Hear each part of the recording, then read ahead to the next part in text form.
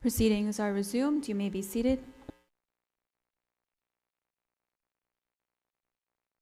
We will now continue with the debate.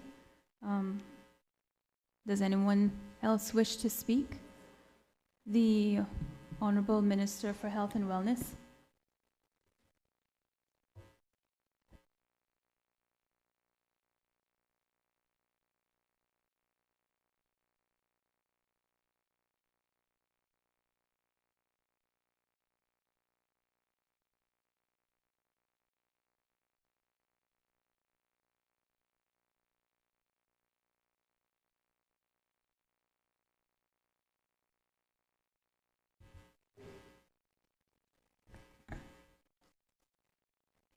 Madam Speaker, thank you for giving me this opportunity and allow me to rise this afternoon. And I want to start by acknowledging what a privilege it is, an honor, to serve the people of my country, both as an MP for Prospect and as a minister responsible for two of the largest ministries, being health, wellness, and home affairs. Madam Speaker, we are on the floor of this Parliament today not to pass legislation that might lower the cost of living or pass the 2024-2025 budget. But it bothers me that we have been brought down here to debate a motion of no confidence in the government of the Cayman Islands. I've listened to the justifications of the motion, Madam Speaker. I've listened to the evidence and some of the reasons as to why, this is supposedly good for our country. We are here in this honorable house because we are supposed, and we are elected to serve the people. Are we listening to the people? Hearing the people?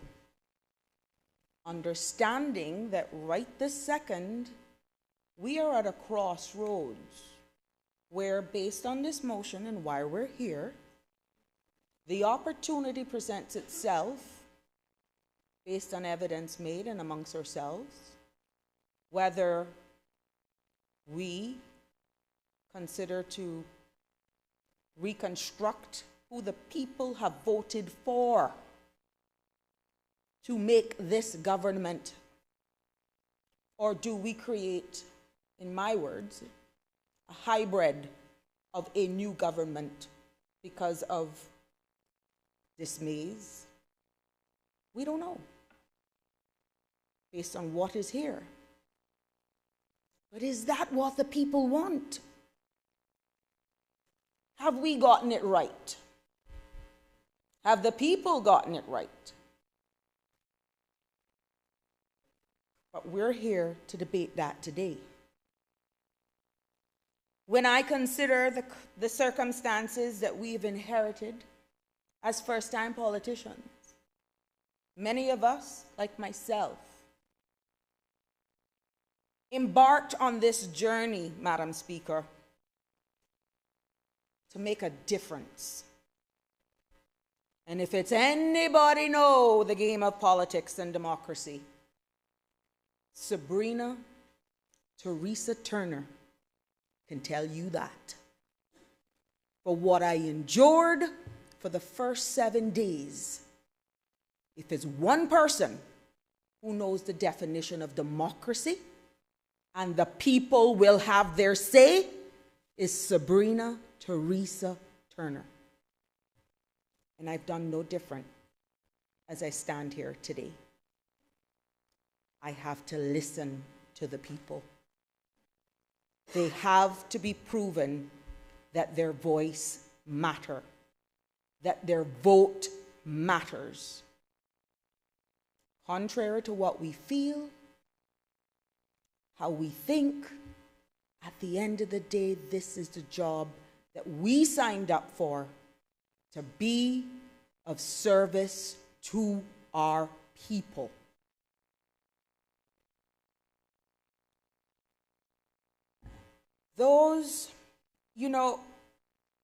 We took this on in an unprecedented situation.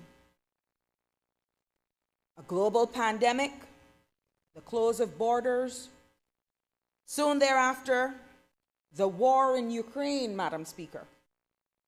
The highest inflation in more than 20 years, increased cost of fuel. And as my colleague on the other side stated, more to come. And our country was changing faster than ever. Madam Speaker, those are just some of the circumstances this administration had to face. Label us how you want. The fact that we are a group of independents, we had to come together to form, yes, this coalition government. In those circumstances, Madam Speaker, it was to be expected that there would be choppy waters to navigate. Anytime you are trying to do something new, completely brand new in this setting, under difficult circumstances, it's going to be challenging. No one said sitting on this side of Parliament, it was alluded to right here today, was going to be easy. No one said it. If you're giving of service to everyone, it's not going to be easy. We set out to do something that had never, ever been done before. Why? The people say we did not want the previous construct. A full coalition of independents, but it was what the people wanted, Madam Speaker. The people did not want, and I'm hearing that loud, a PPM-led government. The people of this country wanted and wants a government that would be people first. They were hurting. They saw where they needed leaders who would care and to be compassionate. For once, balance needs and the economy. Yes, the economy has to grow and prosper. But what is the economy if Caymanians are falling and hurting?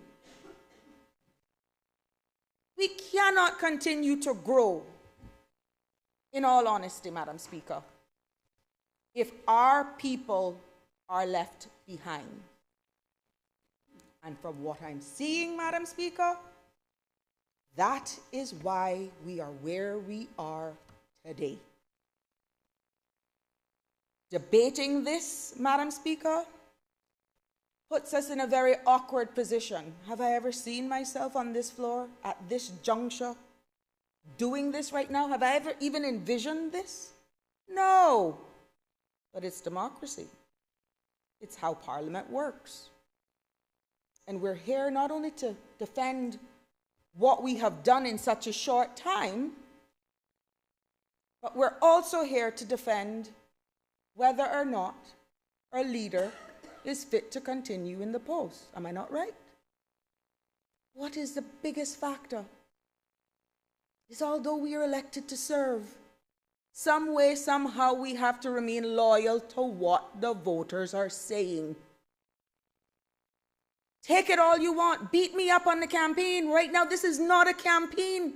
This is the survival of what has never, ever been done before, Madam Speaker. We have never been given a chance. We were failed from the get-go. We were branded as color prejudiced, uneducated. All sorts of names were thrown at us, Madam Speaker. It brought us to tears. I have never, ever embarked on an exercise to do a budget with the people in the front that has been so difficult. Something is wrong. We can't be fighting for a people budget and get this, and then you got to tell me that today is about loyalty versus disloyalty. This is about truth versus lies, Madam Speaker.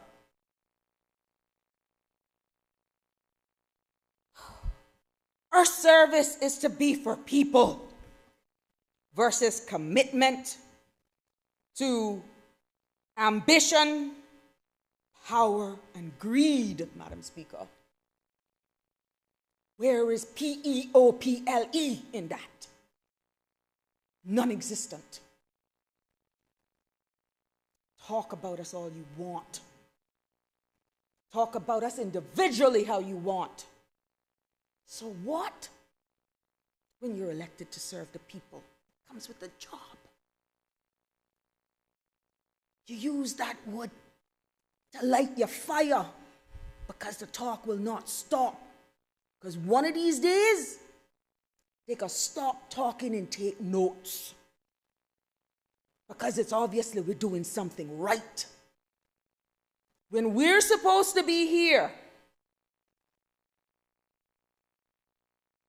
trying to deal with a budget, if there was absolutely anything about caring for people, lowering the cost of living, bringing this motion to the floor, why it never happened after the budget?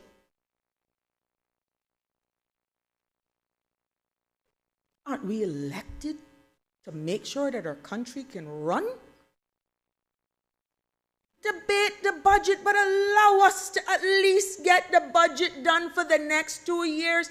Vote us out then. Let the people vote us out, but give us money now so that at least we can keep paying the bills. It is blocked because of this. We have civil servants here that is helping guide us through making sure we don't fall foul of the FFR, and this is what we're doing. We got a hurricane in our neighborhood, and this is what we do. How you can tell me you're the voice for the voiceless, hope for the hopeless? You better keep over on this side if you know what's good for you. Because I tell you who listening. The world is listening. And if you think we got problems yet, you ain't see the truth in our people. The silent majority when it comes to Caymanians must no longer talk in the shadows, because many a times us first-time politicians in here wonder how we doing because we only hear the negative. The time has come that we need to celebrate our wins for such a short time. Be proud of what this first time, never been done before construct, has been able to deliver. I plead to my people, I plead for my colleagues, allow us to finish our term. Just allow us to serve the people and let the people have their say come 2025.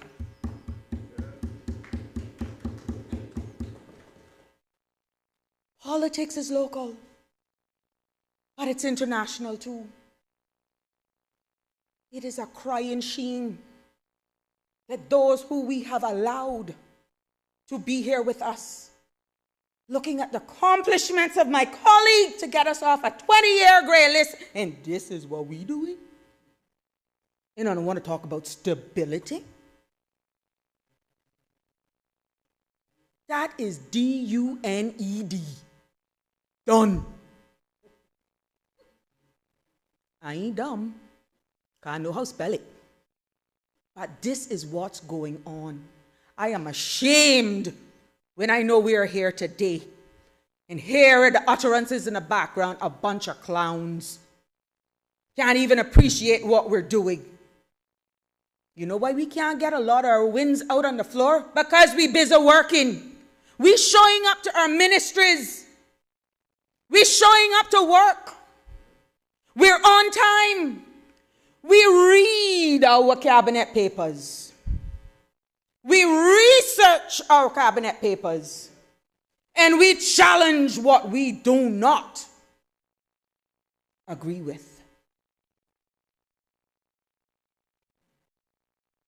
I am on my phone, yes, because I'm speaking with my ministry staff. Remember, this is not about personal attacks here today. This is talking about competence. Statesmen and women. And this is the wrong place to show your Olympic skills, because this is not a track. You got to be dedicated and stop this flip-flopping, jumping, running, and scheming. Be who you have stood on your campaign form and show the people who you are.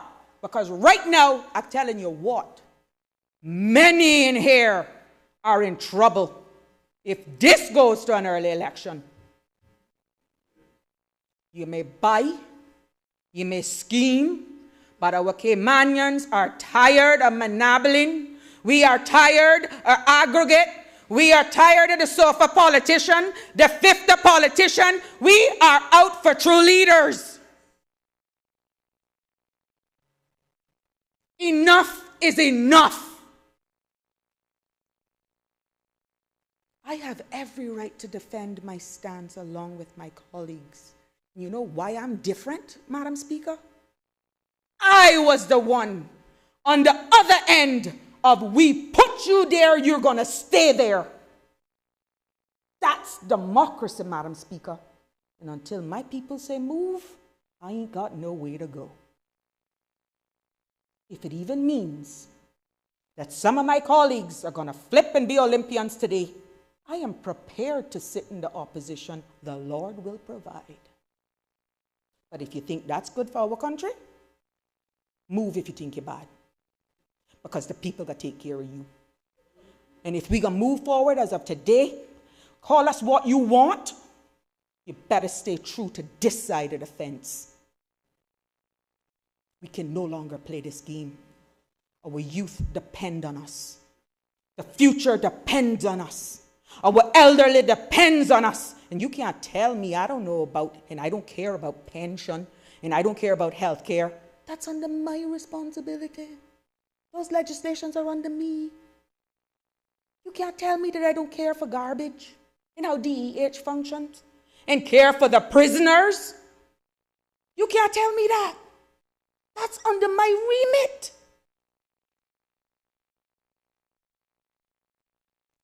This is facts. This is the truth. Don't tell me I don't understand what it is to go 1 month worrying how I got to pay my light bill. You think it changed now because I'm a minister? Only now I asking for extension on my CUC bill. You think I am going to sit with a government who never want the best for the people? What? I ain't no different from anybody else. I feeling it too. You think I'm going to sit up for a government and don't try to make sure that we can deal with interest rates, cost of living? I go to supermarkets recently more to help people than myself. Hard to do it for myself. Because why? I put people first. Today is done. The flip-flopping, the theatrics need to stop. Words are wind. Judge us by our performance. Judge us by our outcomes. These waters that we have navigated because the people chose this construct has not been easy, God knows. But we continue to deliver. Give us a chance.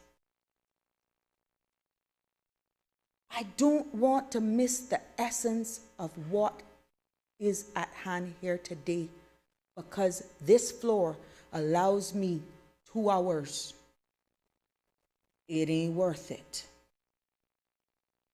Because the message is clear that Sabrina Teresa Tunner ain't going nowhere.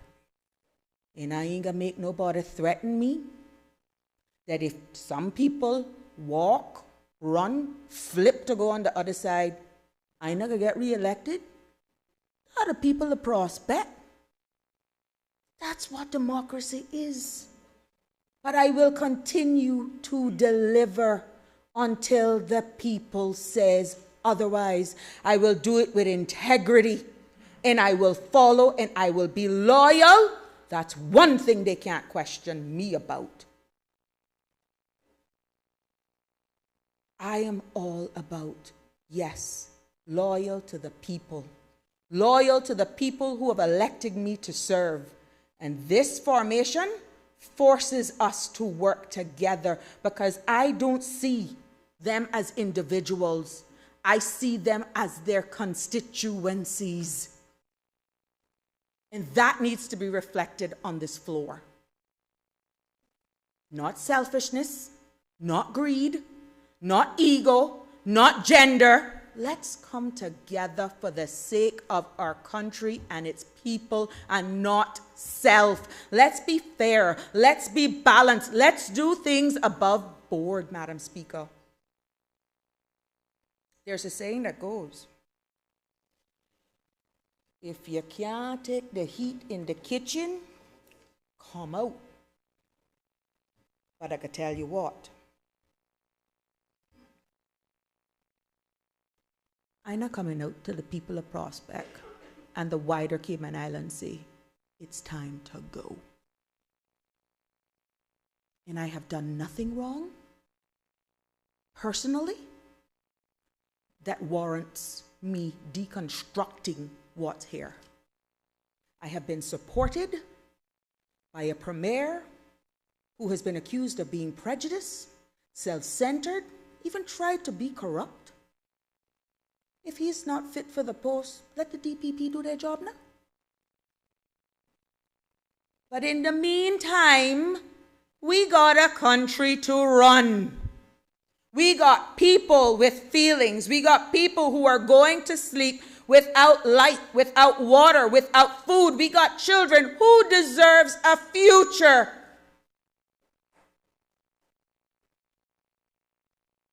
This needs to stop now.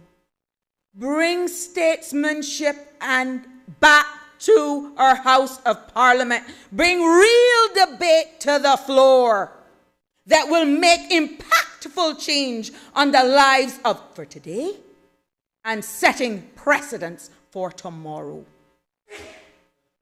The truth hurts. Makes you sneeze too.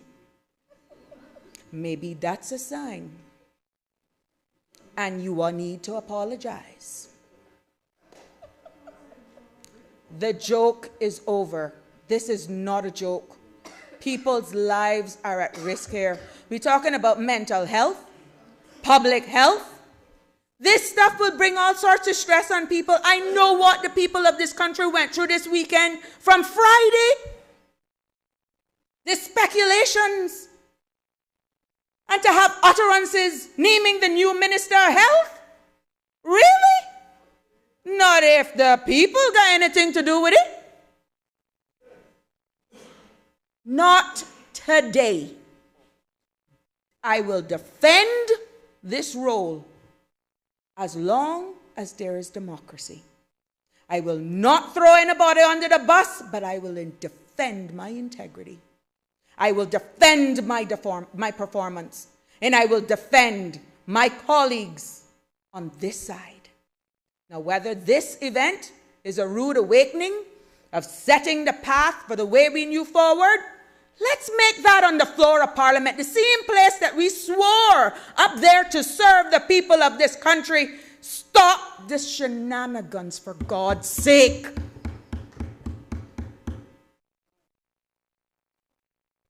Let's come together. Let's be the group of change.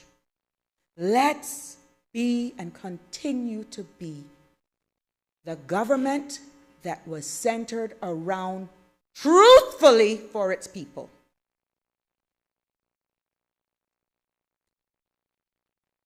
I will leave with this.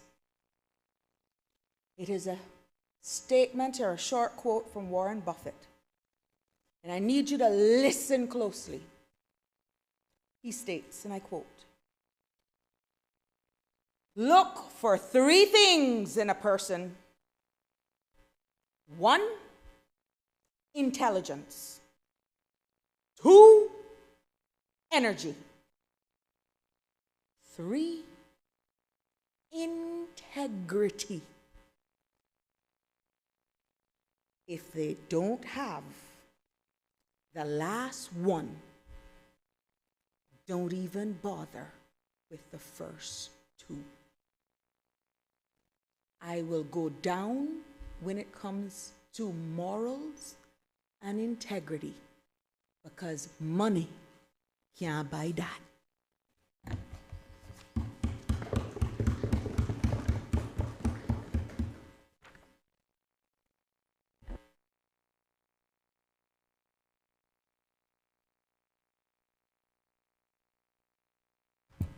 Does any other member wish to speak? Oh no, someone else wants to speak. Does any other member wish to speak? Does any other member wish to speak?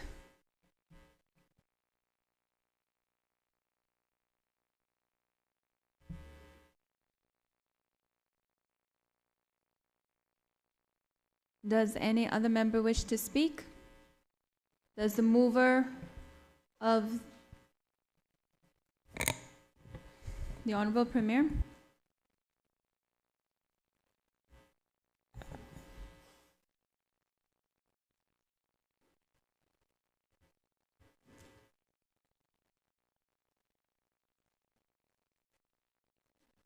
Thank you very much, Madam Speaker.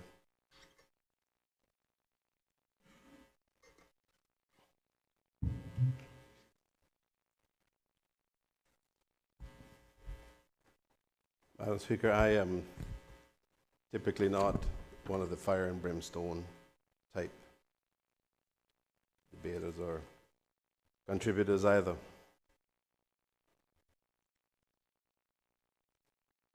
I very much prefer calm discussion and debate. Of course, there are times when it is necessary. I think this is one of those times, Madam Speaker. I think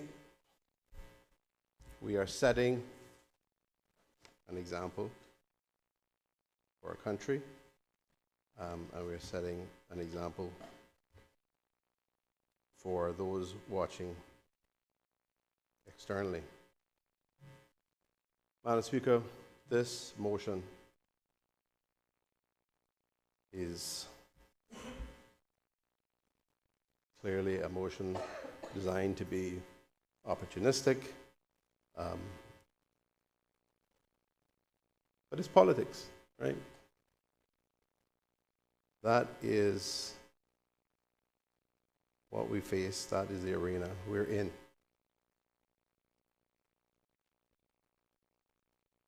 Governing, Madam Speaker, is hard.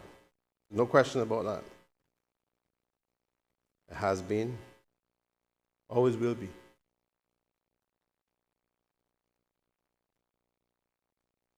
But I'm not sure, Madam Speaker, sometimes that it has to be this hard, because we have not, since coming into office, we have not had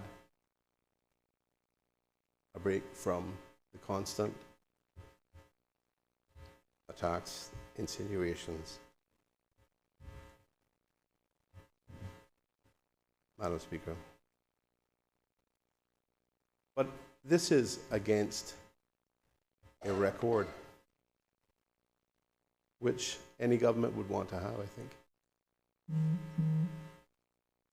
Madam Speaker, I think if we go back to the period in which we were elected and we move forward from there, we are talking about a government that had the task, the unenviable task, of reopening an economy that had been locked down. And that was not easy, Madam Speaker. Madam Speaker, the previous administration, I've said in the past,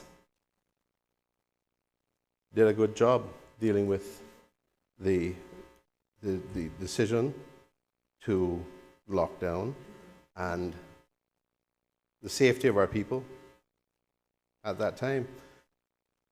But it doesn't change the fact, Madam Speaker, that the hard part was reopening as safely as possible, because we had to transition from an environment where people were not exposed to COVID. And they would certainly then have a significant reaction. Madam Speaker, we successfully achieved reopening of this country, reopening of our borders, with a record of loss of life which was lower than many, many other places in the region. Madam Speaker, it was going to be inevitable that there would be some. That's what happens when you reintroduce, when you reopen borders and allow people in. We ended up dealing with that, Madam Speaker.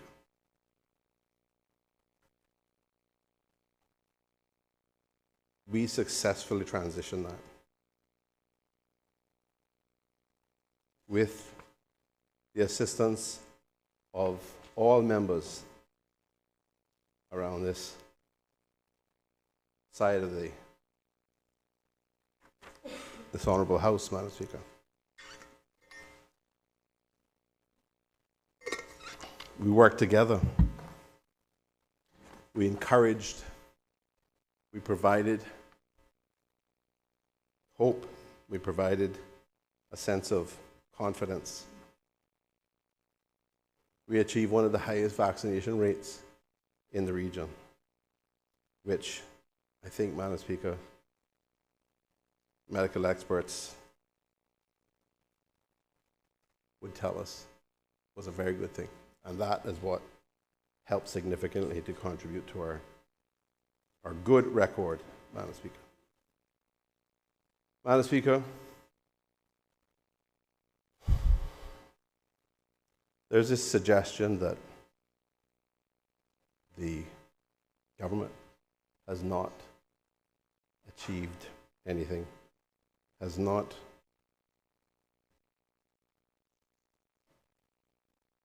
delivered for the country. Let's think about it, Madam Speaker. If we look at the current record, the most recent economic report, it shows significant economic activity in around 3.4%, Madam Speaker. Madam Speaker, the hotels are busy. We transitioned the reopening in a safe way.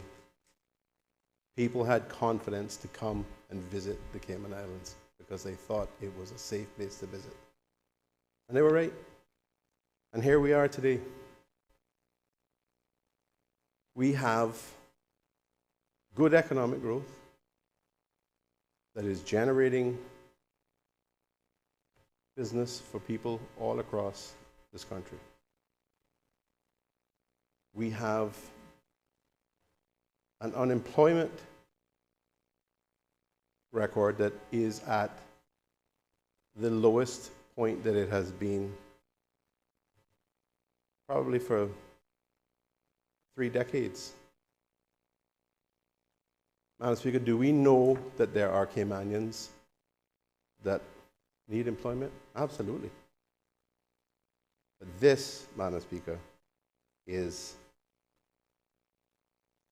are facts which reflect very positively on the performance of this government. Madam Speaker,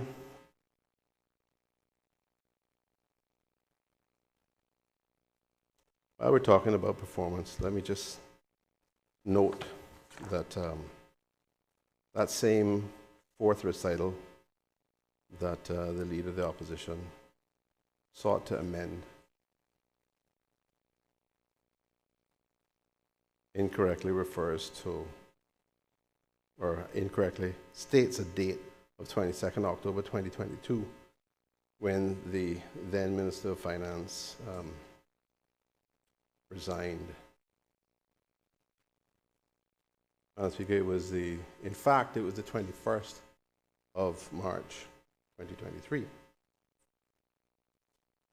I note that only to say, Madam Speaker, that if you're going to say that you're so capable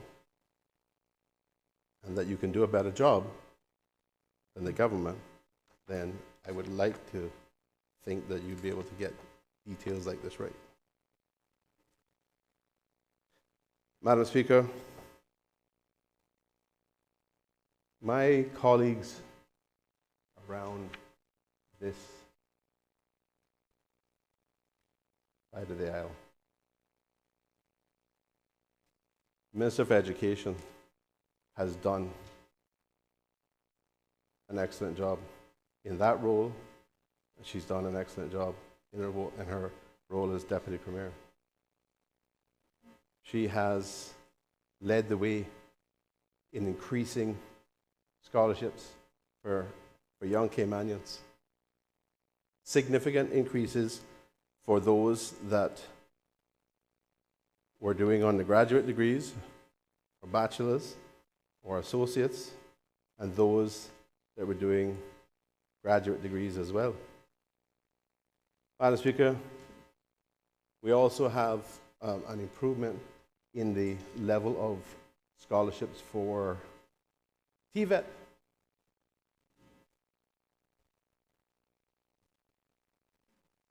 That is in the region of about $1.5 million, Madam Speaker.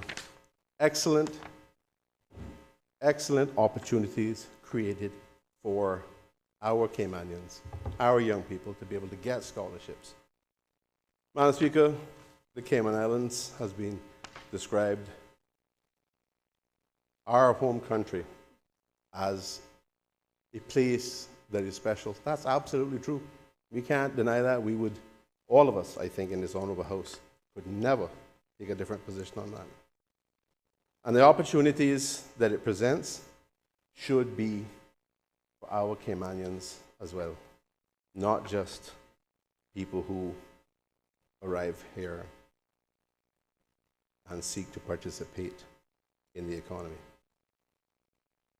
We must have opportunities for our people, and having scholarships to be able to, and increases in scholarships to be able to improve the level of education, improve the opportunities for our Caymanians, that is valuable, Madam Speaker.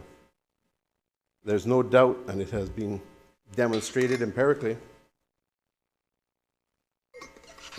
that the better educated you are, the greater the opportunity you have. And that is what helps to build and maintain our middle class, Madam Speaker. Education is the greatest equalizer that we know of, and our commitment to that has been, I think, unmatched at this point. We are here to deliver those opportunities for our people, Madam Speaker. Madam Speaker, the member from Prospect, Honourable Minister for Health and Wellness, has used her expertise in the medical field to help develop that ministry extremely well. She has done a good job there. We have great initiatives going on to make public health an entity or an organization within the government that is going to make significant changes to help improve the wellness of our people, the health and wellness of our people, Madam Speaker. And it will help also to provide a structure within which, at any time in the future, if there is something like another pandemic or some other health-related threat to our country, that work will be critically important, Madam Speaker. And that is well underway. She has also been dedicated to the completion and opening of the Ponciana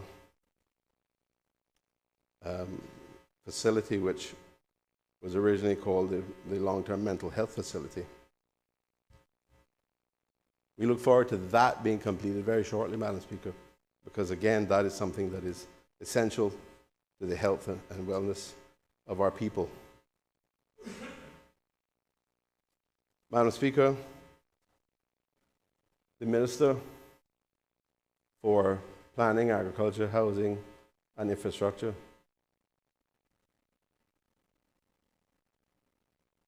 and the rest of his colleagues, the rest of us, have been driving forward growth and improvement and delivery of housing, affordable housing for the people of this country, Madam Speaker.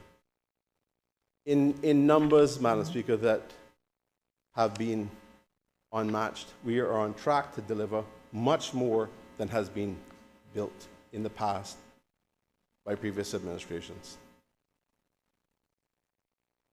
And not just, Madam Speaker, in one location, but in at least several different locations across this country. So he has been doing good work in that area, addressing that issue, that need, which we all know, Madam Speaker, is critical. We have had a housing task force which has spent countless hours working with all of the technocrats across the different ministries to identify the areas that we need to focus on, to improve the quality and opportunity for our people to get affordable housing in this country. That work has been critical and it is being delivered, and our people are getting those opportunities. They are turning over keys to people, Madam Speaker. We have been delivering infrastructure as well. All of which, Madam Speaker, helps to improve our quality of life and helps business, helps people move around. And one of the critical things we're doing at this point now as well is focusing on public transport and incorporating that into a strong initiative to make sure that people will have an opportunity to utilize public transport, which is much more reliable and much more efficient in the near future. We look forward to getting that in place because it's essential for us, Madam Speaker. We know we do not have the ability, we don't have the resources to constantly build roads, and we don't have the physical space to do it. So we have to find ways of improving transport through mass transport or mass transit.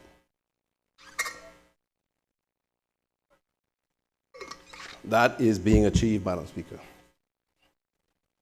Madam Speaker, we also have The Minister for Financial Services and Commerce, doing an excellent job, as has been noted previously, working with his colleagues to get legislation through, to deal with initiatives to make sure that as a country and as a financial services center, we're able to pass inspections and achieve that gold seal from the Financial Action Task Force to get us off their grey list, their enhanced review list.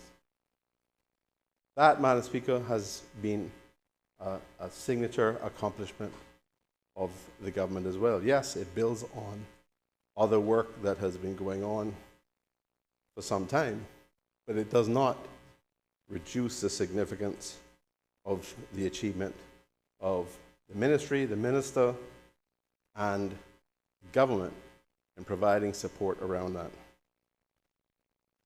Madam Speaker, we have a lot of very positive things happening. Madam Speaker, we have also delivered things that help our people in tangible, meaningful ways. Madam Speaker, we did the electricity assistance program for 6 months last year at a peak period, which helped 22,000 households. So if people want to talk about the issues around cost of living, yes, we have been conscious of that. Yes, we have been addressing those issues. That is a perfect example of that kind of initiative, Madam Speaker, that helps people with those issues. We have been doing significant reductions in fee levels for seniors. We have been doing reductions in import duty for a range of items that help families, Madam Speaker. Of course, Madam Speaker, I am not deliberately ignoring the very significant program that was put in place with the breakfast, snacks, and lunch free food program in our public schools, starting off with our primary schools and then into our high schools. Another really important program, Madam Speaker, that was delivered by this government to the benefit of our families, those with children in all of the schools, all of the public schools, Madam Speaker. That is nothing to be ignored. A very, very positive contribution. Madam Speaker, this motion talks about conduct of the government and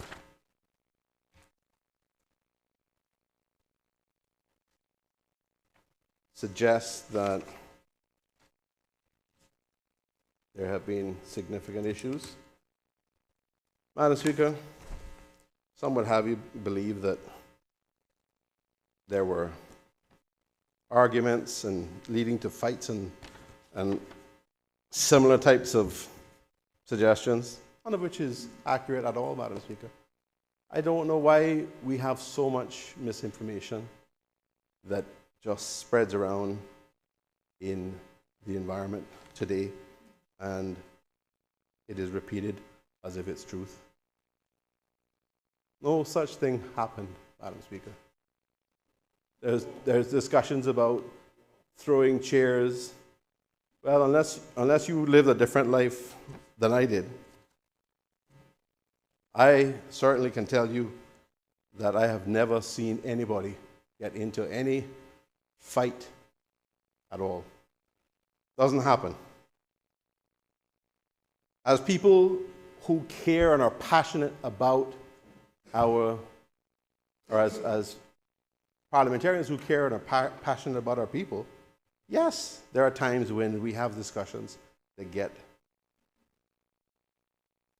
passionate, get heated, but that doesn't mean that it ends up in any physical altercation. Far from it.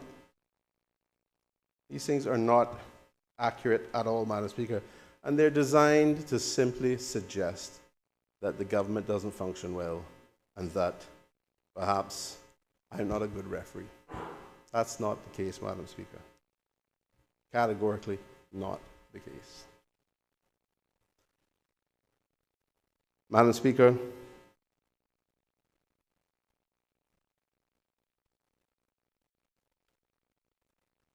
I want the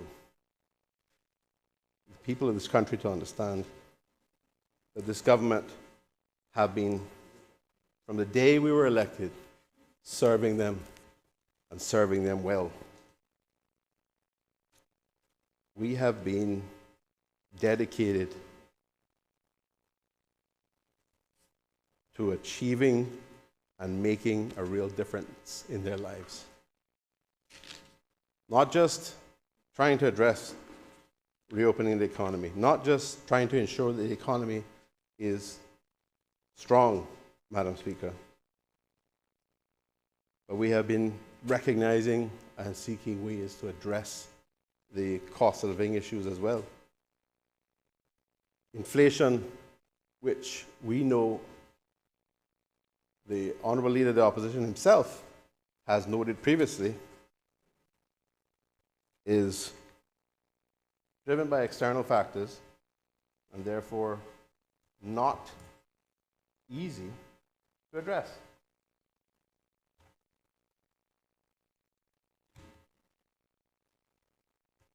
Madam Speaker, this suggestion that, we have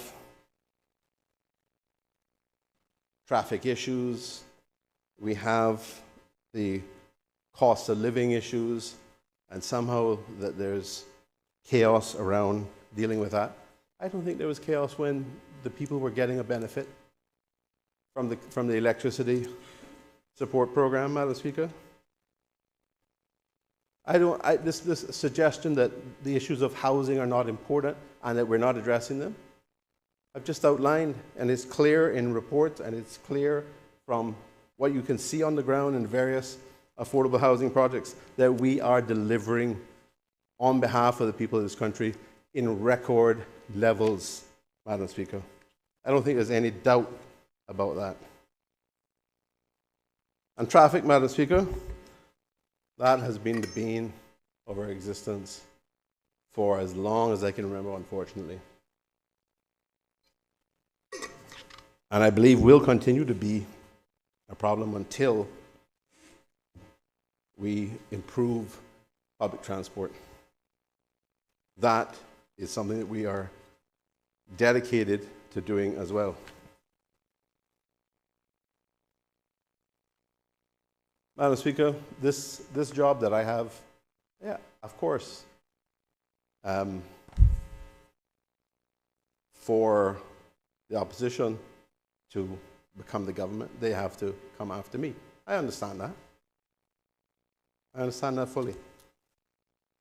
But let's be honest when we're addressing the facts. Let's make sure that we are reflecting reality and not just creating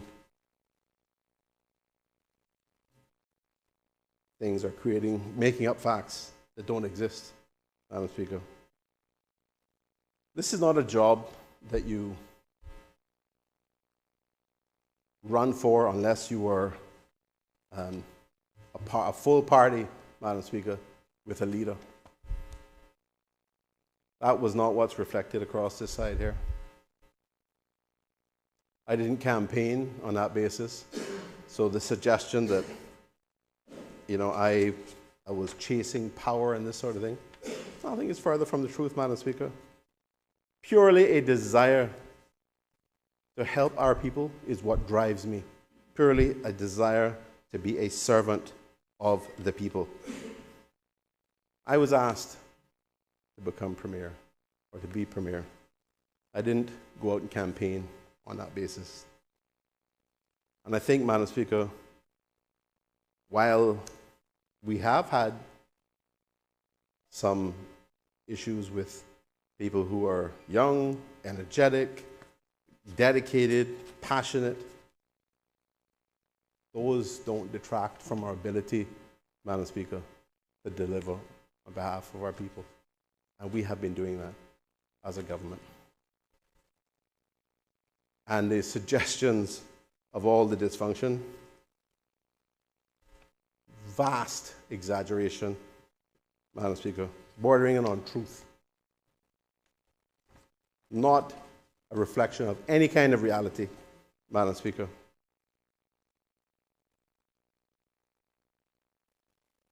Madam Speaker,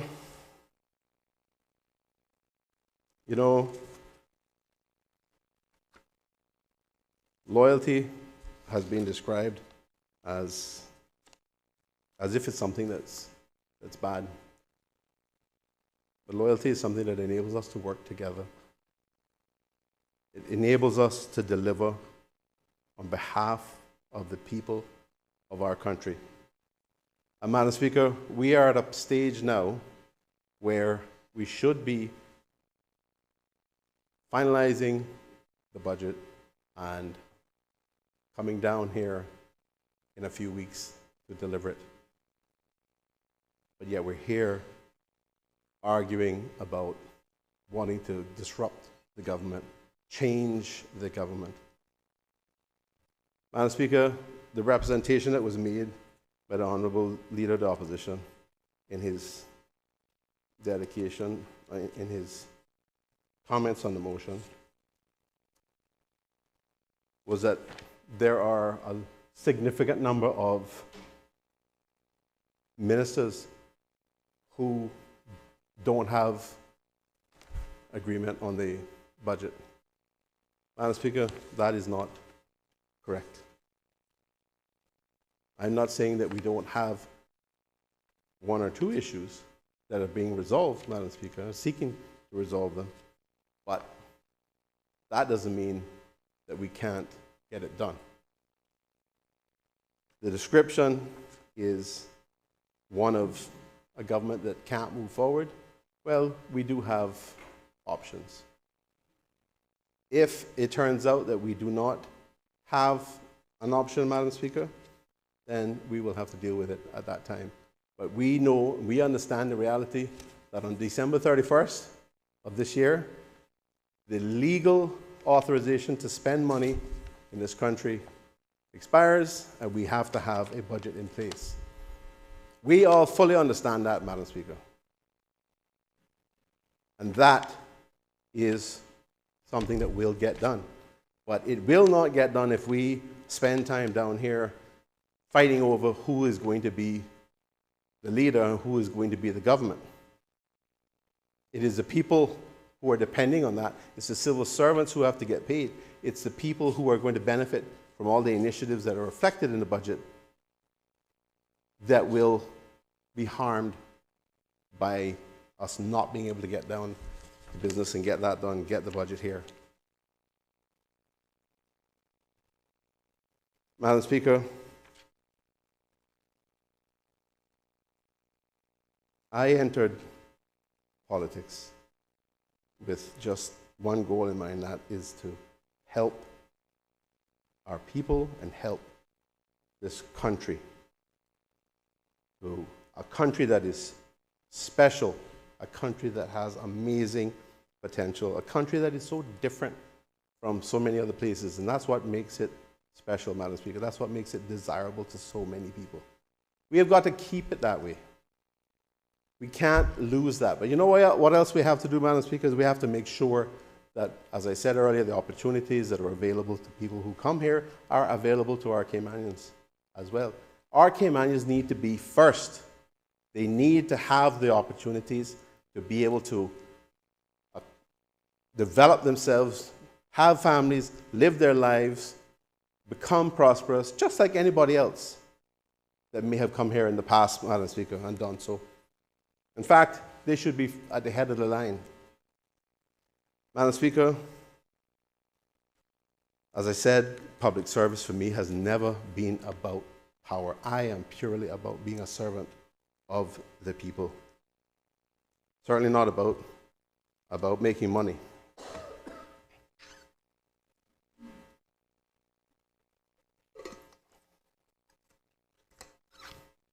And I think that is something that we all share on this side, Madam Speaker. We are committed. That's why we have described it, our group as having a very people-centered approach. Yes, we understand that profit is necessary. Yes, we understand that a strong economy is necessary. Yes, we understand that businesses have to do well. But in terms of government, we need to be able to focus resources as well on benefiting our people, benefiting those that are vulnerable, benefiting our seamen who helped build this country, benefiting our veterans who fought in wars or served otherwise to ensure that we have the freedoms that we enjoy today. We have been putting in place ways to improve their lives and support their lives, Madam Speaker. Significant amounts of funding to make sure that we have the scholarships, to make sure that we feed our children and help our families, to make sure that our veterans and our elderly and our vulnerable and those people with children get the support they need. So, Madam Speaker, this is not a case of a government that hasn't been delivering. You just have to look at the record that we have. Look at the current circumstances. As I said, we understand, and it ever will be the case, that we have specific areas of challenges as a country that we have to focus on. I don't think we'll ever get to a point of perfection. I don't think we'll ever get rid of all of the issues we have to deal with. But the suggestion that this government hasn't been achieving it or achieving anything on behalf of the people, nonsense. Nonsense, Madam Speaker. We have done a good job. We have been delivering. We have been educating. We have been making sure that our children are healthy, our families have opportunities, and we're providing support for them in various ways. And we are going to continue doing that, Madam Speaker. That is the opportunity that we have to serve out the rest of our term, to make sure that we deliver for our people.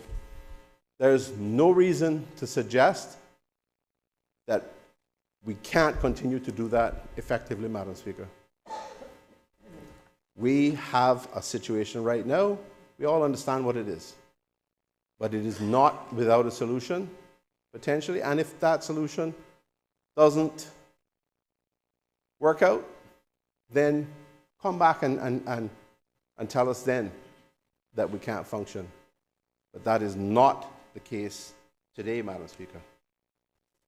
It's not that we have a situation where we have no opportunity to move forward. We do. And we have the need to be able to get our budget done for our people to benefit.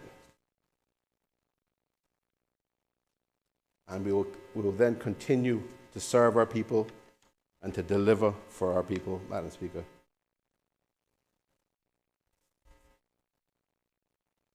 Madam Speaker, as I said, I know that it has to be about me. That's how it always is. That's how it always is.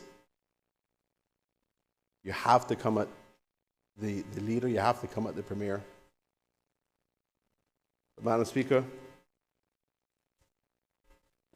I have watched, Madam Speaker, at least one motion of no confidence in the past in this country. And I can't tell you I'm a political historian in terms of others that have occurred. But I'll say this, given what the government has delivered and what we continue to deliver, and given the fact that this is not about a premier that has done something wrong, that is somehow, people are concerned about their ability to continue. Madam Speaker, this is a wholly different scenario from what I've observed in the past and what typically happens. I've been here serving our people just like all of my colleagues, Madam Speaker. Every one of us have been dedicated. We've been caring. We've been there to help in every kind of way possible. Yes, including up until 12 o'clock at night or 1 o'clock in the morning, 1:30 in the morning. It's not unheard of. Very often it occurs, Madam Speaker. But you have to serve with courage too, Madam Speaker. And sometimes that means taking the hard path that leads to the right result rather than just the easy road that leads to wrong. That's not what we are about. Being a government that focuses on taking the hard path, getting the right results, is what we have been about. That's part of my philosophy as well, Madam Speaker. And I want to say that I believe that those values are shared by our people, by thousands of Caymanians, if not all Caymanians. That is what they expect from us, Madam Speaker. I stand on the side of the majority of the strong people in this country who want right to be delivered. Yeah, we're not all going to agree. We're a beautiful Caymanian tribe, but we're entitled to different opinions as well. And Madam Speaker, we as a government have been delivering. All of our ministries and ministers have been leading and providing amazing services and effective services to the people of this country.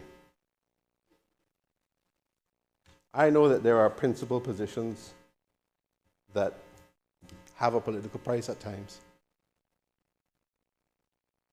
And I'm okay with that, Madam Speaker. I know that there are consequences to doing the hard things, the hard rights. I understand that. I've never been about political expediency. But it is difficult.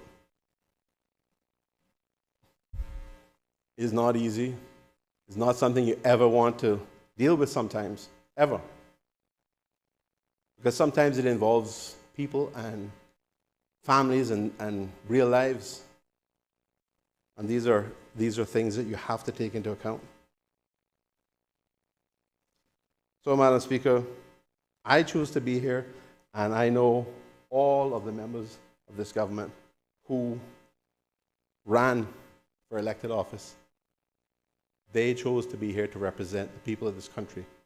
And we came together to do it together. We have been providing stability and strength, Madam Speaker. Irrespective of any little roughness around the edges, it doesn't mean that the core of what is happening and what we're doing is clear and strong. We are delivering what people expect, Madam Speaker. And we're doing it with integrity, and we're delivering in ways that they expect from us.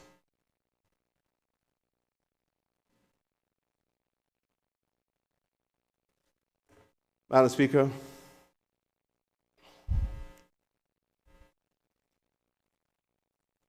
the difficulty that we have at this point is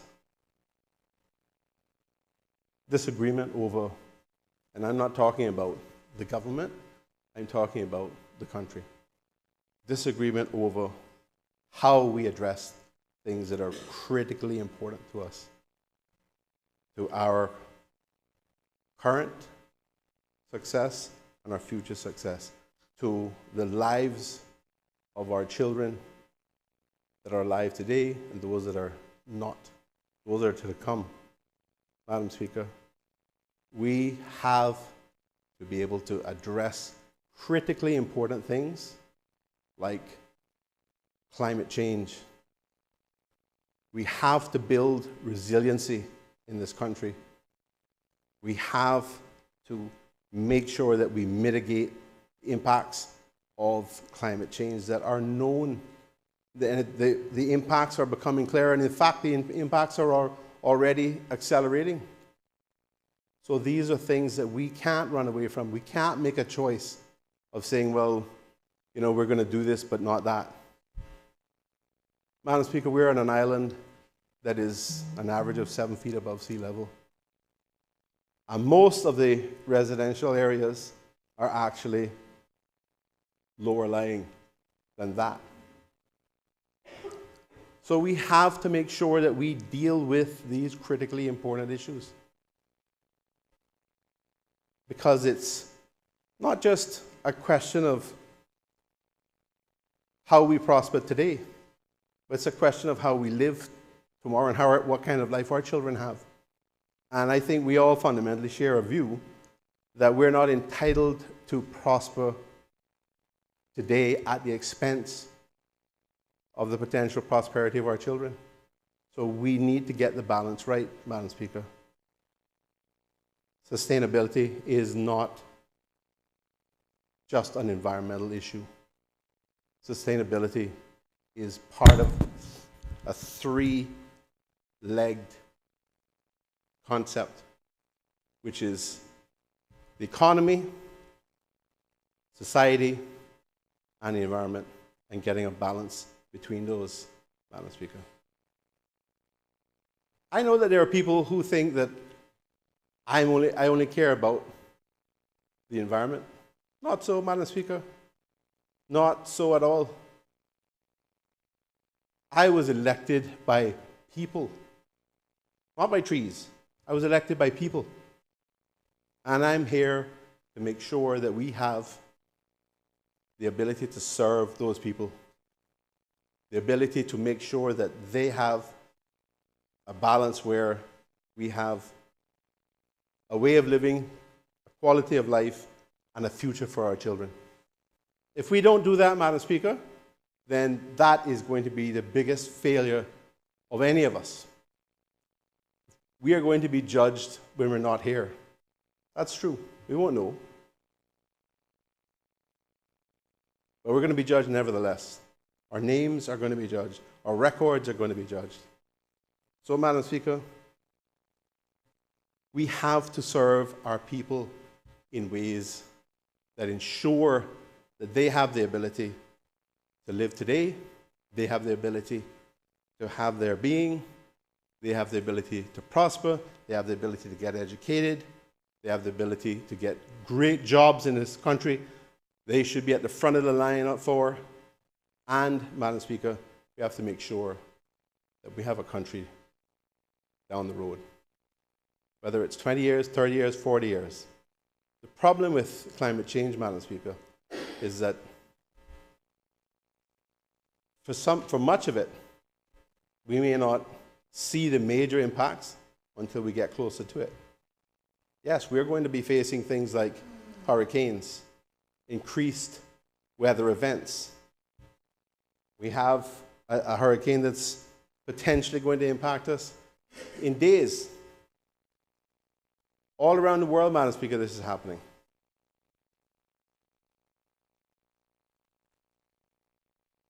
We cannot ignore that fact. We also have to recognize that it is integral, our environment is integral to our tourism industry as well.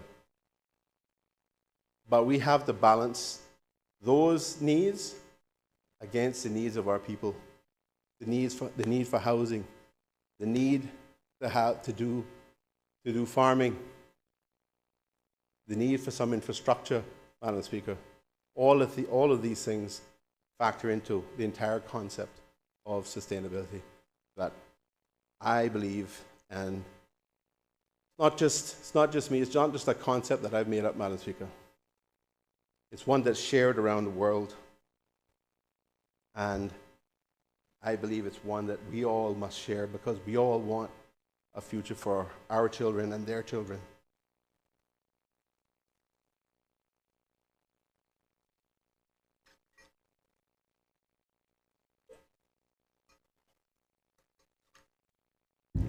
Madam Speaker,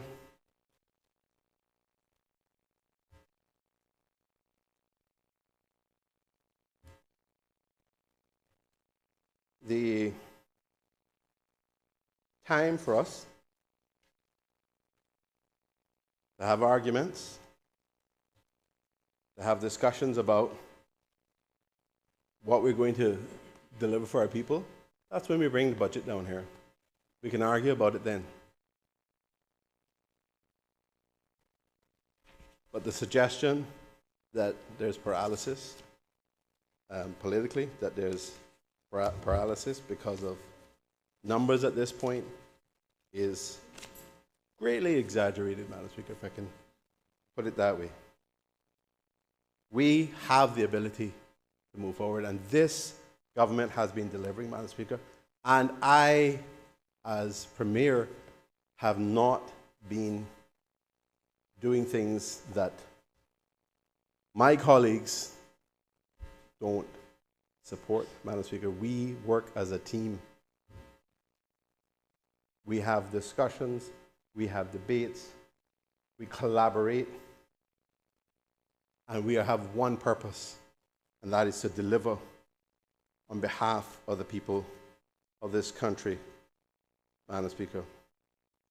And we have focused not just on the economy, we have focused not just on infrastructure needs, but we have focused on real needs of our people, the elderly, the young, those that are disabled, those that need assistance, Madam Speaker. So, Madam Speaker, we need to deal with this matter. We need to deal with this motion, and then we need to get back to working to help the people of this country. That is what's important, Madam Speaker.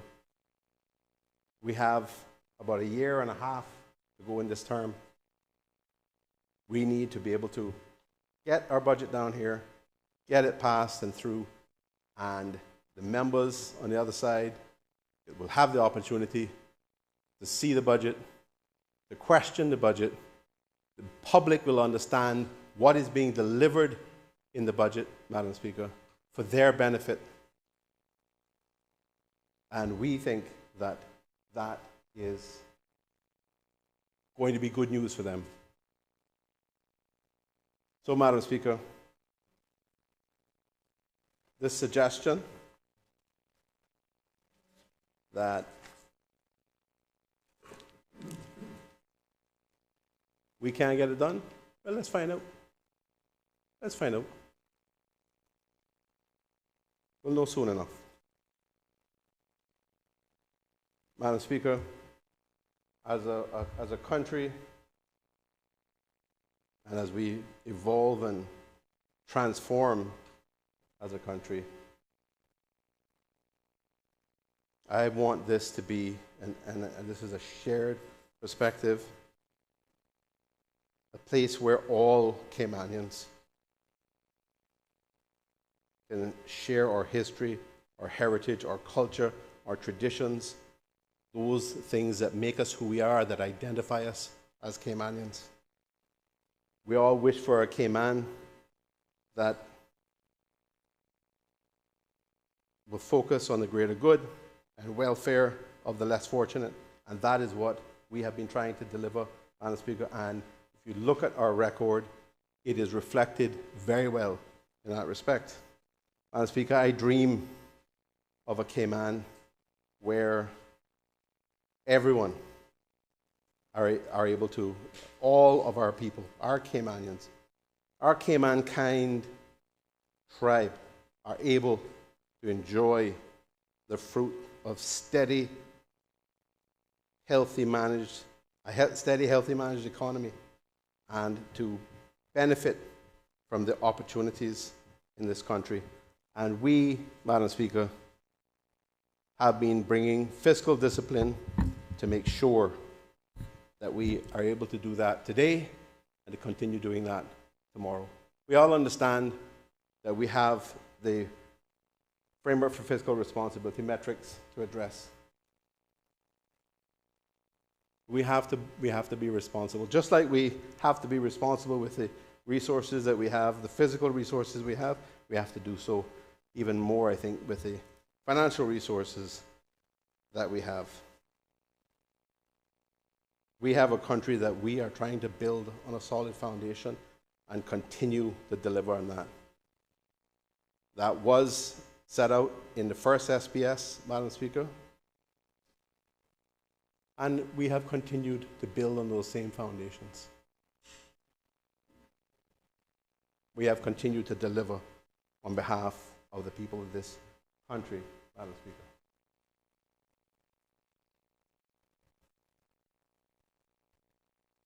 Madam Speaker,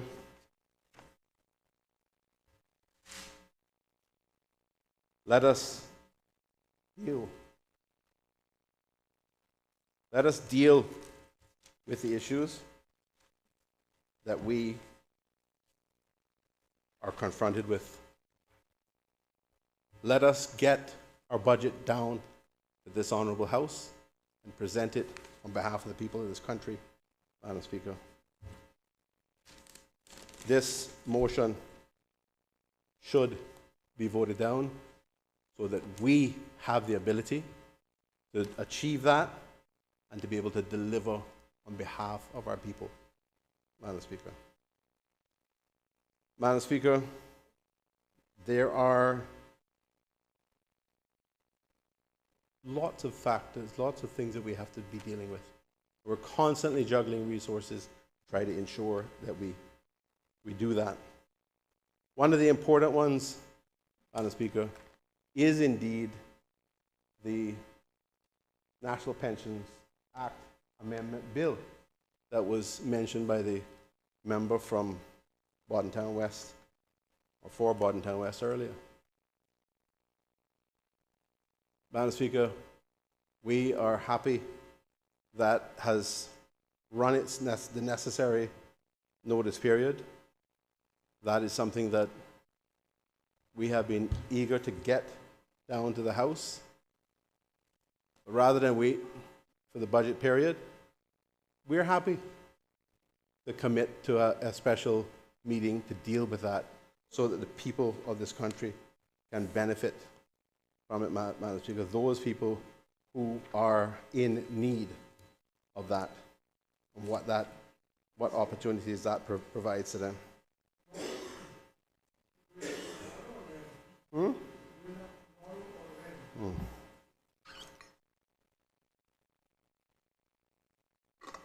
We'll do it shortly, sir. Very shortly. Well,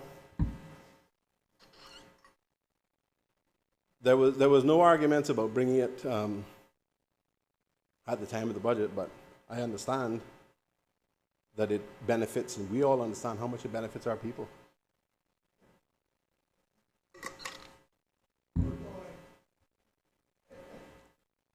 Yeah, long time ago, stop being a boy. Yeah, no. Madam Speaker, I will, as the leader of the government, always value my colleagues and the contributions that they make, the opinions they have, and the issues that they have a focus on either for their own particular ministries or their own particular constituencies that they represent. But in fact, we represent everyone in the country as well. We have to deal with issues that relate to everyone. Madam Speaker, that will not change. That is the foundation upon which we work together as a team to be able to deliver on behalf of this country. Everything else that's suggested, that it doesn't work, that it's ineffective, that there's disagreement, there's dysfunction, not true, Madam Speaker. Madam Speaker, are we all human beings? Do we make mistakes? Of course. It doesn't mean that we can't deliver on behalf of the people. And that's what we do, Madam Speaker.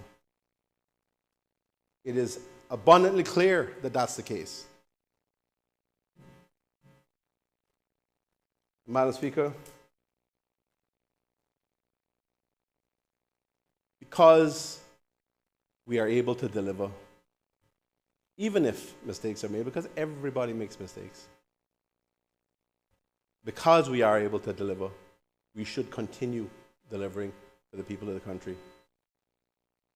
Not have any kind of change in government at this stage, Madam Speaker. Not at this particular stage. This is an important, critical point that we agree with. We need to be able to get the budget down for the country. That is one of the critical things that has to be done. And yes, we will bring additional, we'll have a special meeting and have at least one a piece of legislation, which is an amendment bill for the National Pensions Act, because we know it's important. Madam Speaker, there are other potential pieces that we may look at as well. But that is something that we will commit to focusing on. But at the same time that we're focusing on being able to deliver the budget for this country. Madam Speaker, respect democracy and allow the government that has been serving the people, delivering for the people, to be able to continue to do that. Allow us as colleagues to work to deliver these critical issues at this time. You want to have a fight after that? Fine. 6 months later, if you want to have another one, that's fine. That's not going to help us right now, Madam Speaker. That's not going to help address what we need to get done right now for the people of this country. That is our sacred trust. That is our sacred responsibility to be able to get that done for the people of this country, Madam Speaker. Madam Speaker, I want to thank you for the opportunity this afternoon. And I know there will be all sorts of comments to follow. But Madam Speaker, that is expected. The opposition will take information that they get from all over the place and try to suggest that it's truth and that it represents a government that's not achieving anything. But those are not the facts. The facts are plain to see. The facts can be read. The facts are obvious. The facts are present, Madam Speaker. We have every right to be proud of what the government has been able to deliver for our people, for this country, Madam Speaker, in this critically important transition out of the COVID environment into the post-COVID environment, and being able to deliver for our people. That's what we were put here to do, Madam Speaker. That's what our people expect us to do. They expect us, all of us as a matter of fact, to work together to be able to deliver on their behalf, to represent them, to provide solutions for them. Our record reflects that, Madam Speaker. We have been achieving, and we will continue to achieve on behalf of the people. Madam Speaker, this motion deserves to be voted down, because our sacred trust is to be here to deliver on behalf of the people, reflect the wishes that they expressed in 2021, and that we have been toiling to deliver on their behalf. Madam Speaker, I want to thank all of my colleagues on this side for the work they put in, the efforts that they make to serve together, to serve the people of this country, to make a difference in their lives. I want to thank them because those efforts help our people, Madam Speaker, but it comes at a price. Many of us have families, and there is a price that we pay in relation to the time that we have to spend away from those families. So I want to thank them for the work that they do. I want to thank them for the fact that they have to sacrifice some of their family time to be able to deliver for the people of this country. They are dedicated public servants, Madam Speaker. That is what we collectively, that is what I seek to do and be, and that is what every single minister, every backbench member, every parliamentary secretary, that is what we seek to do, Madam Speaker. We work hard for the people. And putting this motion in file 13, where it should be, will enable us to move forward, get the important work done, and deliver further for the people of this country. I thank you, Madam Speaker.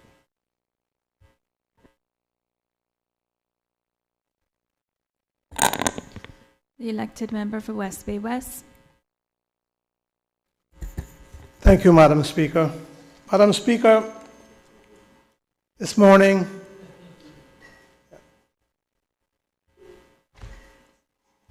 I was intending on taking the motion before us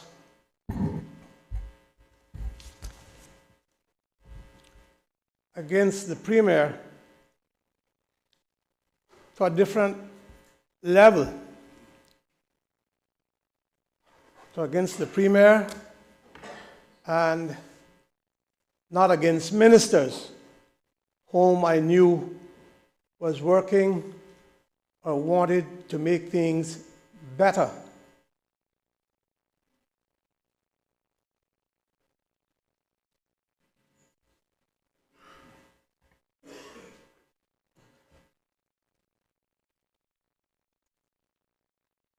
We have moved on from that.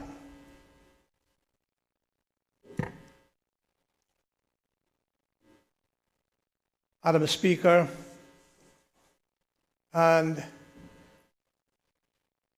I felt that we needed to move on to a different level, as I said, because having sat for the past couple of months with members,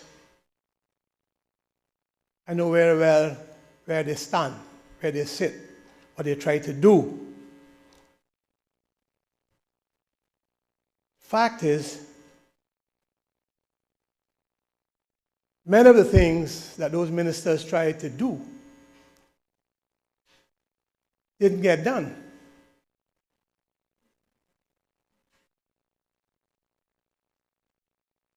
Because for whatever reason, they kept being outfoxed by the Premier on too many things that is good for our people. And it's all because he is the premier and because they are not a cohesive group and he has a different agenda. I listened to him intently, and I do hope, if those members stay where they are, that what he's saying happens, or what he's saying has happened, whether he never agrees is the case. So I get to the point, Madam Speaker, where the leader of the opposition said, we want a government of national unity. Well, I agree with the Honorable the Leader of the Opposition. So, let's accept Kenneth Bryan, Juliana O'Connor Conley, Andre Isaac, Jay, and the others. Can't say the Minister of Health because she's made herself clean. She's staying where she is, very satisfied that what they're doing is what the country wants. Some of her words is what the country wants, but what is happening is not happening. Not happening. Let's get the government of national unity, but accept these people and form a government. I have made it absolutely clear that I have no aim and objective of being part of it, and I have said many times we have the wherewithal and the abilities of people within these two sides to make the things happen that we know need to happen. No good of us getting up here and talking about what happened in 21, what the people wanted. They know what the people want. I bet you they don't know what a quarter of the people of this country want right now. And I know. I've been around it too often. The same people, Madam Speaker, as I keep saying, the same people that burned down the fire station is there cussing the politician and the government for not getting it done, not getting the fire put out early enough. So nobody tell me. I know how quick our people change their mind, especially when there's high crime and when there's a serious downturn. They can say how much Caymanians are employed, but the net effect of all of that is Caymanians might be employed, if that's what they're saying, but look at what's happening to the dollar that they have to take home. Look at the bills. And nobody seems to want to deal with CUC and all the other monopolies that we have. And, Madam Minister of Health, if you all want these things done, push the Premier to get it done, and I don't believe that that is being done. That's the problem we have. That's where our people are hurting.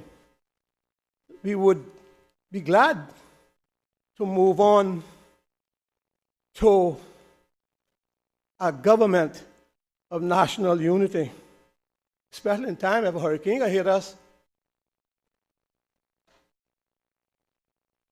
And I will see then how much national unity is still willing to perform to help out each other.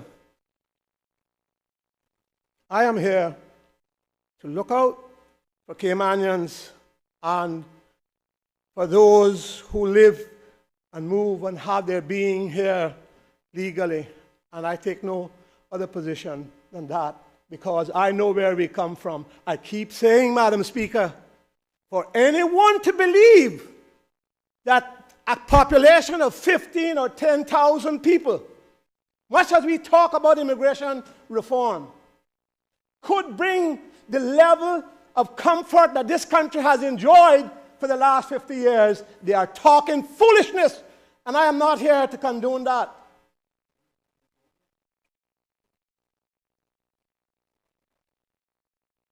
I know, we see it. It could not have happened. Where would we have got the teachers from? First of all, where we would have got the revenue from. to assist our people and to do the things that we have done and that we are still doing, because there are some good things that have been doing. But where it would have come from? Let us not paint this picture for the division that it can be caused in this country. Because I can tell you this, there's some strong, strong undercurrents out there against immigration. But if you want something to destroy this country, go ahead. I hope that I could survive and my grandchildren and yours and every one of us would be able to withstand. And let them go ahead and flag and use these issues where some of these young people don't know and are willing to pick up a weapon and mean you might not be safe in our home. And I've been down the road. Oh, I've spent more than half of my life in the government and working for the country. And I know when I took my 2 children and put on the floor because we were threatened and slept on our mattress in the night. We don't want this country to get anywhere near those kind of points. And they were few and far between. But let us be more than careful about where we stand. We have to live together. And we, must be 130, 131, 140, whatever it is, nationalities. We have been the kindest and most cooperative people, I believe, anywhere in any country. But that's what has helped us. We have been able to learn and live with others, even though there are some that I wish I could send them to Kigoda and leave them out there.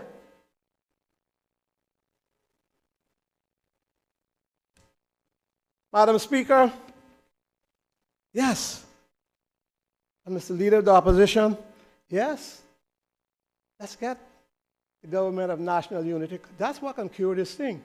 Because some of these don't see the nuances in parliamentary procedures. They don't see it.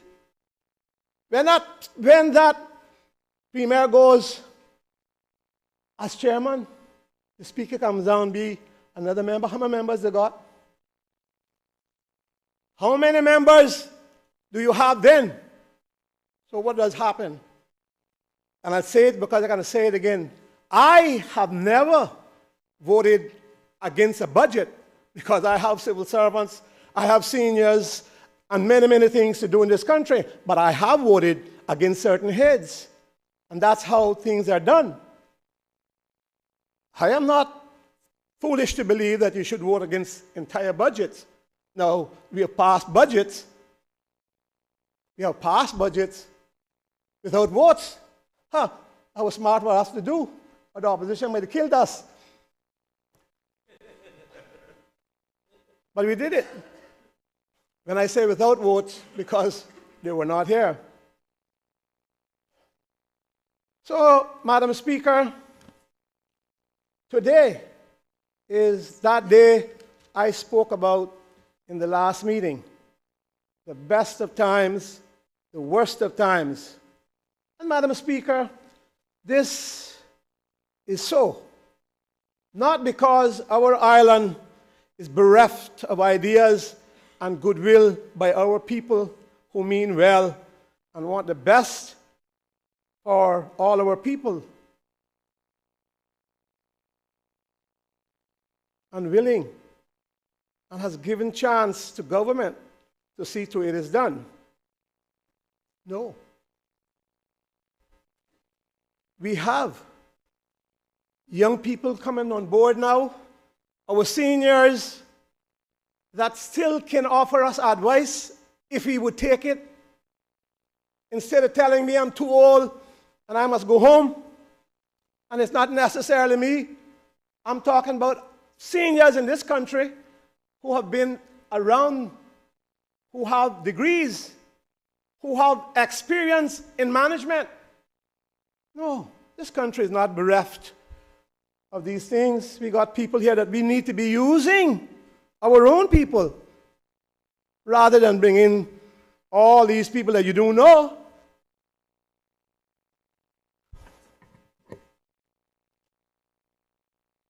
Yes, the best of times, but the worst of times, because we are here having to try to bring the matters which is on everyone's lips, except them that hate, dislike, and are bad-minded against others. It's on people's lips. Bring those matters to where it is affecting the lives of our people more positively.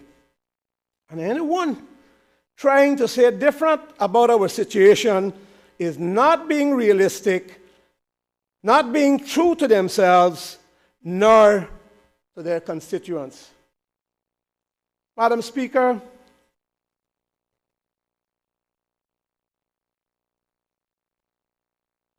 I was asked to join PAC.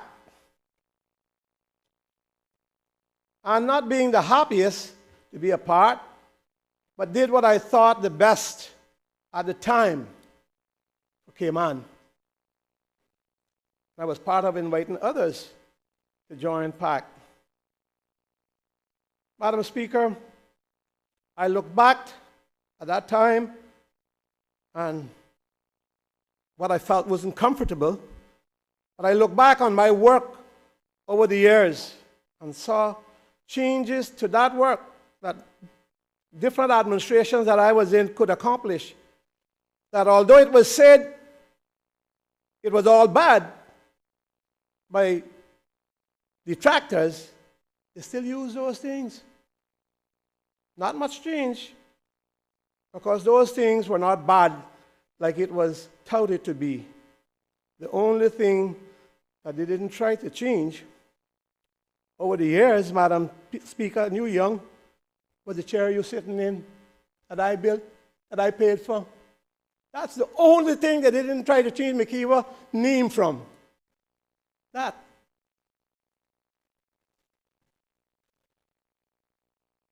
No, Madam Speaker, and when I looked at joining PAC,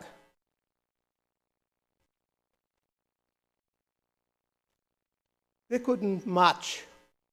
PAC can. Some of these you couldn't, perhaps one or two. But many of them that was an outside directing couldn't match our fight, our efforts in the United Democratic Party and other administrations that I was part of. The member from Town West spoke about the fight that Mr. Gilbert had as a government when I was leader of government business to get Synaco in place, and the licks that he took and we took as an administration to do all of that. Today, they might complain, but who complaining? Who complaining? Look at it. But look at the many efforts, and I look back on that, because this might be my last speech here, because I don't know if the budget can come or what they're going to do. But let me tell you, Madam Speaker, when they told us that we had to send home 600 civil servants, Duncan Taylor, that's what they put in front of me. And I said, you must think I fool. I said, that's your job, Madam Speaker. That's the Constitution. But this government is not going to agree to that. You know how many Caymanians we're sending home? What that can do? Probably 3 times that many, probably 4 times that many is going to be affected. No, sir. We're not doing it. Then the demand for me to put in place income tax, to put in place value-added tax. And you know what that is, right? On everything you purchase, you pay a tax on it. And for me to put in place property tax. So think of that, honorable members, where we would be today with those taxes. They kicked me in the face. Two, because I refuse to accept their advice to put in place beneficial ownership. You know what I told them there? I left my pen home. You now got it, but you want me to put in place. Yeah, you must think we are monkeys swinging on trees down here. No, we're not doing it. So, let me tell you all the younger ones, no need to come telling and throwing blame around, whether you be new or whether you're in your half term or wherever you're at. So where are we? Yes. Premier says they have issues with the budget, and they are down here fighting about who are the leaders. The problem is that fit true. But why are we here? Why are we here? We are here because we should not be in a budget situation at this point. It would have been good if all the political advice and the civil service advice had been taken from early in the year.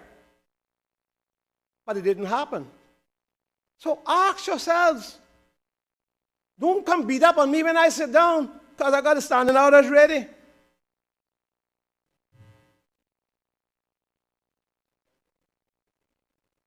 Ask yourselves, why are we down here? Why are we down here? We had a 2-day retreat that I attended somewhere in the middle of the year, probably June or July, I can't remember which, but around there.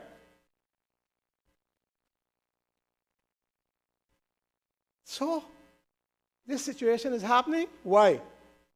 Because of the various agendas, the cohesion was not there. The commitment to each other was not there because you don't have the cohesion. That's how come, Madam Minister of Health, we are down here. One or two. You're not here to correct me, though. Look at chair there. I've said it. It's on record. Madam Speaker, now, they say it is in good shape. Well, tell me these. These were the issues of the budget and policies that stood and still stand in the way until I see different. And up until Monday last week, I attended my last caucus, and they couldn't give us one written document. You come and put it up on the screen, and I expect all of us to just, when they go through it and they answer a few questions, but they told us, nothing can be changed. Am I lying? No, I'm not lying. The country needs to hear the facts. Nobody can dispute that. And what were the matters? What were the matters? Well, on the 9th of October, I think I left it in my car, but I written an agenda that I gave the caucus of the Cayman Islands and the Premier of the various things that we had talked about in July that we knew that we were not getting any funding for. Number of things, and things that we were concerned about. So, the first one that I told them my priority was the education situation. And back then, I had on my table, which the House had passed, a high school for the District of West Bay, but over a period, three-year period. And then the Cayman Brac High School, which was also spoken about here, and which even to the member from Cayman Brac West said he certainly supported. We didn't know, and I can go into that, we didn't know the full situation of that Lehman Scott High School. That high school is built in, I think, 69 or 67. And you know that it has asbestos in it. And you know that the way it is, being that old, is a difficult thing to renovate, etc., because of wiring and plumbing and all these things. So the minister had every right to plug for a new high school. I didn't know. I don't know if anybody knew, but that was in June or July. But prior to that, Madam Speaker, I think it must have gone, as I understand, about 3 times. The cabinet, who agreed, who decided the business case, all of that. Then you come and saying, you not got the money, and you can't get it. Yet you're not hearing the facts of what your surplus is. That was one aspect of education. But we also know, and plant, so I take another one on plant, I call it plant, infrastructure, buildings, where we have the handicap school or the lighthouse school. Teachers are all over the place having to travel from district to district to deal with children, because children are put where? In the middle, in the primary schools. These are handicapped lighthouse school children put in amongst these areas to cope with it. I don't care how or when we got there. We are there, and those should be priorities. If education and getting our children to a place where they can cope and where they can bounce around with those that we bring in and they can stand up on their own, then we need to have the good teachers. And if you got bad teachers, you move them, but you pay the good teachers good. And what is happening, the money's not there for the teachers either.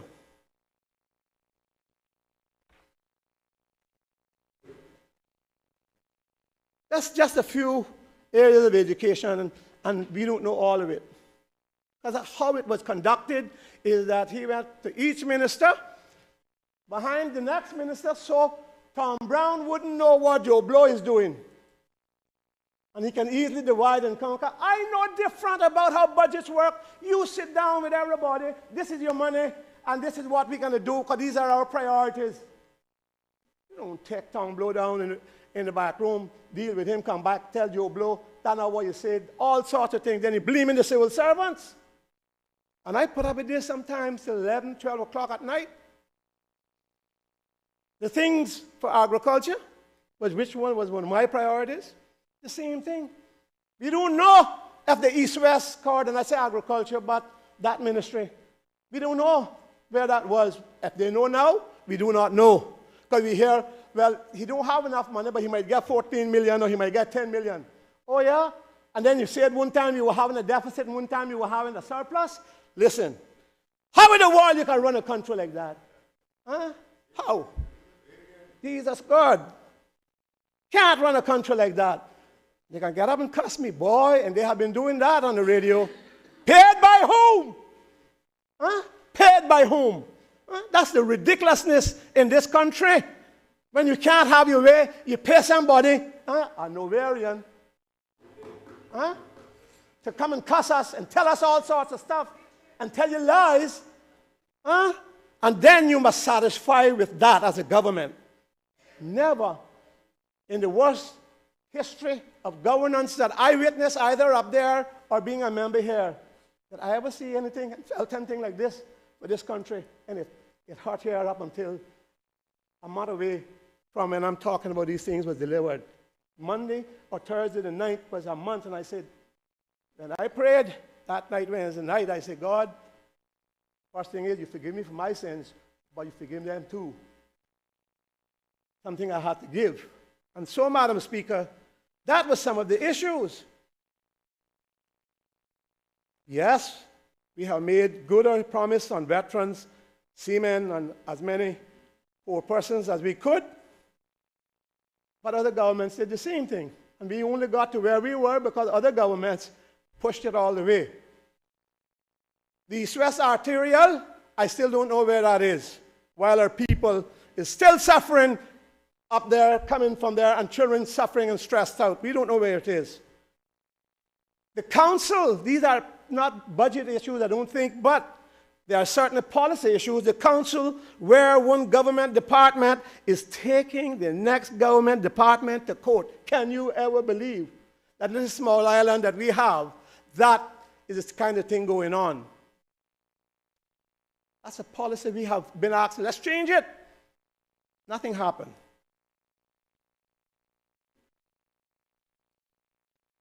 We were told at that time in Northside in June or July, there is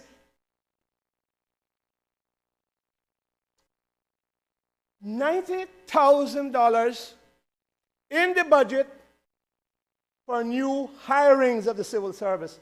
What? 90 million. Sorry. 90 million, not 90,000. Sorry if I said 1,000. 90 million. And the last, when we told them to take it down, they couldn't take it down for whatever reason. You hear one story from the civil service and you hear another from the political directorate at the top there. And the last one we had, I'm sure if I go through my bag I will find it, but I think it was well over $60 million in the new budget, or that's what might have been put in the new budget for new civil service posts in this country. And I said then, and I say now, it's all unsustainable. We do not have that kind of revenue, and we have to push things to the limit to get the revenue for these things. On top of all of that, the civil service COLA for the rank and file of the civil service is not there either. The uplift for the government pensioners who get $300 or $500 or $900 is not there either. And listen to me, we took in good faith. We took, all of us, I'm talking about myself because I was there. But this is what I'm talking about, the ministers too. All in good faith with the minister said, we are going to give the veteran seamen and the other poor people through National Needs Assessment Unit the $1,250. But we're going to try to bring up the lower ones in the civil service. We're not hearing about that. What we're hearing about is some sort of honorarium. And when I asked them what that is, they said, well, they couldn't tell me what level of civil service was going to get it. Get that honorarium, and how many, or what the total millions were. I'm not against giving anybody anything. But, as I said, the rank and file, not there, the COLA, and the pensioners of this country who put in years, whether some was 5 or some was 10 or some was whatever, they worked. And now they can't make it. Can you imagine? They can't make it on the little pension they're getting. The next issue, the last one that I had to stop and listen to most careful and said, no, can't be. The Sovereign Wealth Fund.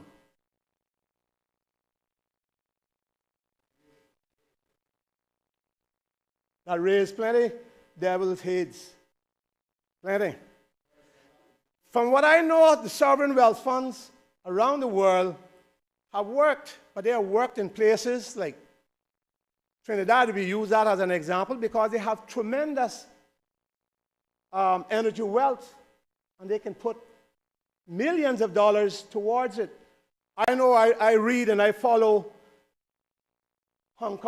Singapore agenda over the years. They have one, but they put in little by little over 50 years or whatever it is now, maybe shorter than that, but somewhere around there, between 30 and 50 years. And they put in a little bit because they're somewhat like us. They don't have heavy natural resources. But now we can take our $100 and something million and give it to who? People in the private sector to run. Oh yeah? The same people that lose us millions of dollars in people's pensions? No, the government pension operations have not lost and have kept us steady. And thanks be to God for them. Right? So, expect me to do what? Stand still, take licks? No, at least I may run, even if I can't fire one back. Madam Speaker,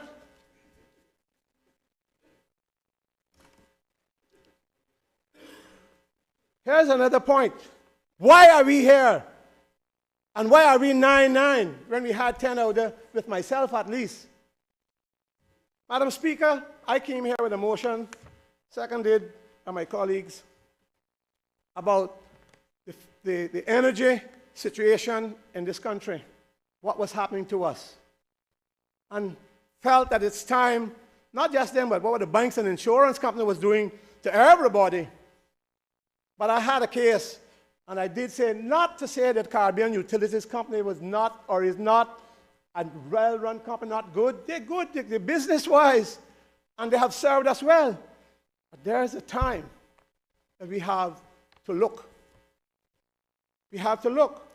So what I learned, and I mentioned it back then, that the Cayman Islands missed a golden opportunity to put CUC on notice that we intend to cancel their monopoly T&D contract. Instead, Madam Speaker, it has now automatically renewed until the year 2048.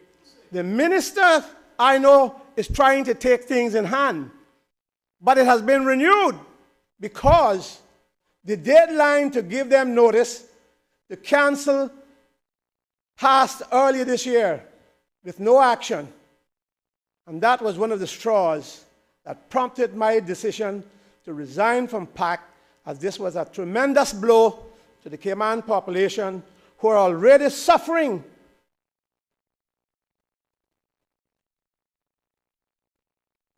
Because that, I think, was one of the main ways. I think the way the Premier now is moving, the way that the minister is moving with off-rig is putting them on some notice. But we got to see where that can take us, because we lost that opportunity.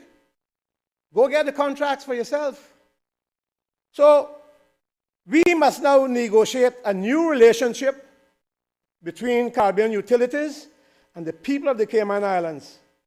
And the legacy monopoly model that has been in place for over a half a century no longer serves the best interests of the people of these islands. Madam Speaker,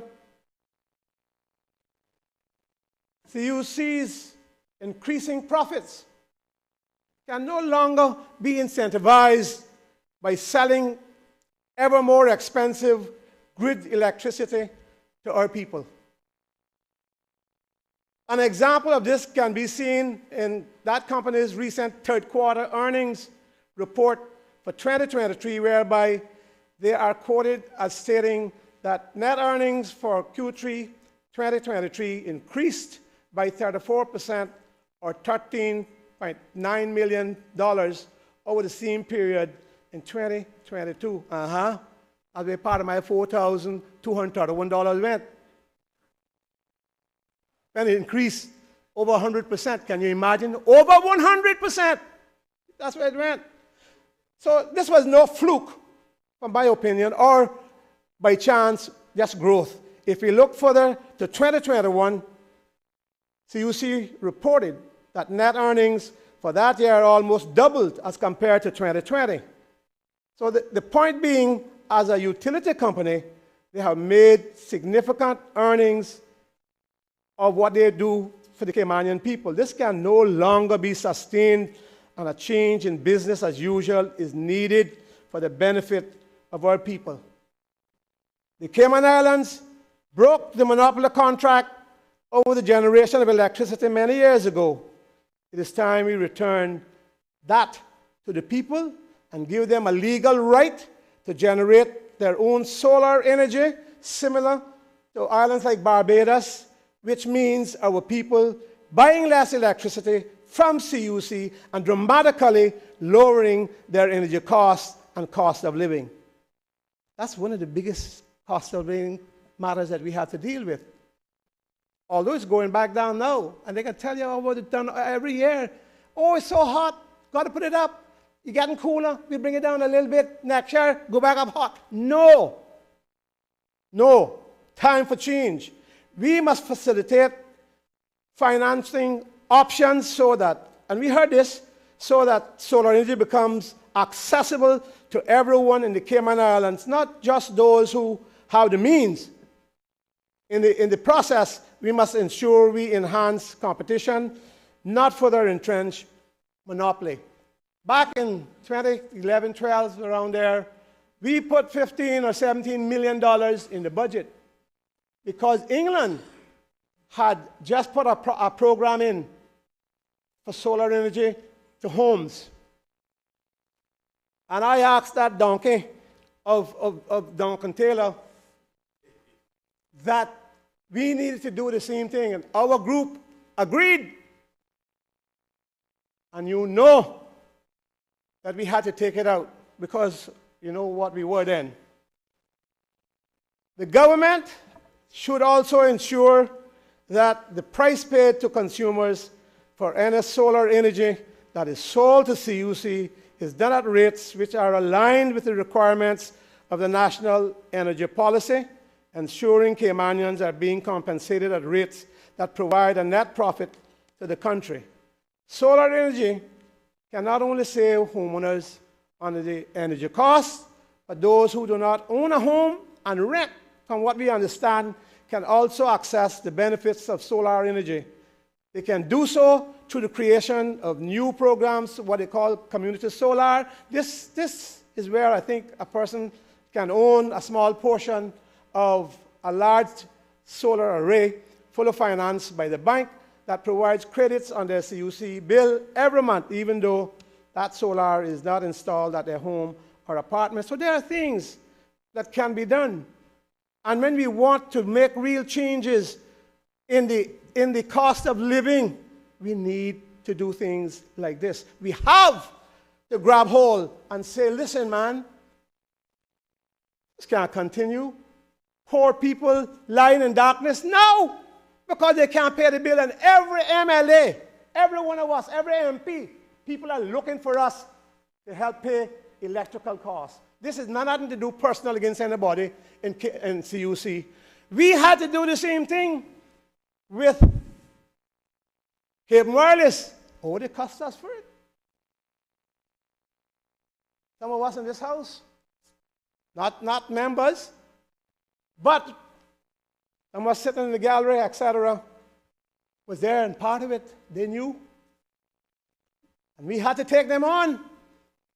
And of course, all of that, I was a leader of government business. And of course, all of that gave all of them all sorts of things to call us crooked, to cause this, and say you're being investigated, and they're going to England, they can do this and do the next thing. Stop it. Stop it. I have never lied for this country. Never did.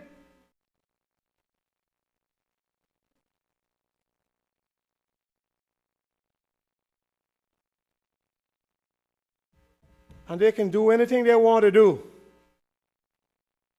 But when it comes to trying to change some of these things, the Premier has been absent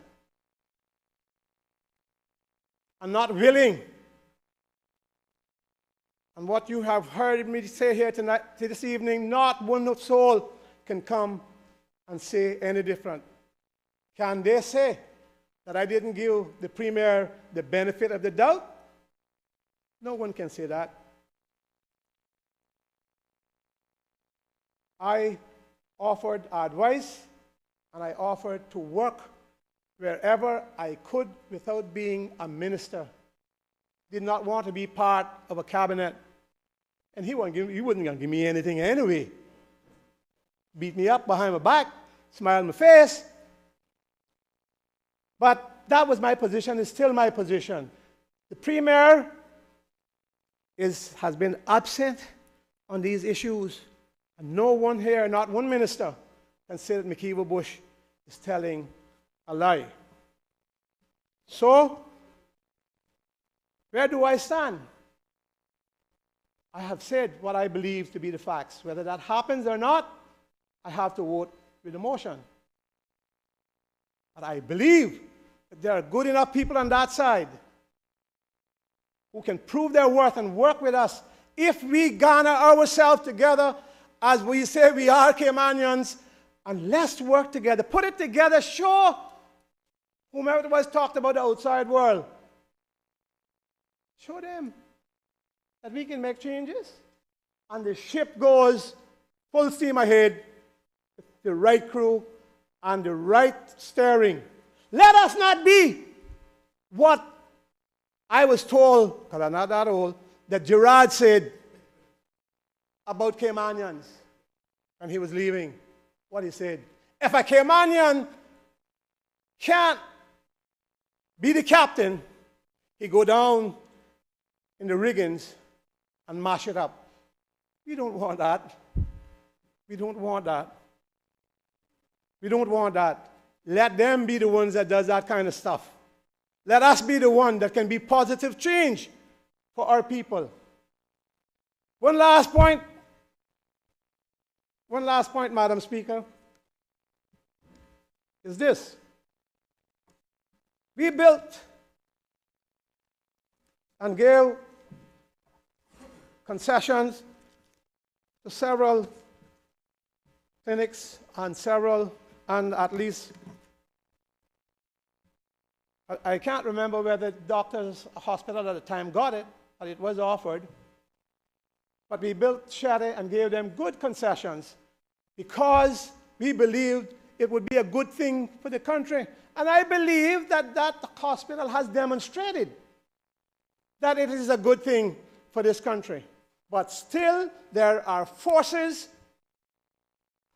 in the governance of our health services that refuse to send people there.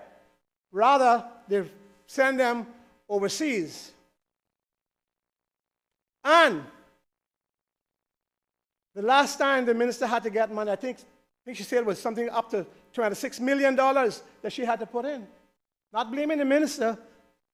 Mind you, I keep saying even with these government companies that we have responsibility for policy. My position used to be, you the board? You don't want to do what we say? You don't want to do what our policy is? You see the door there? Go through that. We'll get other people that can agree with our policies. So you might have to take that up, Minister. But I cannot find support to spend $26 or $30 million to send people overseas when they can get the same type of service here, either through Doctors Hospital or Sherry Hospital, Health City. It's going to be better soon because of the huge amount of new equipment and medical facilities going to be at the new cancer center. We have to. That money stays here. Yes, they have people from overseas, but yes, look how much it saves us. And I know, because my wife went overseas, thousands of dollars. First time I had to spend 3 or 4 weeks one time. But I could have been home. She could have been there. I could have slept up there. I could have been moving up and down. Her family would have been moving up and down. Much easier, much better position than you lying down in some hotel up there having to travel with people you don't even know, right? It means you got good medical care. We're not talking about the medical care. I am saying that we need to look at these kind of situations so that money can stay here. Towers through our economy. $26 million or $10 million. Do the economics of that. It's about 40, 3 or 4 times.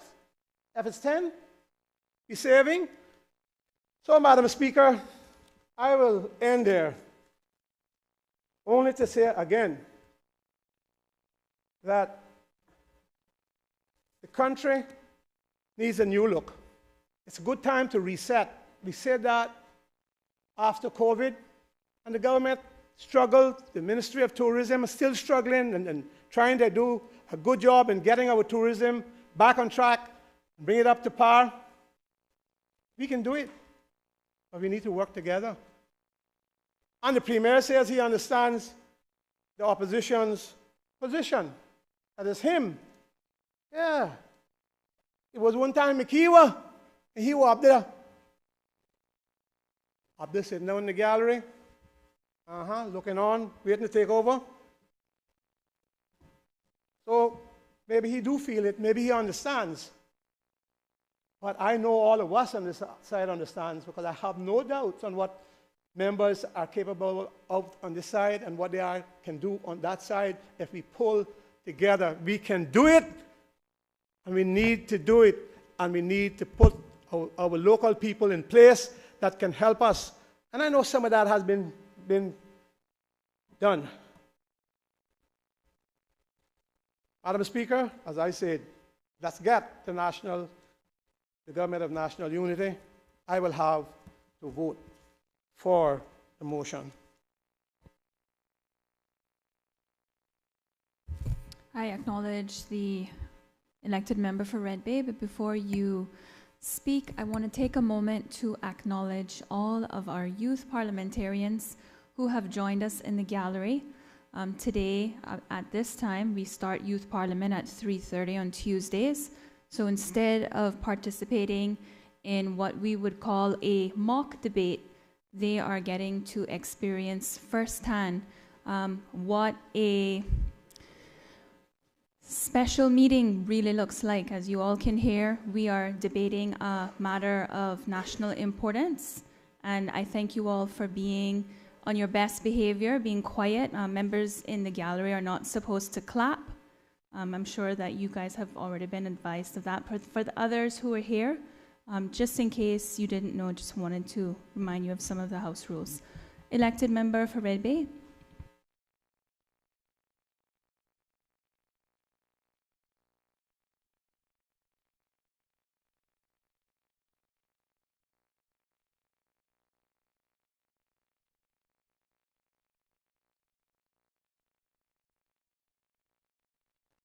Madam Speaker, would it be convenient if I moved the motion for the House to continue beyond the hour of interruption now, rather than in 10 minutes? But you can. Yeah. Go ahead, move it. Madam Speaker, I'll need a seconder though.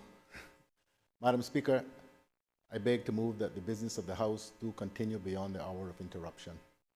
Is there a seconder? Madam Speaker, I rise to second.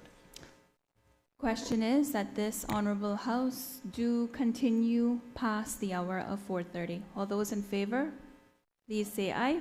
Aye. Those against? No? The ayes have it. You may continue.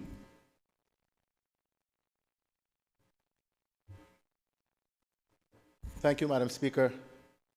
And I too would like to acknowledge and thank the former members of the House who are here and the former Speaker, as well as the youth parliamentarians, for coming and observing the proceedings in Parliament today on this important matter.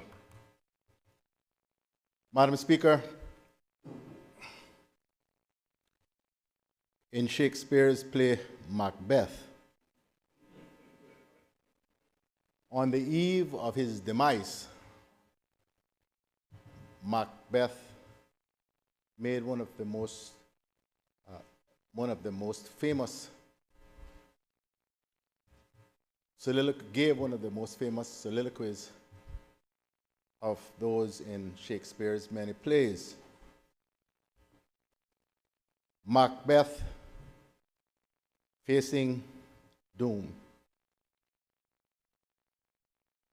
said, "Tomorrow and tomorrow and tomorrow creeps in this petty pace from day to day, to the last syllable of recorded time, and all our yesterdays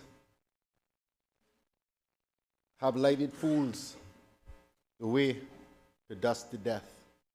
Out, out, brief candle, life is but a walking shadow.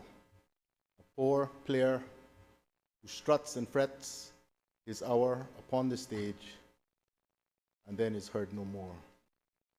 It is a tale told by an idiot, full of sound and fury, signifying nothing.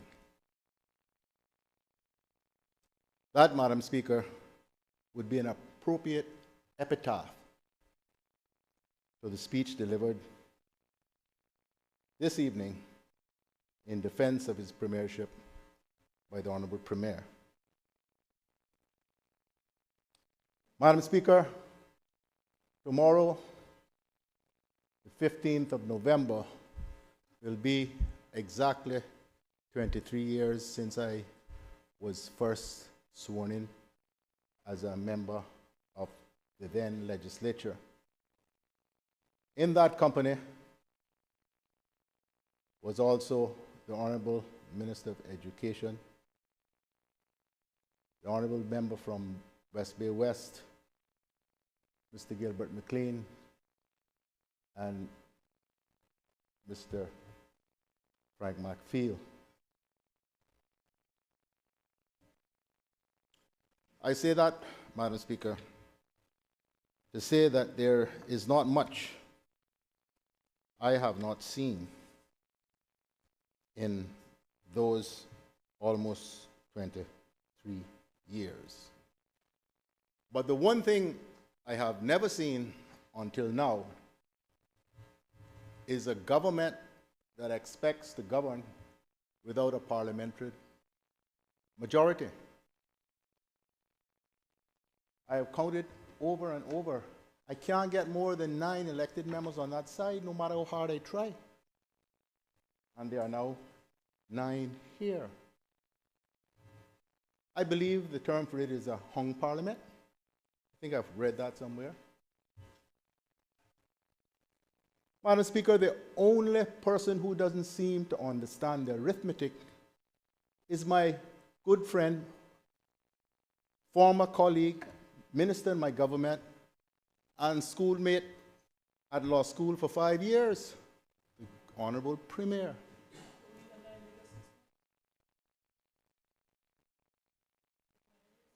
If you tell me how you can get 10 out of 9, then maybe I've gotten it wrong. So that can only be, Madam Speaker, is that the Premier is contemplating asking you to relinquish your high office and join the government backbench because there's no space for another minister. Madam Speaker, I don't know you well, but we have spent a little time together, especially on the one trip that we made to the UK, to the CPA. I have told you more than once that I believe, in fact, I've been amazed at how well you've taken to your role, given that you had no previous parliamentary experience before you were elected in 2021. I think you're doing a remarkable job.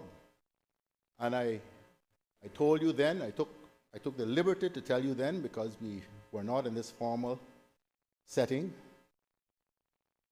that you need not worry about the Premier or anybody else moving you, because the Constitution is written the way it is written to ensure that the sitting government cannot simply remove or cannot remove a speaker simply because they disagree with his or her view on a particular matter. It takes a 2/3 majority to move you. So those 9 out there can't move you, Madam Speaker. Don't let them intimidate you if that's what they're trying to do. Hold on to that chair, Madam Speaker, with even more strength and stubbornness, then the Premier is holding on to his premiership. He's holding on to that like death to a dead man's jacket, to the detriment of his government and, dare I say, to the country. The time comes, Madam Speaker, in all of our lives when there is a situation that no matter what we try to do, we can't fix. And when you reach that point, when you know you can't fix it, you have to accept it. There was a little song that they used to teach us when we were in school. I will take a little liberty with the number, but the song is the same. There were 12 green bottles standing on the wall. There were 12 green bottles standing on the wall. And if one green bottle should accidentally fall, there'd be 11 green bottles standing on the wall. 11 green bottles standing on the wall. And if one green bottle should accidentally fall, there'd be 10 green bottles standing on the wall. And lo and behold, there were 10 green bottles standing on the wall. And I'm not sure it was accidentally, but one green bottle accidentally fell. And now there are just 9 green bottles standing on the wall. It's parliamentary arithmetic, Madam Speaker. You can't get a majority if you only have 9. There are 19 elected members. So, Madam Speaker, I caution you again. I give you my advice as a veteran who sees real promise in an up-and-coming representative. Don't make them or him, if it's just him, destroy your political future. Madam Speaker, there is not even an attempt, it seems from us on the outside, on the part of the Premier to rearrange the deck chairs on the Titanic. He's not even trying. And the Titanic, the strike of the iceberg was fatal. It took time for the ship to go down. But the ship went down with, it is, legend says, with the orchestra still playing. I don't know if the orchestra is playing over there or is crying or what it's doing. But I believe the fate of the Pact government is the same as that of the Titanic. So I'm going to say to the members over there, because the Premier put on, I mean, I always knew he had acting ability, right?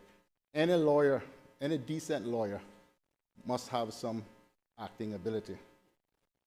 Otherwise, you can't do the job properly. I know him, he's very good at certain things.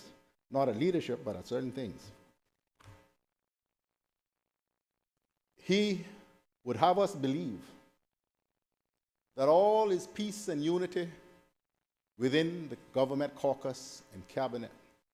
And yes, we have our differences, but we resolve them in a mature and dignified manner. Lie. Lie. Madam Speaker, not just from the 3 members who have now come to this side, but from some sitting over there, have I been told stories that made my eyes bulge. I could not believe that members, elected members, would use such language to other elected members who are part of their group. So don't believe that.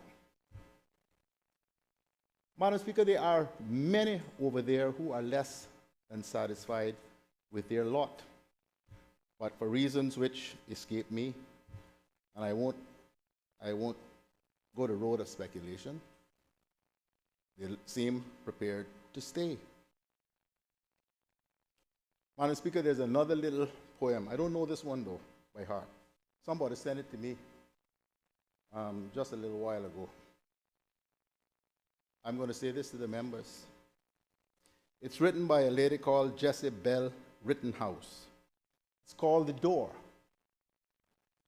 There was a door stood long ajar, while I went trying other doors to which I had no key. And when at last I turned to seek the refuge and the light, a gust of wind had shut the door and left me in the night. I say to members over there, the door stands ajar. For us, with your cooperation, to put together a government of national unity which can take this country forward. I say again, as I've said to each of you who have spoken to me and my team 1,000 times, I think, since the last election, I have no further personal political ambition. I want nothing but a good government for my country and my people. And so many of you who are elected in this room, some of you sitting on that side, have told me more than once, it's a disaster. That you all are so stressed out, you don't know what to do, you can't get any leadership, you can't get any progress on key things, no agreement on priorities. You think I would stand up here and make this stuff up? Now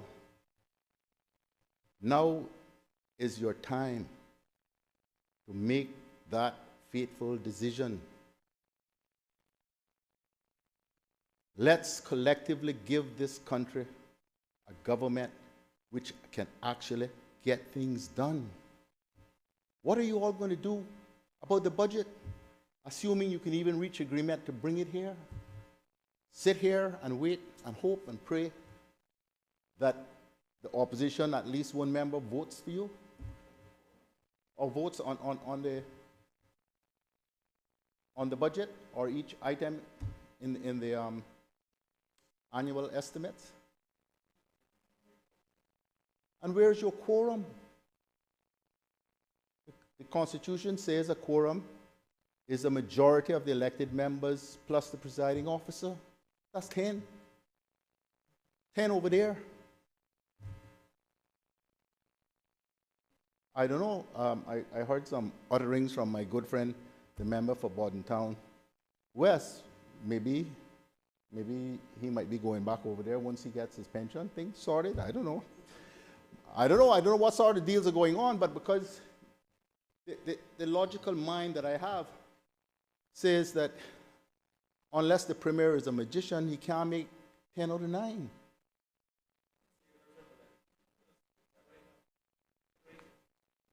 I have the assurance of the member from Bordentown West that he's going absolutely nowhere.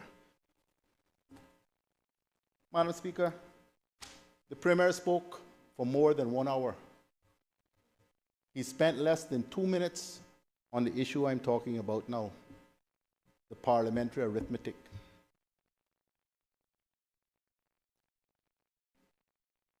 He sought to defend the progress his government has made on a range of things.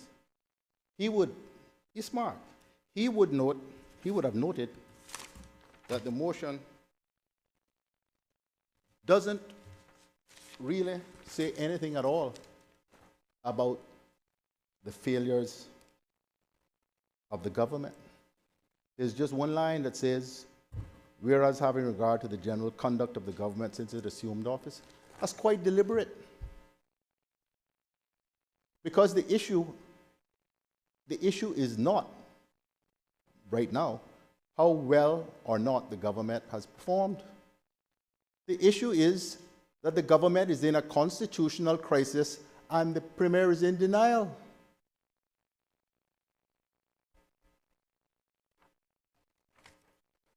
Unless he has 10 seated over there, he has no quorum.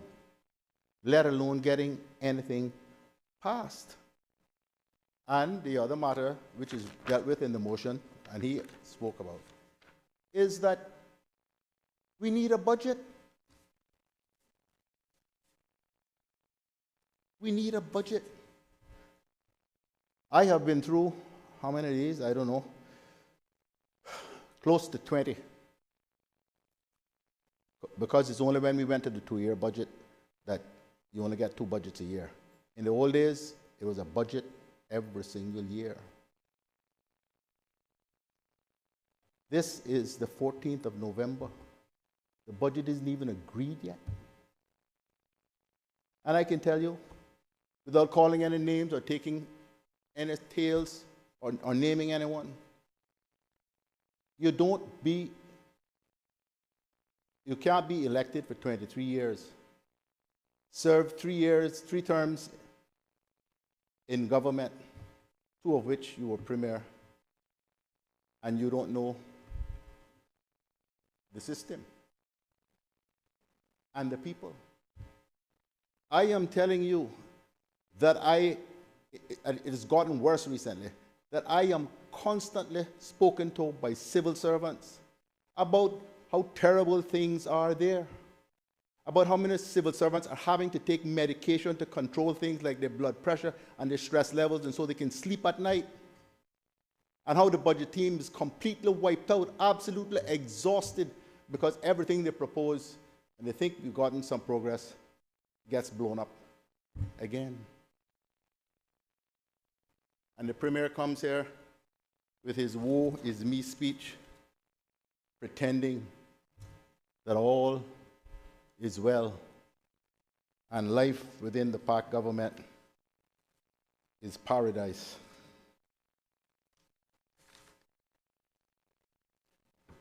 Madam Speaker, the only thing worse in politics than believing the other side's propaganda is believing your own.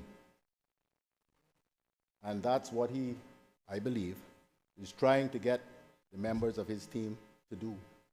Believe his propaganda, which does not accord, doesn't even come close to what is the reality. Now, Madam Speaker,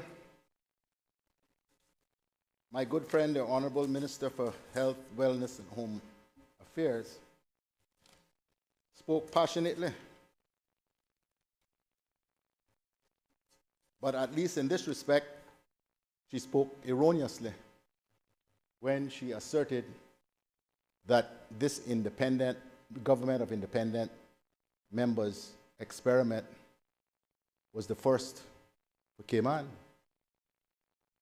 Those of us who have been around, including the 2 former members that I spoke about just now, Dr. Frank and Mr. Gilbert McLean, will tell you,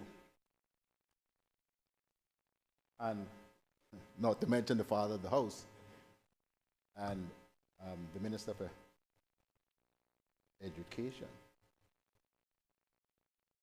that the 2000 elections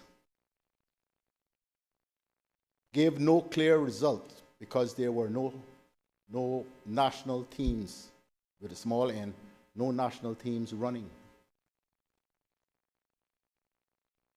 The member from West Bay West had the biggest team, 4, including himself. Then there was the Honorable Kurt Tibbetts and myself in Georgetown as a team, and Mr. Gilbert McLean and Mr. Roy Borden in Bordentown. But there were no teams.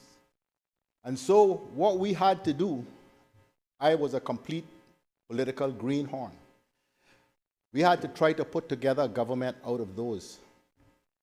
The first attempt at putting the government together didn't even make it to swearing in.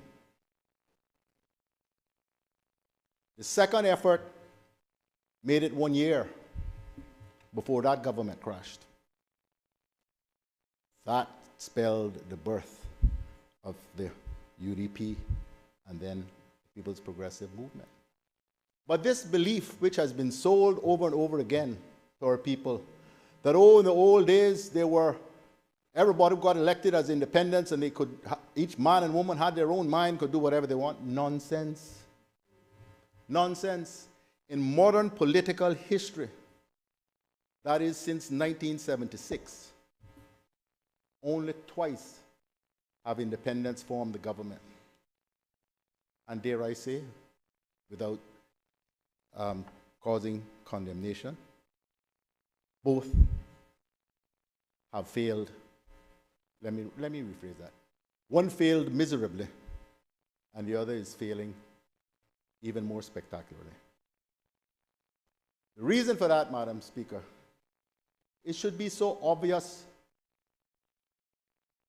is that you can't do anything without organization. You can't put together a group of people whose only motivation in being together is that they'll make up a sufficient number to form the government. They have no cohesive plans, policies, priorities, programs. All they know is, I want to be in government. But even before you're sworn in, all of you would have had that experience, Madam Speaker, by now. Before you even get sworn in, you got people coming to you. Oh, Mr. Alden, I need this. I need you to fix this. I need that. I need the next thing. They don't even wait till you get sworn in.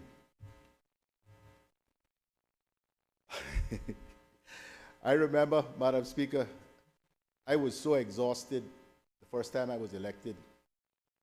I ran a 6-week manslaughter trial right through the elections. That's how silly I was, because I had no idea how difficult politics was. I was wiped out. So I didn't wake up early election morning. I slept. What woke me up was somebody pounding on the door outside. That was about 7:30. That was my first request for financial assistance, and the elections people hadn't even voted yet. I say that, Madam Speaker, because that's the level of expectation that there is once they believe you are going to be in a position of authority or power. And so we do a disservice to our country and to our people when each of us run around with our separate manifesto. This is what I got to do for you. You can rely on me. I'm going to change your education. Who and you? One person can't change anything. Maybe their mind, not much else. Madam Speaker, if the country has not learned the lesson about the absolute political nonsense of electing a group of independents and expecting a particular result, after this failed experiment, then I lose all hope in our people's good sense. Madam Speaker, I did not believe in parties. I bought that line from Mr. Truman Borden, hook, line, and sinker, because my family was a die-hard unity team, supported the late Haig Borden, was my mother's brother. I was brought up on politics. Before him, my grandfather, Allen Mack. So I was brought up to believe the nonsense that Truman used to talk about how bad parties are for a country. But that experience following the 2000 elections, not once but twice, cured me of any doubts I had about the importance of parties. Not that parties can't do bad things, but at least a country knows what policies it is voting for when it supports a certain group of people, and you can hold them to account. What does that PAC thing stand for again? People driven. I'm not going to go into all of that. I'll leave that for the budget. But accountability. Accountable to who? not accountable to the broad population. Madam Speaker,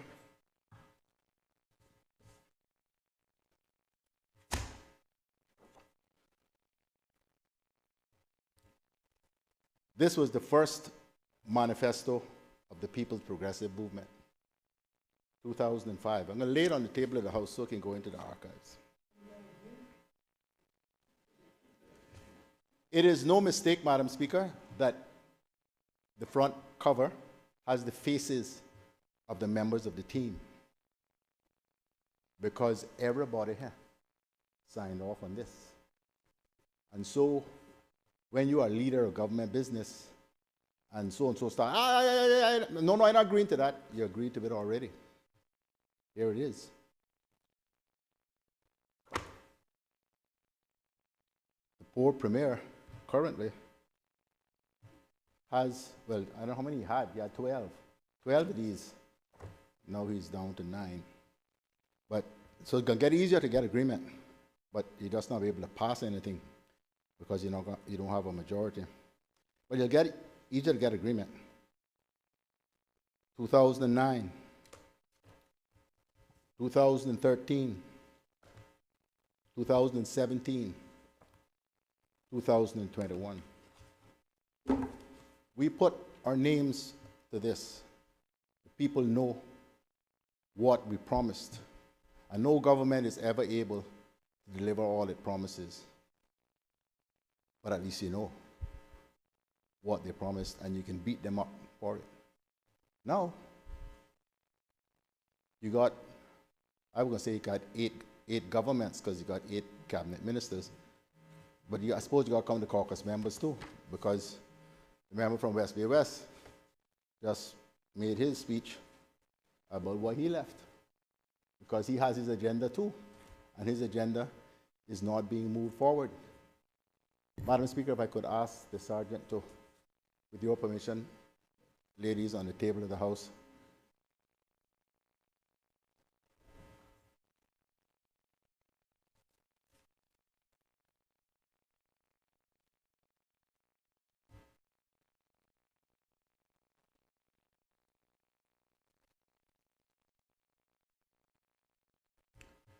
So, Madam Speaker, today, in my view, is not just about whether or not the lack of confidence motion succeeds.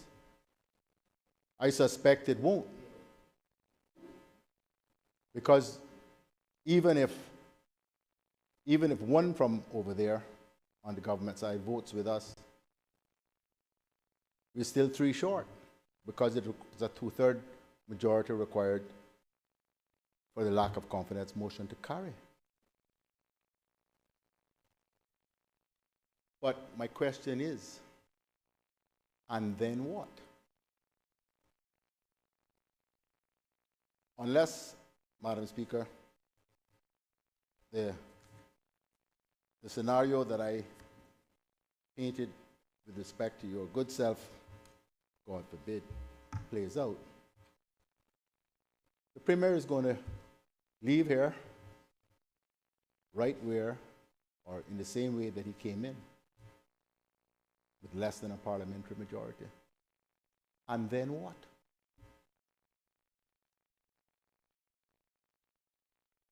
For the life of me, I cannot understand why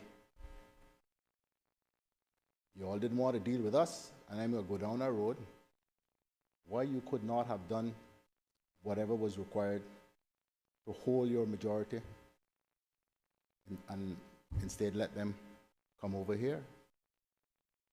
I got beaten up many times in some of these CNS and whatever. But I repeat these things because they have guided my decision making and my judgment over my political career. First, politics is the art of the possible. It is the art of the possible. If you think it's impossible, forget it. And this is most important in the context of the current political crisis. Politics is the art of compromise. Madam Speaker, you think in 8 years that there were not moments, were not periods when I said, Al, you can't do this anymore. The lowest point of my political career is standing there as Premier,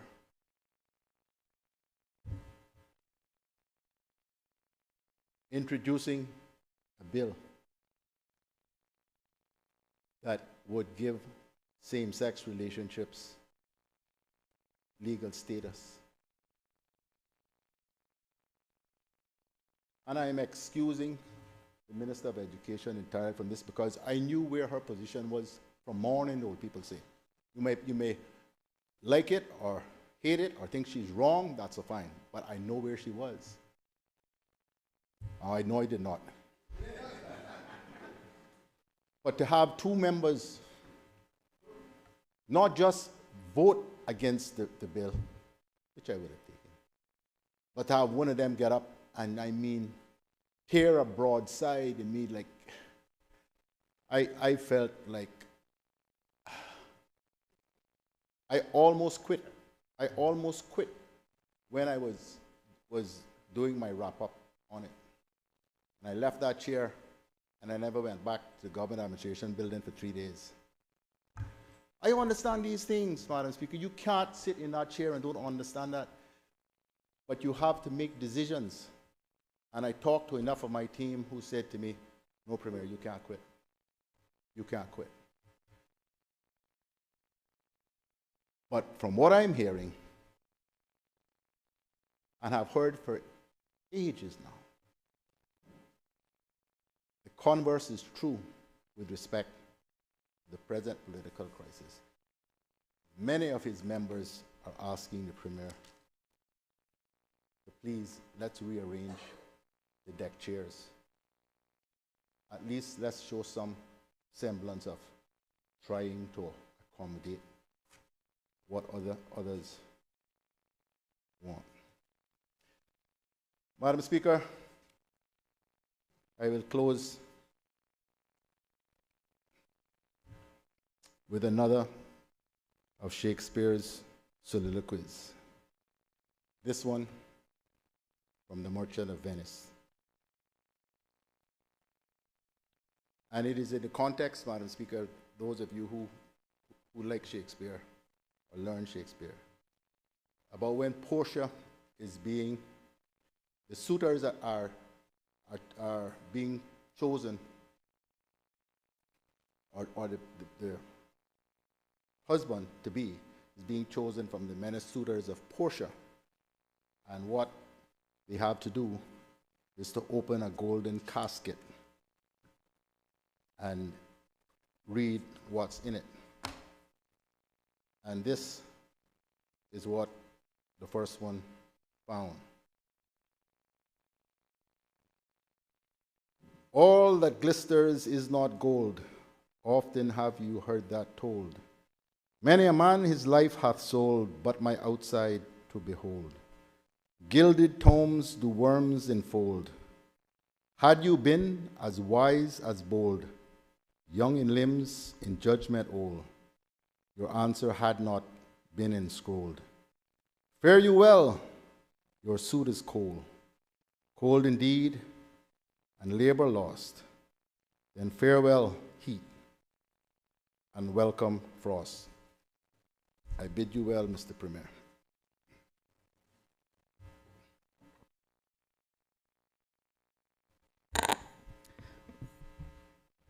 Does any other member wish to speak? Does any other member wish to speak? Does any other member wish to speak? The elected member for Bordentown East.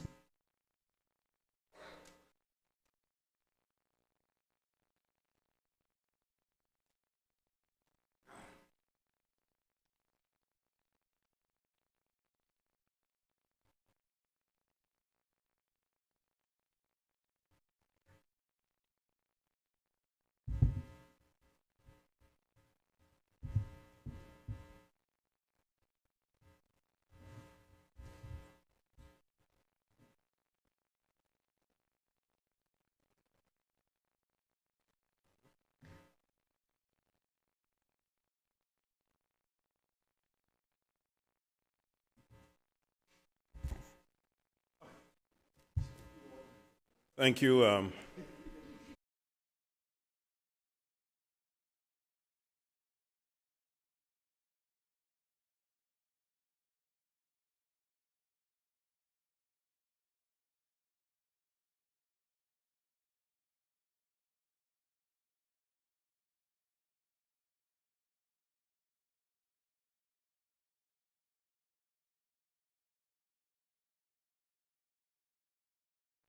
Fruitful, I was hoping that I wouldn't have to get up today. But after some of what I've heard thus far, I thought that I needed to get up and add some additional words to the debate of this motion, number 10, 2023, 2024. Madam Speaker, why are we here?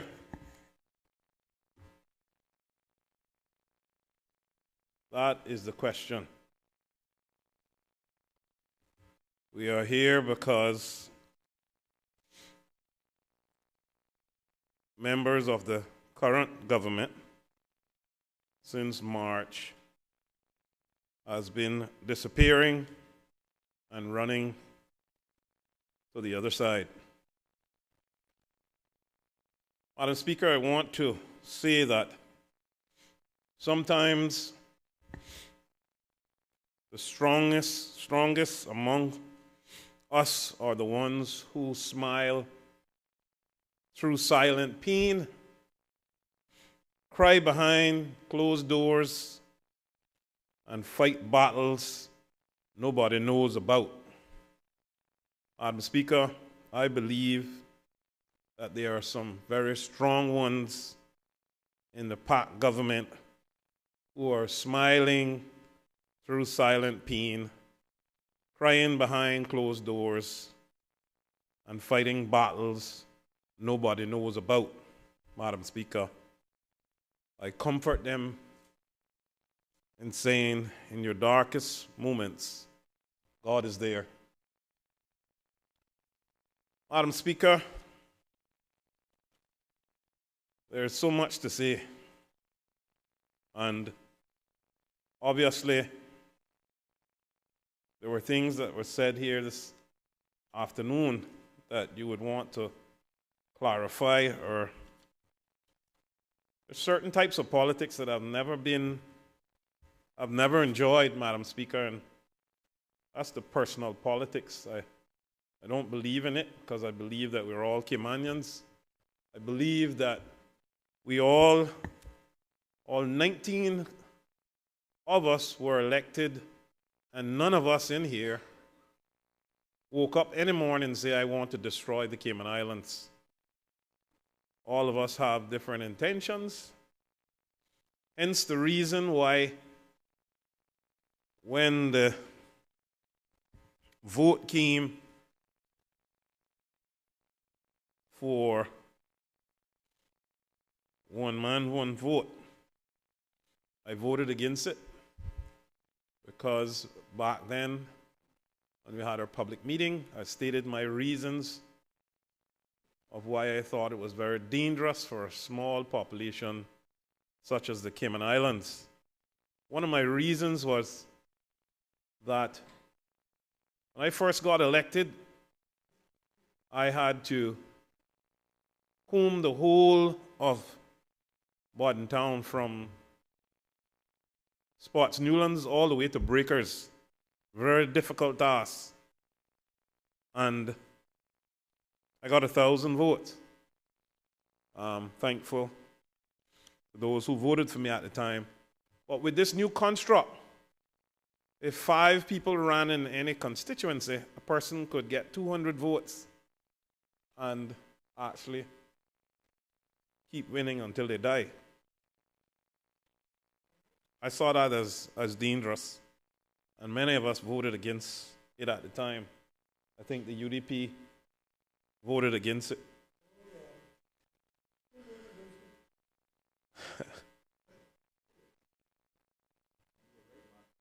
Madam Speaker, I say that a culture is strong when people work with each other, for each other.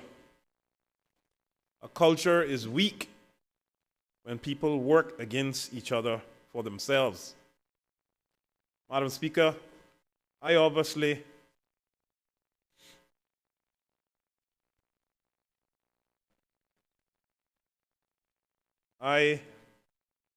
went over and worked with the Park government, and I ran with the alliance the PPM led at the time. And I want to say this because I keep hearing things about the PPM government, and I keep hearing things about the reason why they don't want a PPM-led group or to be involved in it. I can tell you, Madam Speaker, I was treated with the utmost respect.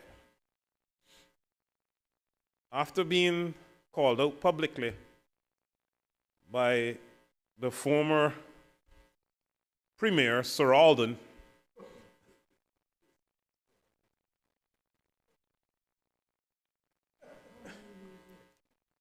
he called me out publicly, and we were there, the 8 of us in the room, trying to hold on to our government. Obviously, when they call you out and then your constituents start calling you, Madam Speaker, you got to act on your constituents' instructions. Madam Speaker, I am happy to be the representative for Town East. I am a most unlikely, unassuming politician, and probably one of the last Mohegans, if people understand what that means. But as my good friend in Town West said, every one of us is here on this earth for a reason, and we must be respected in that manner. I thank those persons in the gallery for showing up here today, Madam Speaker. I'm indeed proud that they are interested and taking interest in the business and politics of these beloved country. Doing this ensures that it should never cross your mind that you want to live somewhere else other than your home in the Cayman Islands. Madam Speaker,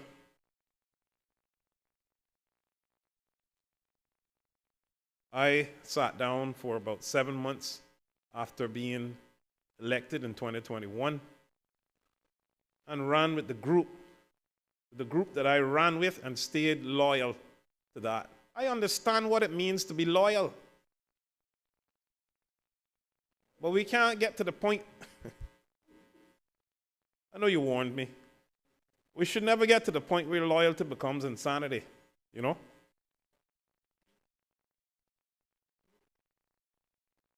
We have to know when to get off of that sinking ship. And for people to talk, as I was going into the PPM discussion, for people to talk about, I've had this question about, this is what the people wanted. Madam Speaker, the first time in the history of politics in the Cayman Islands, I remember the Honorable Dr. Roy Borden saying, don't become a minister because you're going to lose your seat, because you got to spend too much time in Glasshouse and you can't go see your people. So often, once you became minister, you would lose your seat because you didn't have enough time to spend in your constituency, and someone else would do that for you. So,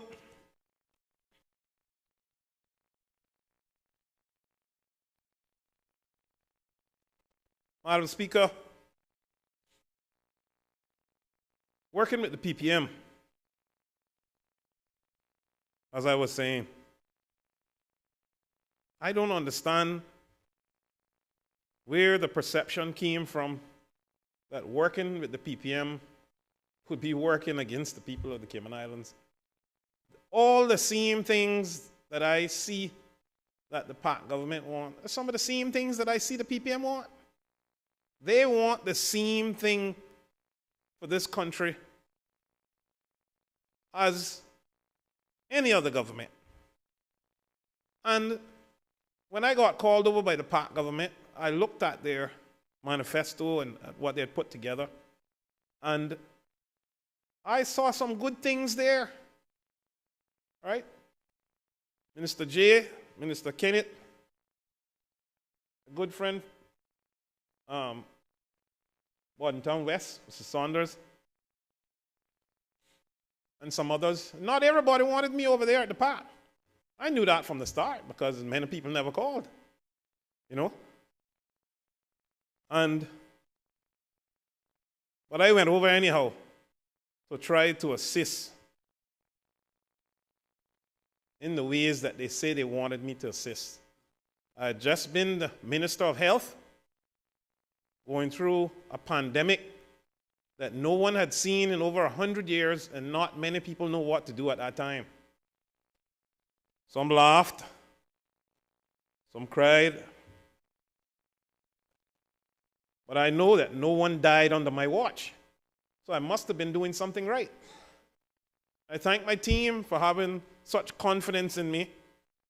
I thank Sir Alden and for having confidence in me during that time. I remember saying to Sir Alden, I said, you can go ahead and go to those press conferences because I really don't think I'm necessary anymore. This is after about the 5th one. And he said, no, Minister, and I'm leaving you behind. I thank you for not leaving me behind.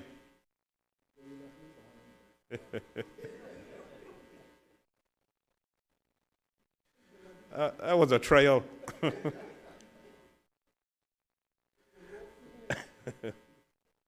Madam Speaker, you know, you hear a lot of things. You hear about coming on time. You hear about working, being in your ministry. Experience is a hell of a thing. Experience teaches you a lot.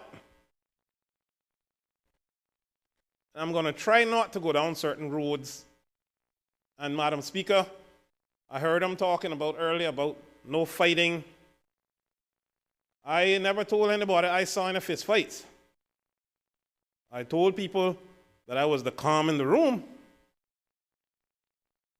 I never saw any fist fights in that room, in the caucus.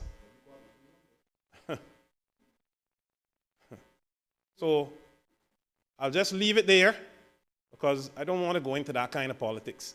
Why we are here today is because I believe that we can offer this country a better way forward. The PAC government tried. It hasn't worked the way that they intended. And now we need a reset. When I came and called the confidence motion, after persons came to me while I was sitting over there with the PAC and says, you know, we need to do something because the Premier is not taking our advice, he's not listening, he's doing things on his own, etc., yada, yada, yada. And I said, okay, I have a relationship with PPM, although upset with me right now.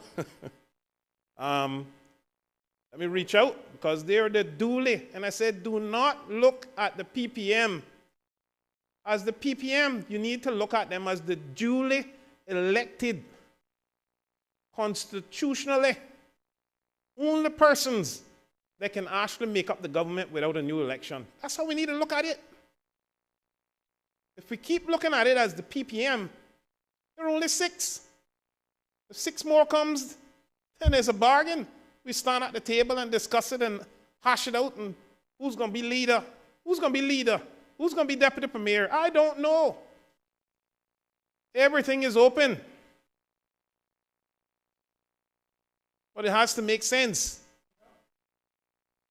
Oh, they don't want me over there. They don't want this one in here. They don't want 2 of us. Nonsense. They didn't tell me that. Did they tell you that?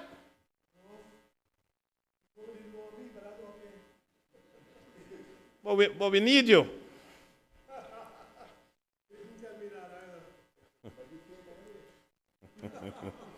and start very far. So, Madam Speaker, I am telling you that the reason I'm here today is because the motion has been called. Thankful all 19 of us are here in this parliament. I'm not here to try to make strife or try to make enemies of the Caymanians. That's never what I'm about. Everybody knows me. They know the kind of personality I have. Serious looking in nature, but sweetest at heart. Would give you my shoe. Size 12. 13 if they're longer. So,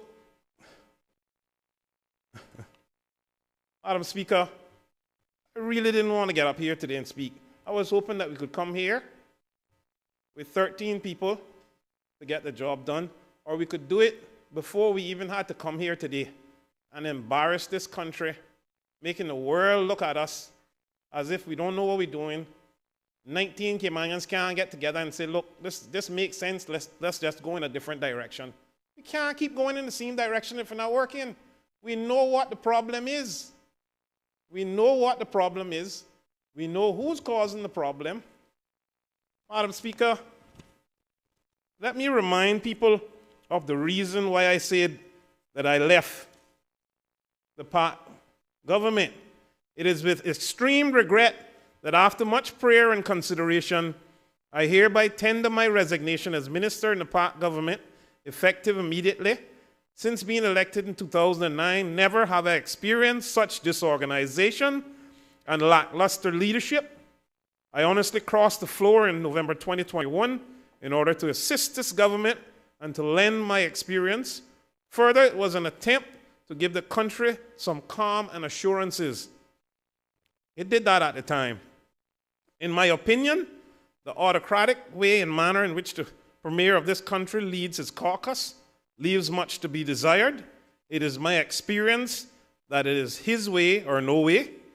The Premier's failure to adequately engage and empower the civil service, his inability to keep his PAC group cohesive and focused, his inability to get the 2024-25 budget completed in a timely and consultative manner, his inability to listen, and his inability to show fairness to all of his caucus are untenable. In my respectful opinion, our country needs leadership that has its entire caucus support and one that our constituents can feel inspired and proud of. The Premier must ensure a people-centered government and provide hope for our people during these challenging times. Please accept my assurances that in spite of this resignation, I am fully and deeply committed and remain passionate about serving my country as Member of Parliament, and I am willing to continue to serve faithfully in a similar capacity for the benefit of our country and beloved people. May God continue to bless these lovely Cayman Islands. Madam Speaker, let me tell you something. I don't have to ask nobody whether Dwayne Seymour can do his job. I know I can do my job. I am so unassuming, the bar is so low that I always win. I love it. You know? Oh my gosh. You know? And that's how I want it. You know? So, Madam Speaker, the PPM never interfered one day with me in running my ministry because they saw we're producing. There was nothing on my desk to be signed. Policy was set, and everybody just had to go do what they had to do. I don't hire and I don't fire, and I know my responsibility. I know how to handle my ministry. I know how to go and come. If I'm needed, they know they can call me and I'm there in a flash. You know? I know when I need to be where I need to be. I was on time for all of my children's delivery. I hope that message gets through. And it wasn't boring.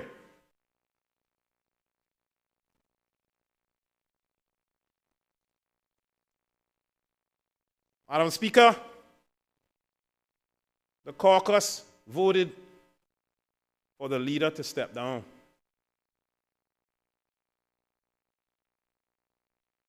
On this side, we are only following your lead. One day of running a country bad is hard to recover from.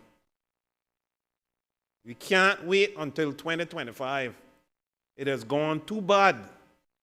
Maybe if it started differently, and I have a lot of respect for the persons over there, and I said that in my departing speech, that there's a lot of good people over there.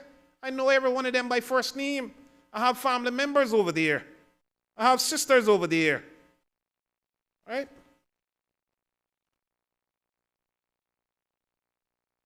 So,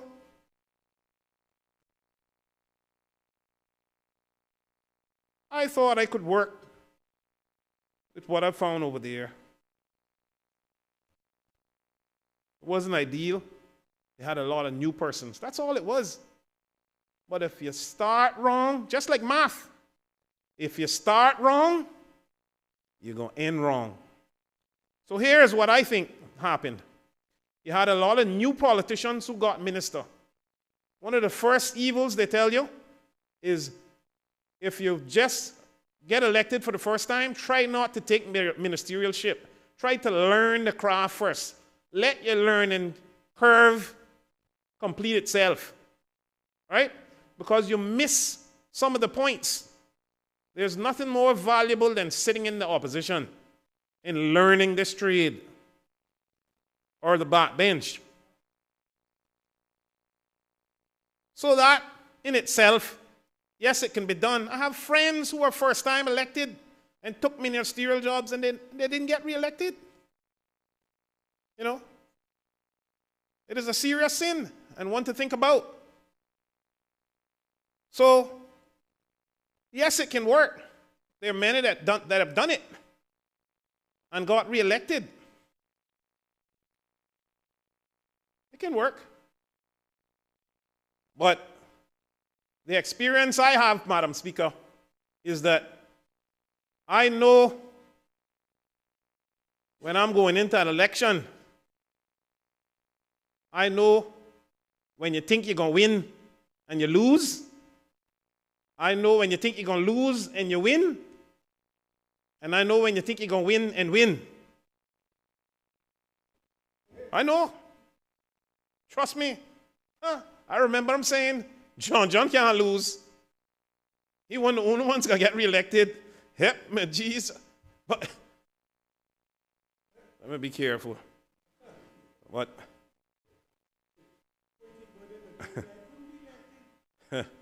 Oh, you proved them wrong.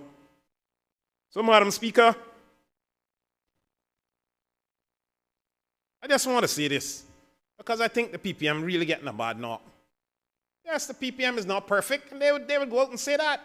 So Alden said, not everybody going to achieve everything that they set out to do. But I can tell you that there's only one person that I know over there, and persons otherwise would have to stand up and say it, that didn't attach themselves or did not say they were against the PPM during the 2021 election. There's only one person over there that I know that didn't attach themselves to the PPM. Not necessarily running on the same platform with them, but said, oh, I can work with the PPM. And now, to make it sound, yeah, the guy that laughing, but, and now we're going to make it seem like the PPM is the worst thing since sliced bread. You know? That's not true. That is an effort to divert the good progress that we can make in this country. The Park government, we tried. It's halfway through. Let's try something else. It's the country we're dealing with. Let me tell you something. I've made many decisions in this country. Many decisions. Everybody know. and stood up for country. Some I wasn't proud of. In 2012, I had to make a decision against my good friend, my mentor, the person who brought me into politics. One of the worst things he ever did. Bringing me into politics. Now everybody hates Raymond.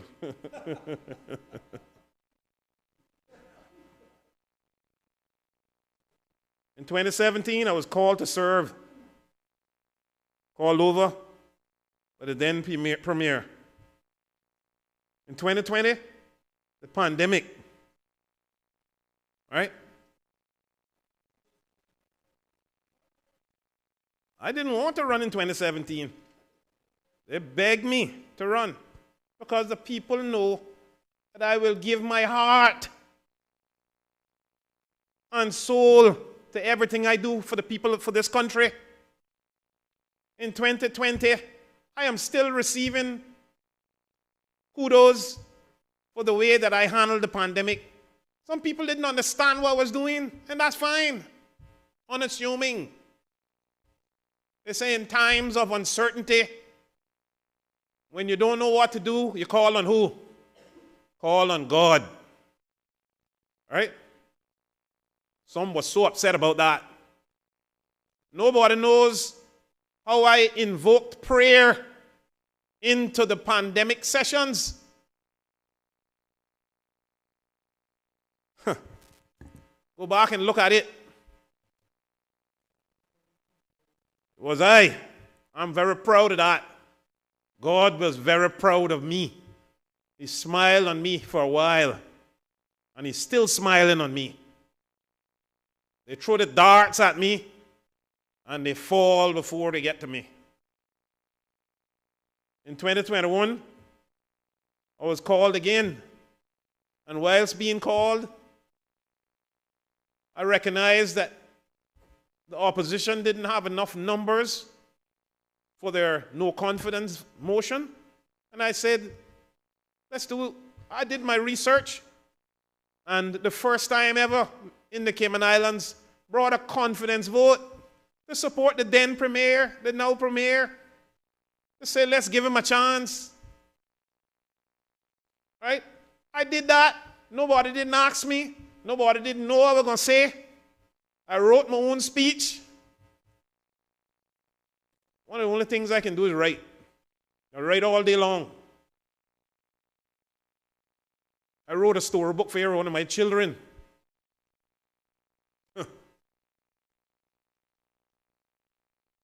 People don't know what you know. So, Madam Speaker, I just want to say that we have a bunch of persons over there that are independents. Most of them got together, tried to do something. I respect that. As I said, a lot of good people over there. But now I think we need, because of the gravity of what's happening in this country, nobody ever know that the cost of living and the interest rates and everything were going to go up like this. We are at a different place now. We need different leadership. We need a coalition on steroids. That's what we need. We need one that can hit the ground running.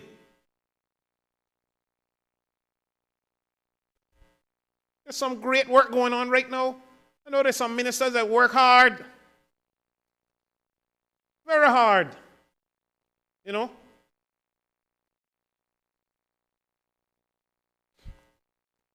I know I'm going to get into that. But, Madam Speaker, I hear them saying all the time we have good economic growth. Oh, boy.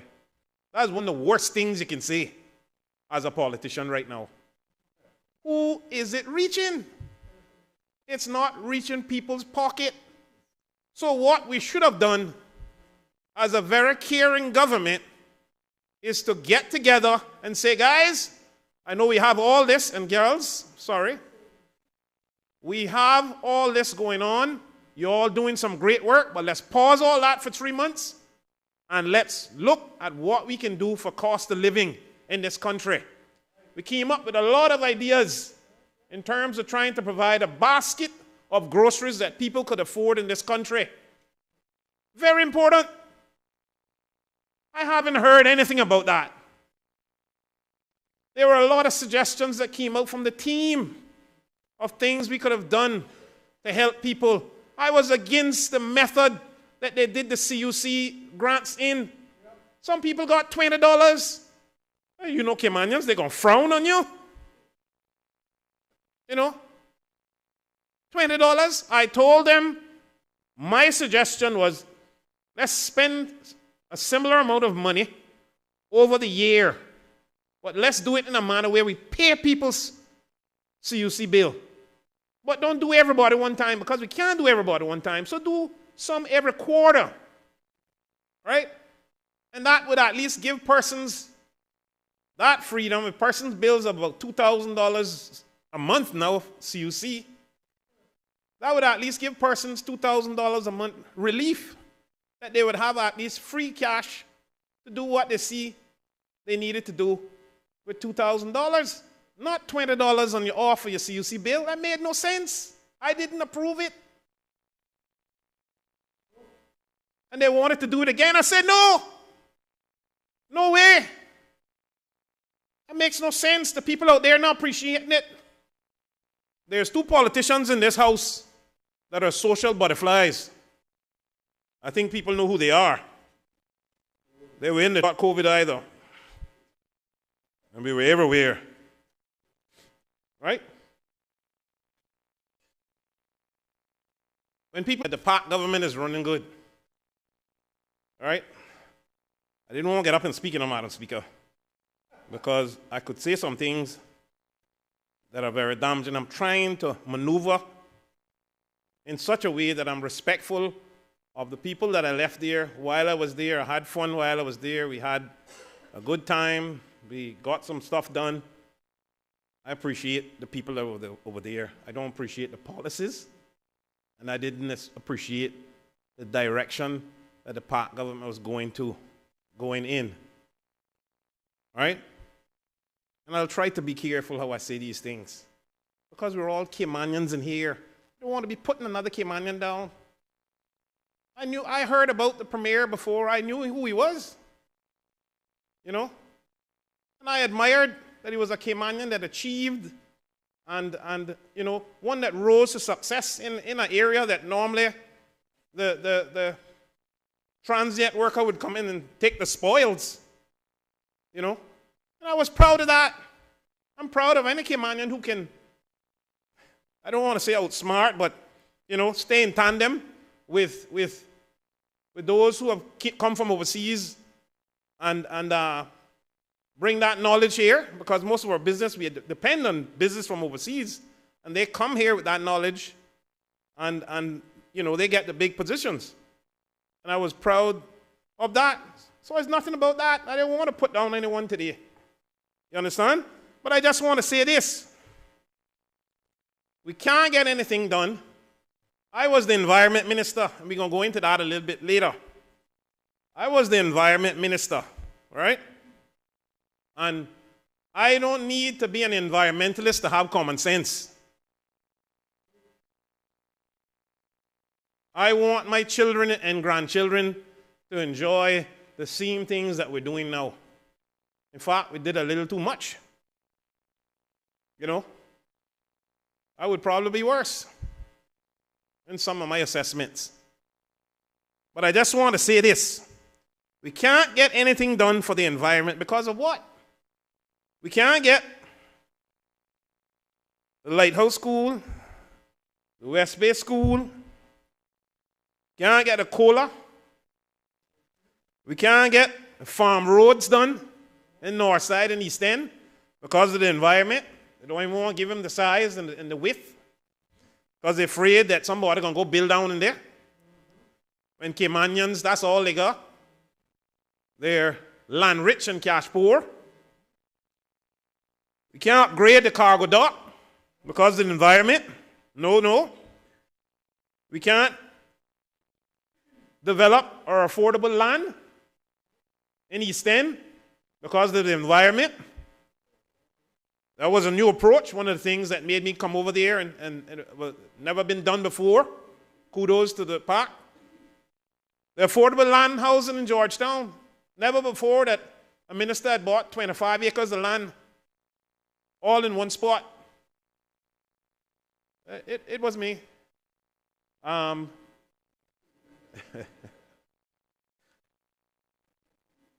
For housing in Georgetown. Houses hadn't been built for a while in Georgetown.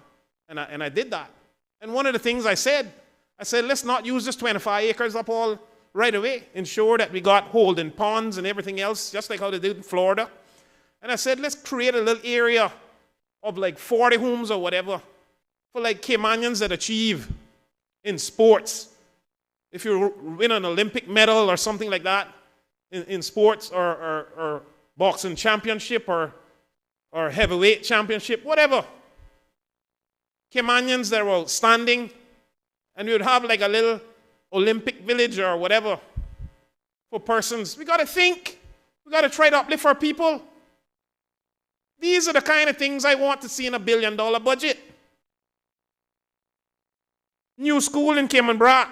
Can't build that. The environment say that land look too good. Barker's Beach. Cruise tourism. Can't do that. Nowhere for the tourists to go. They take no public beach. Caymanians can't use it. Need somewhere for them to go. All right? Buying the Lighthouse Club. Iconic. Can't get that. Want to buy more beach property? Not using it out that fund. Container farming. No solar support. Getting jerked around. East-West property. We don't even want to go into East-West arterial. That is another dilatoric story, if I ever saw one. But us in the park government, a lot of smart people over there said, look guys, we see that opportunities are going to come up where the land is going to increase in value. Let's buy it up so that we can save that, so that these Caymanians can have affordable land to buy. Forward thinking? No, can't get that. Right? So, pensions, as much as it's come through, and I thank the Honorable Member for West Bay, Bordentown West. I know who it is didn't want that pension motion to come through. I know. It was such man.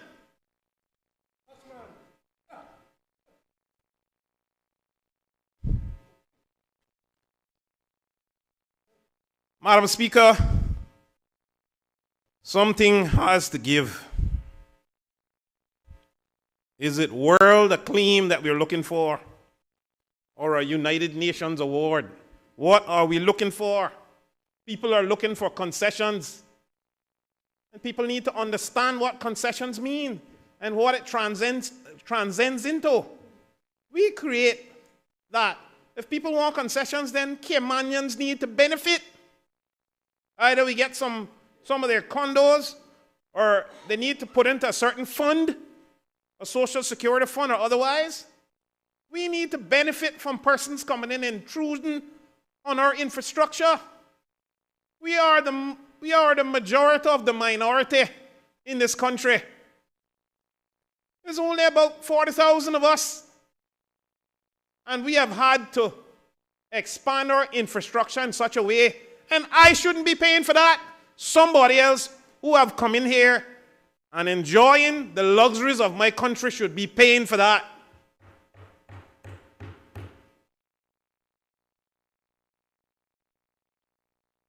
So don't tell me that the Honorable Member from Bordentown East is not a word member who wants to represent his people well. Madam Speaker, I hear them throw the little slurs and stuff, but do they know that as I got into office, with only 6 months experience as a minister before that, previously, that I stopped this country from going down a road that could have probably damaged our Caymanians. A trial of genetically modified mosquitoes. They were just getting ready to sign an $8 million deal. I say, not under my watch. Cut. Huh? Youth facility. You should see the corruption that was going on with that. Dwayne Seymour is for country first. Yes, I'm pro-business. Yes, I'm pro-opportunity. But country must be first. Yes, we got to take care of our environment. We have to. Can't make people come here and think that they can do what they want and not have regard for our environment. You know? We need to. $9 million a serum. Cut! Huh? Dwayne Seymour? Huh? They don't frighten me with their numbers. Region waste the energy. That is a conversation. Now, not many people know about it. And nobody never asked me anything. I plead. I went to the governor. I pleaded to try to get myself involved in the process as the former minister. I was not accepted in that manner. I can tell you that I'm not going in it, but what I'm saying to you is that the project can be descoped and save us some money so that we can put towards our surplus or our capital or otherwise. When we talk about capital, we're talking about our people, right? As Minister of Environment, I am the person who ensured that we had a green iguana culling. The green iguanas that you see being called here, was me put that in place. I had to fight that. You want to protect the blue, but want to protect the green. I don't know how they're going to do it. They'll have to put up a wall across the north side.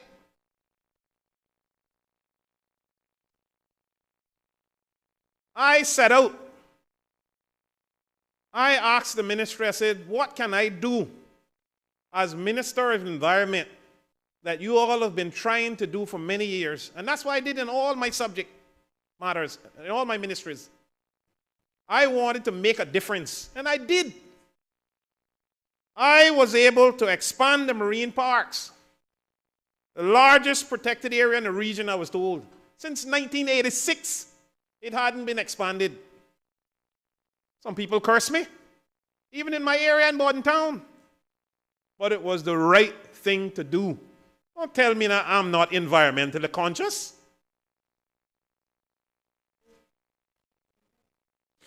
Recycling programs and everything else.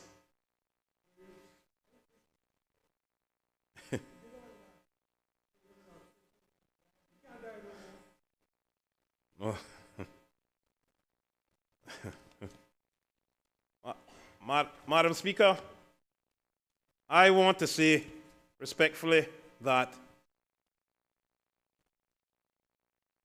I am not here today to cause any trouble. They call me the troublemaker. A better soul than me. If you got me as an enemy, it's something wrong with you. I am willing to take the back seat. Don't want no leadership. Leadership is from God, and not for me to choose.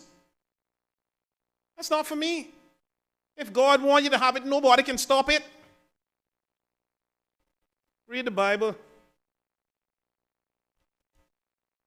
So, I am saying to you that I came here as a representative from Bordentown East, sent here by the good people of Bordentown East, and want to achieve things for them and this country on a whole. When I got in there, I said we need to have the Pride, is it Pride? No, Nice. Oh, sorry, that your thing, Mr. Bush. So I mean, you had named that one. But Nice. I asked for us to have, no, the first program was called Pride Cleanup. Yeah. My apologies there. But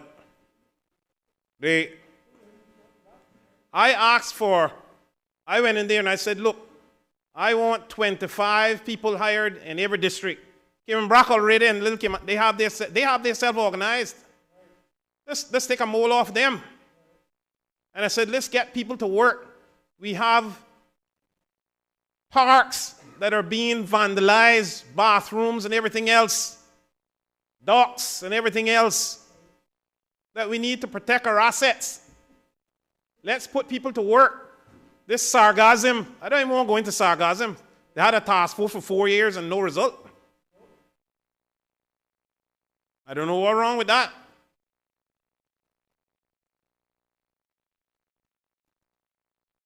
Must be sarcasm. So, I'm not trying to do any licks, I'm just trying to, because people don't fully know the reason why I said, this is the straw that break the camel back. You understand? Because I don't walk away from things easily. And I could have easily, if I was selfish, I could have easily sat down as a minister, collected my salary, don't say nothing, and just run my ministry. I'm not doing it. Because I see we're going in the wrong direction. Politics is being dumbed down. We're going to have a problem in 2025. Persons coming into politics, everybody going to want to be a minister. I see the problem coming. Nobody don't know I see. It is a bad precedent that's been set. There's only 8, and you need 11 to make up a government. At least, minimum. So that one can go back home.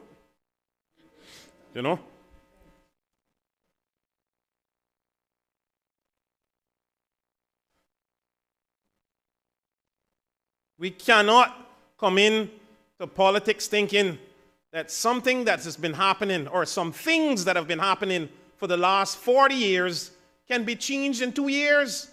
It confuses the civil service. We can't just do it like that. We got to take our time. Not everything that was done 40 years ago or the processes that we used to do are the right processes, but we can't just do it just on a dime. We can't do it like that. And that's why we're having the problems now with the budget. We're trying to change everything with the budget, change the processes. Not saying it didn't need changing. Some of it needed changing, but we tried to change too much, and now we're in a quagmire. I don't think the budget can be fixed.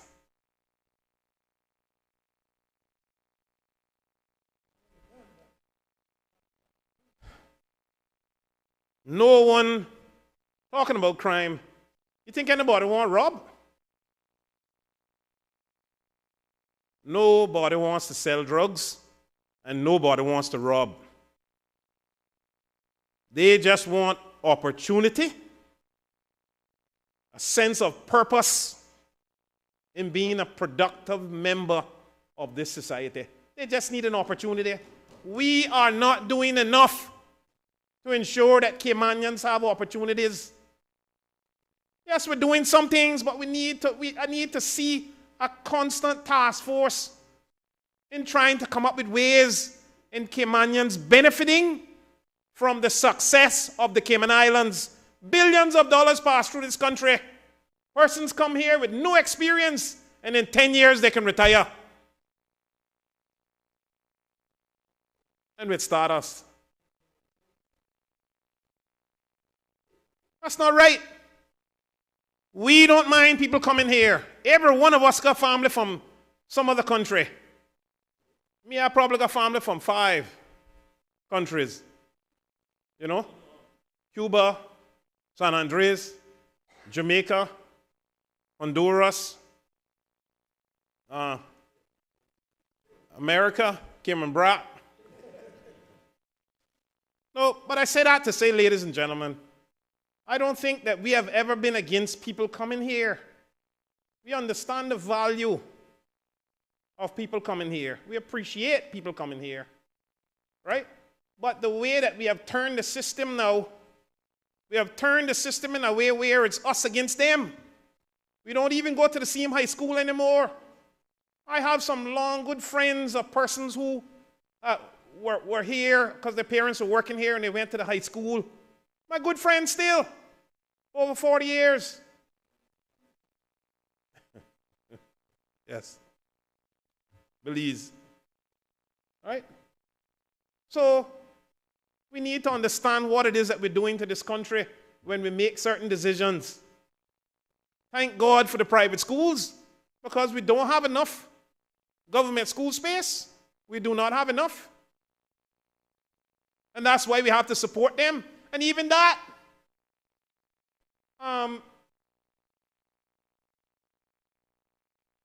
church name? Wesleyan. We need to do all we can to help them. We need to do all we can to help them. Where are those children going to go? There's no space. I tried to get my child into government school and couldn't.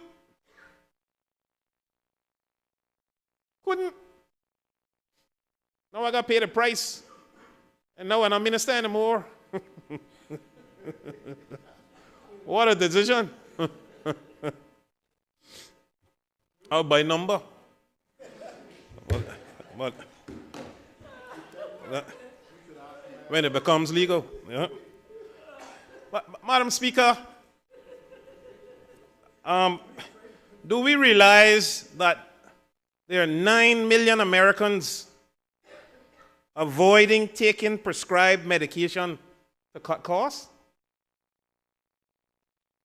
The same thing happening here. They can't afford it. You know, they're not working, so they don't have no insurance. And some of them got a little property, so they tell them you can't get the help because you got $1,000 in the bank. You know?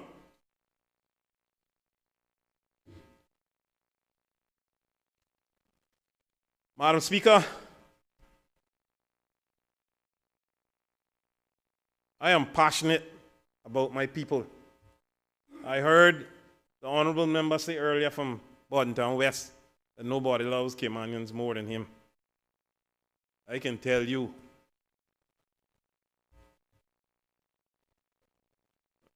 yes, I love Cayman. I love all the people that come here, but the people that come here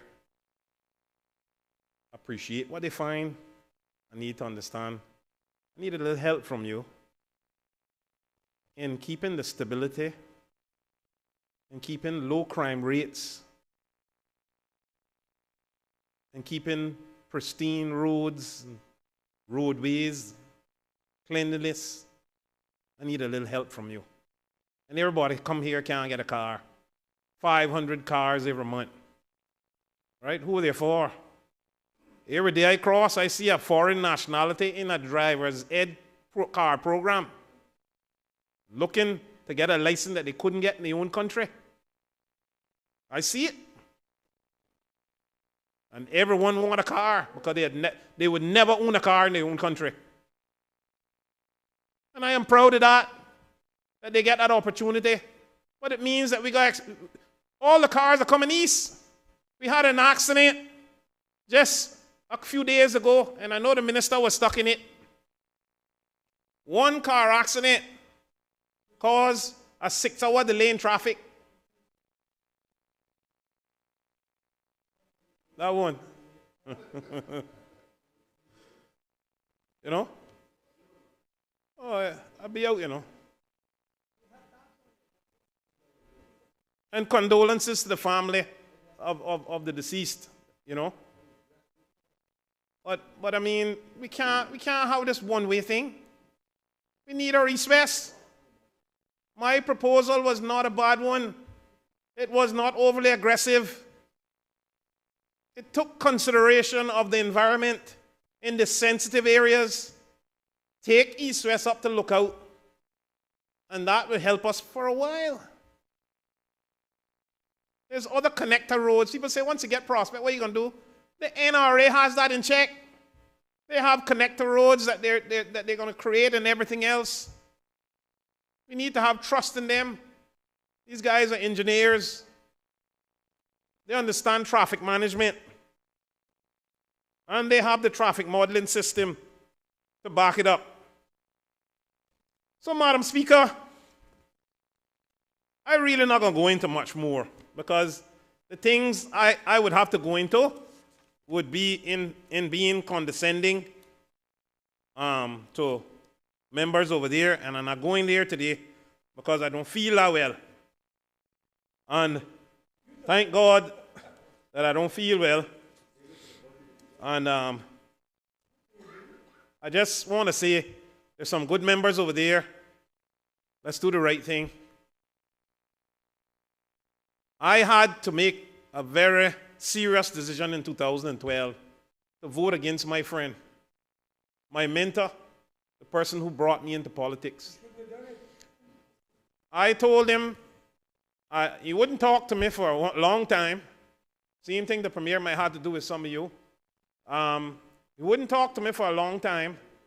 And I managed to get into him and said, look, Premier, I am sorry for what I had to do. I says, hindsight, I wouldn't have did it because I learned what I learned. But you had to do what you had to do at the time. When I'm looking at the governor and asking the governor, is the UK government going to come in here and take over? That's the question I asked. I had to make my decision. I don't want no UK government coming in here. There are too many bright Caymanians in this country for the UK to have to come in here and take over this country and ruin it. Right? We are doing a good job.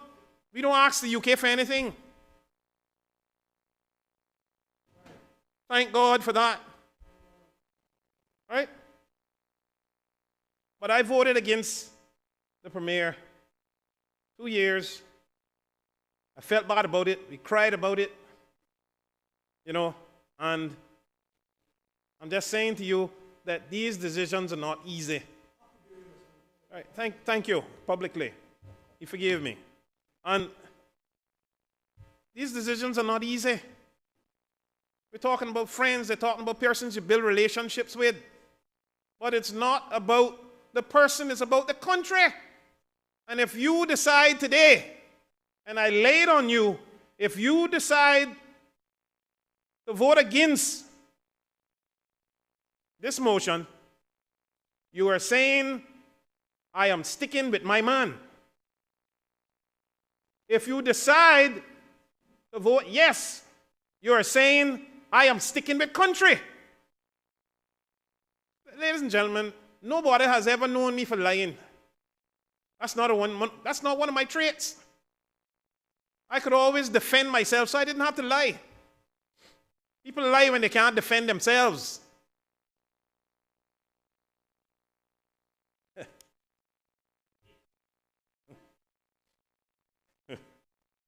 Yeah, there was a time when I could fly in the air.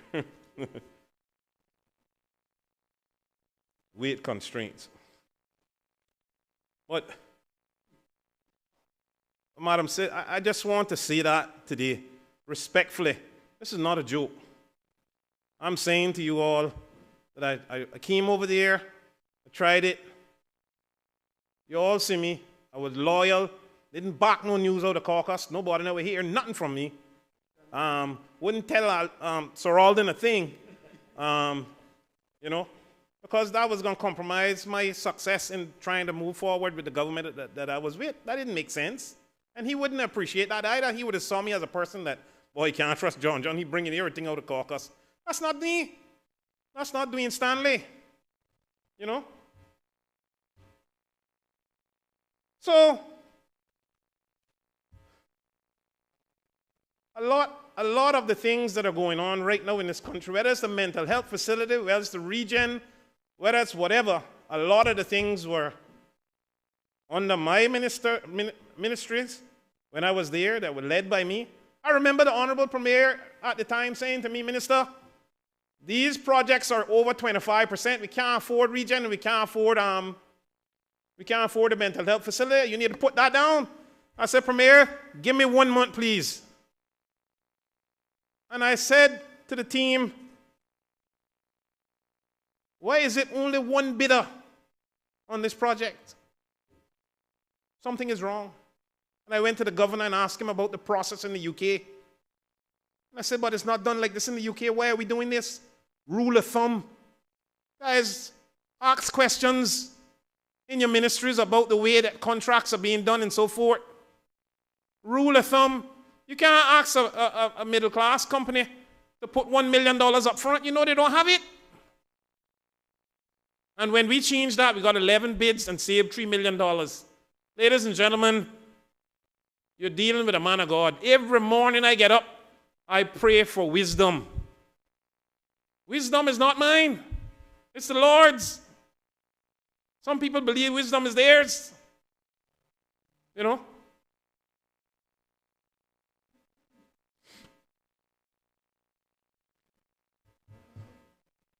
So, ladies and gentlemen, I think I've pretty much, Madam Speaker, I think I've kind of said a few words as to that.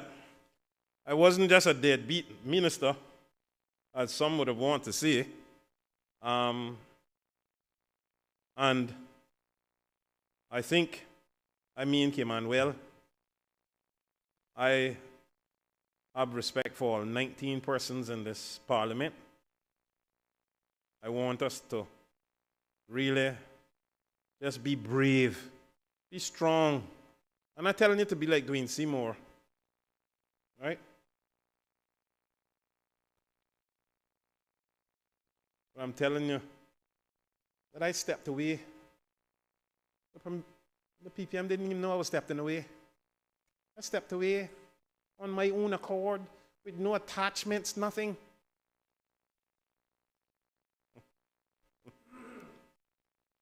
You know, I just see that it's going in a different direction, and I said, you know, I need a break from this. It's really stressful. I see certain things going on that I don't appreciate, etc. And listen, someone else would appreciate it, but not me. You know, some don't have the same concerns I have, and that's fine. People see things different ways. I'm not gonna get upset with you. I left, and I said my pleasantries. I didn't curse anybody. You know, and I left. That's not my style. I don't curse. You know, unless ruffled. But, so, I just want to say this before I end. The mental health facility is very special to me.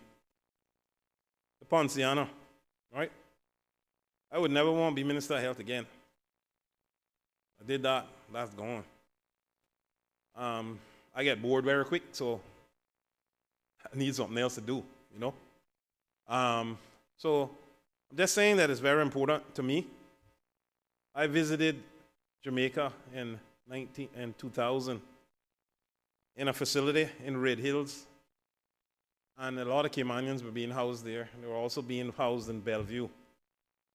And my father was there, and you know, of course, when I came, I carried goodies for all the Caymanians that were there, and they would come around me and crowd, and they say, Mr. Dwayne, when we gonna get a facility in Cayman so that we're not gonna come to Jamaica, our family don't come to see us, you know?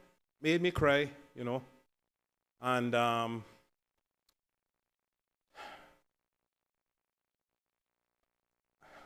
there's a lot of people that want that facility open.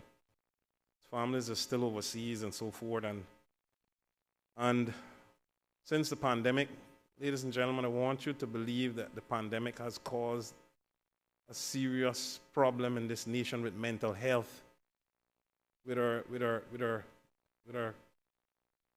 university students or with our high school students. Ladies and gentlemen, this has caused some immense stress on this community. We don't even understand the magnitude. That's why I went to get the telehealth for mental health, where you could telemental health during the pandemic so persons could actually, or some things we were working on there. But, you know, I want you all to ensure, if you're still the government, to expand this, you know, to ensure that we have more mental health support in each constituency. I like the area, the wellness that Minister went into, you know, because that's what can keep the costs down in terms of mental health, in healthcare costs and so forth. There's other things that we can do in capitated models and try to keep the cost down for a while until we try to figure some things out. And try to meet with these hospitals and try to get, you know, rates and look at them with what's in the US versus what's here, you know, and have a sheet that we know that we're paying 50% less or otherwise, you know.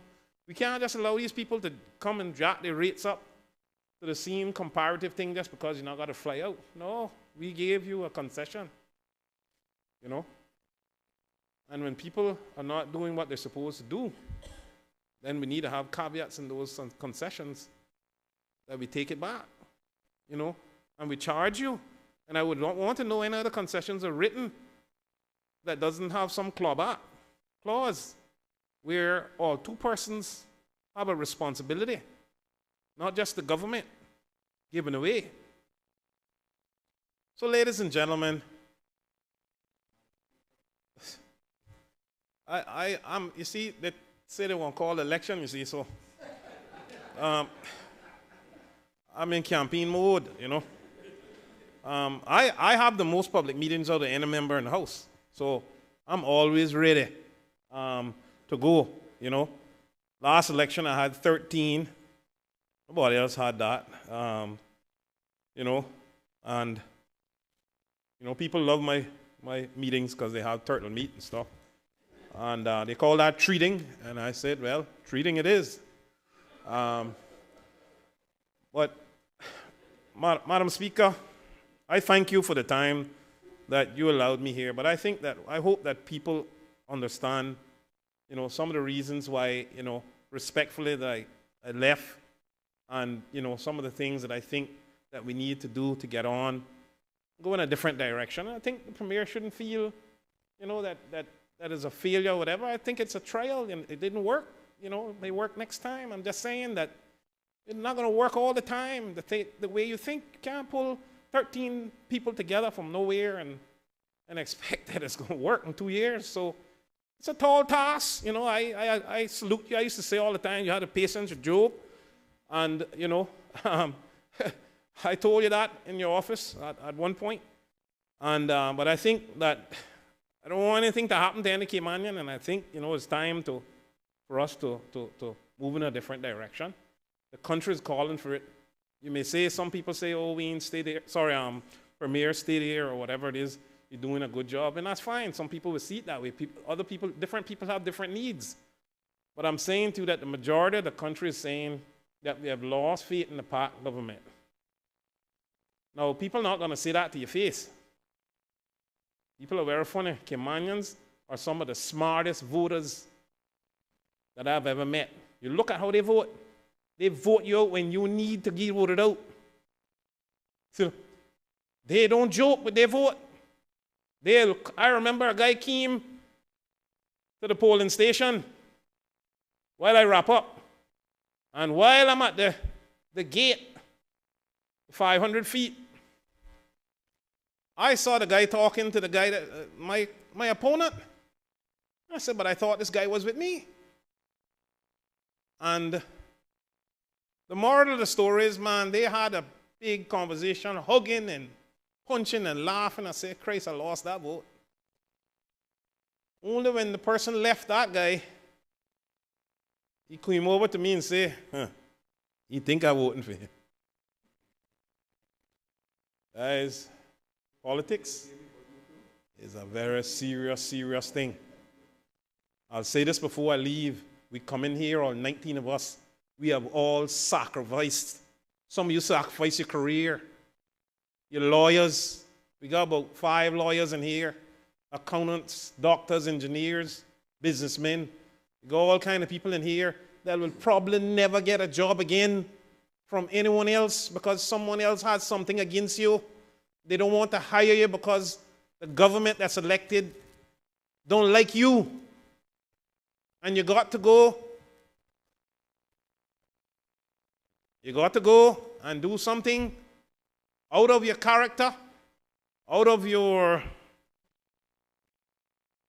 profession, and I'll say it that way, to make a living. You know? And that's not fair for persons. It was me. It was I. I don't like to say that, but I was there. But it was me who fought for I said, it's not fair that people get elected for 4 years and then all of a sudden, bam, you can't control whether you stay in office or not. And then you not got no job and you got to go beg. So I said, give them at least 3 months' salary. And that's what's in place now. I think it is, where you get 3 months' salary after you lose your seat. You got 3 months to find a job. And normally they don't find a job in that time. You know? You know? So I'm saying to you that all of us in jeopardy. And then when election comes, if you had 1,400 votes the last time, you start at 0, you know. You start at 0. You hear about this family for me, that family for me, you better go back. You know? So ladies and gentlemen, I'm saying to you, nobody, mother, wants them to go into politics. Very few spouses want you to go into politics. You got to beg them over time. And I say that to the young, budding politicians, to know that they might say, I'm 25 years old and I won't get into politics. Let me tell you, be careful. I'm not saying you can't do it, but I'm telling you that politics have eroded many relationships, many marriages it has ruined. Because you spend more time, you're married to politics, rather than married to your wife or husband. You know? So, I'm not saying that as a warning. We want new, qualified persons to come into politics. New blood. We want what we need. We can't just make people come and wake up one day and say, pay $1,000 and get into politics. We need to have some political college or something. Something where people can go through and at least be kind of ready. They'll know the standing orders. They'll know cabinet procedures and caucus procedures and so forth and whatever else. And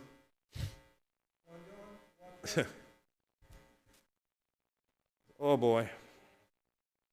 So I get in my queue.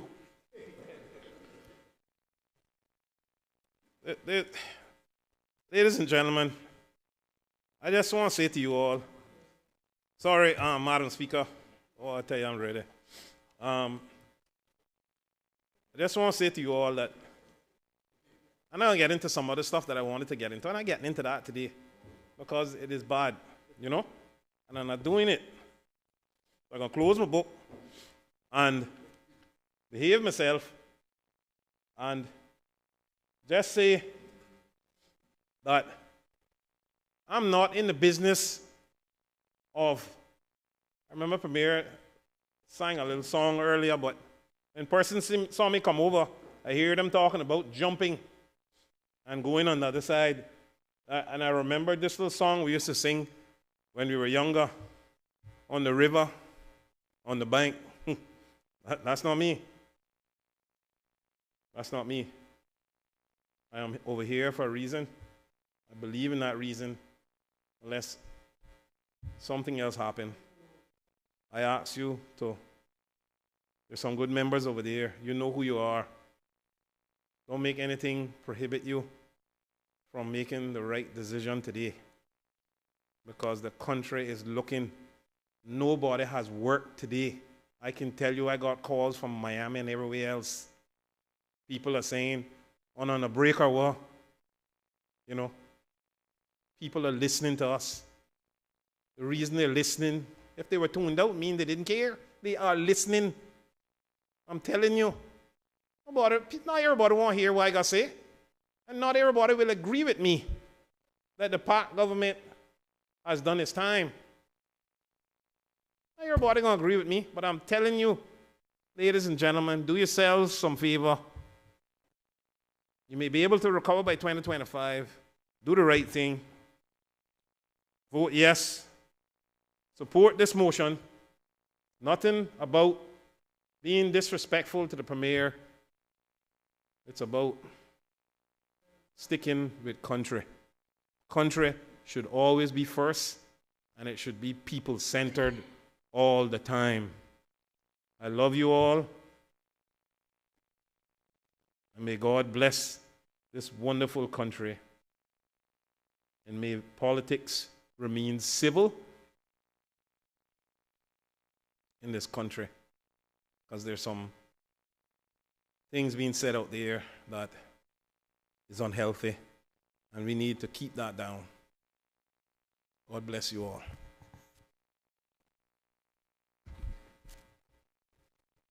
Members, we will now break for dinner, and we will return, take a suspension until 7:30.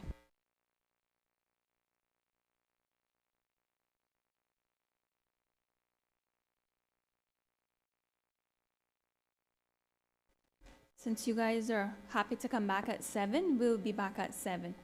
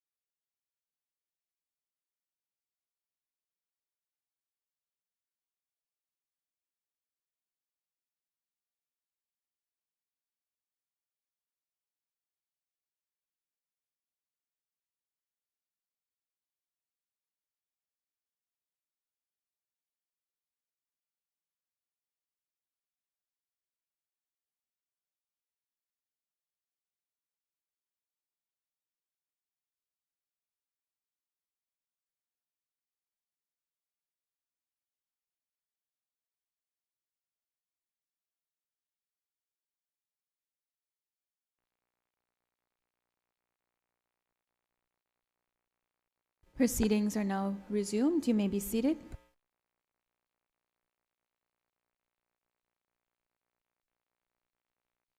We will now continue with the debate of the motion. Does any other member wish to speak? The Honorable Deputy Leader of the Opposition.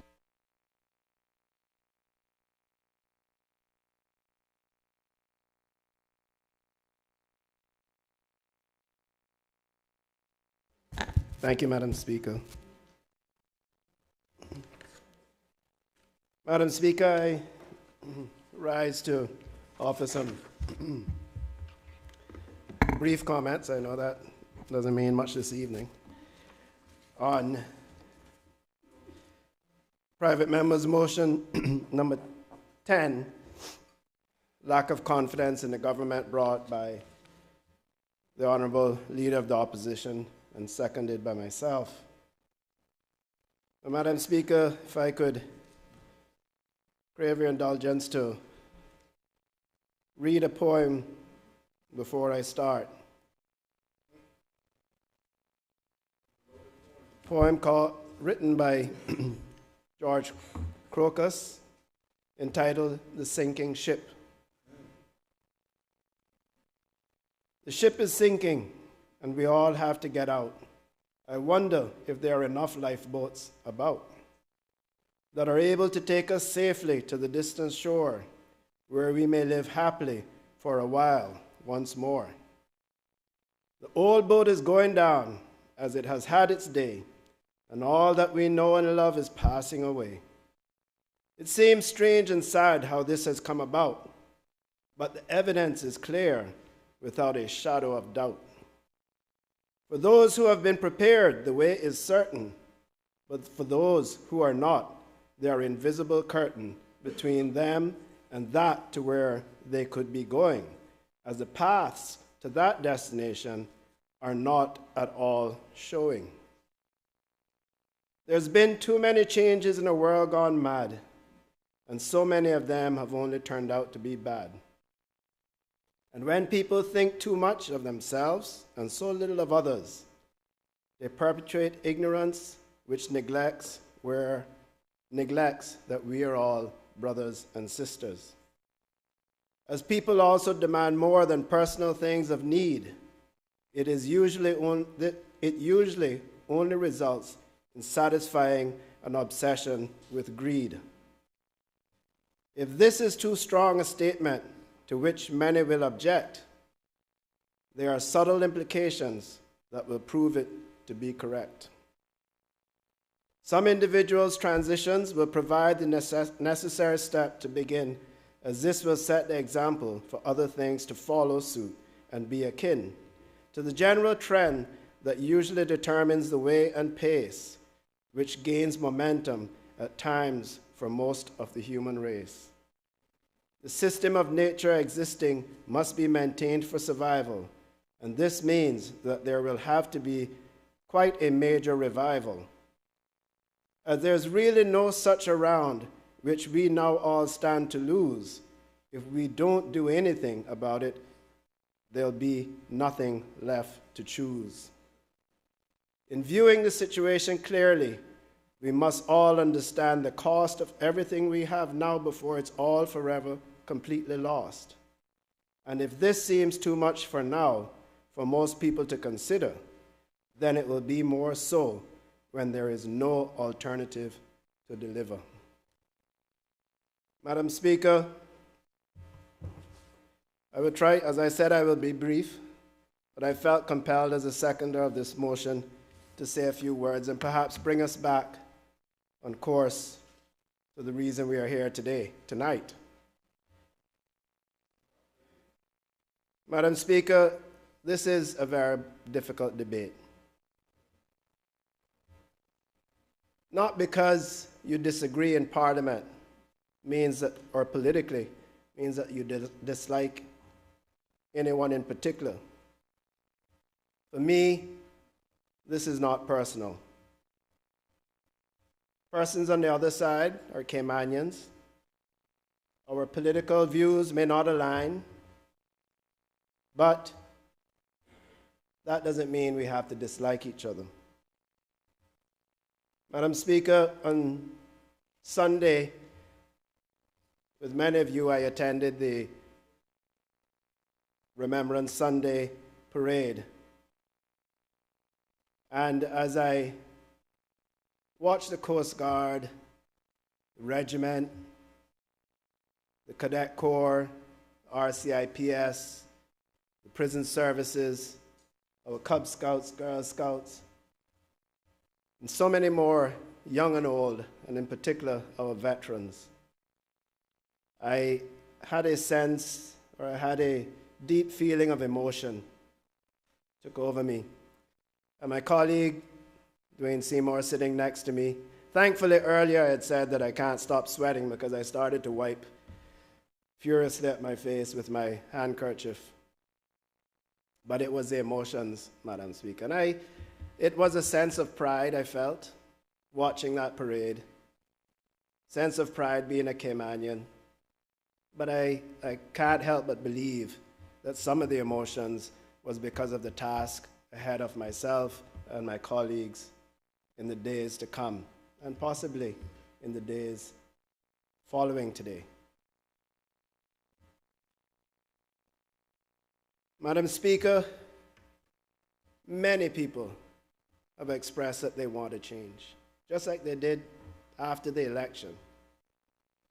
In fact, on Friday, I was having lunch in a restaurant. It was quite busy, and I stepped out onto the street to take a phone call, and I was shocked when a person stopped their car in the middle of the busy Georgetown street to jump out and to come and high-five me and tell me, "Go get him, go get him." And I had to retreat back into the restaurant because every time people were passing, they would cross the street or they would come over and say, "You're doing a good job. Let's get this done, let's get this done." But yes, those who support us will say that to us. Those who don't support us will have another tone. But what I can say, Madam Speaker, is that something is wrong. Something is wrong, Madam Speaker. Madam Speaker, the Premier spoke about all of the rumors, all of these things that seem to have happened in his caucus or his cabinet. They can't all be lies, or they can't all be made up. We have an old saying, where there's smoke, there's usually fire. The press has covered these things. We have seen them played out here in this very parliament. We've watched it in amusement across the floor. We receive the messages from our Caymanian people who have watched it in amusement on the television or on their smartphones. And Madam Speaker, they are talking about it. Something has to be done. They're not saying we have to take over. Some do say that. Our supporters say that. But they're saying something has to be done. And Madam Speaker, people are tired of hearing about our problems. People are tired of hearing about PAC's problems. Tired of hearing one rumor after the next. I'll indulge the Premier. One rumor after the next. One controversy after the next. I'll send you all of our videos, Minister, so you can see what we say. We say it on video. We say it on the record.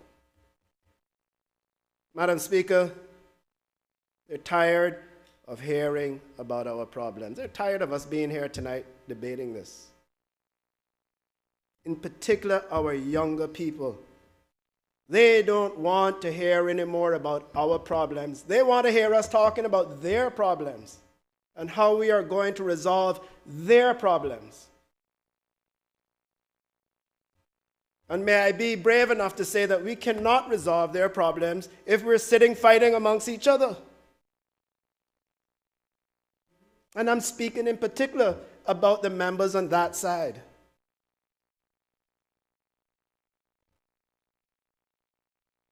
I can tell you right now the fights that the members on this side have is about who can pay for lunch or something to that effect. But I'm talking tonight about why we are here.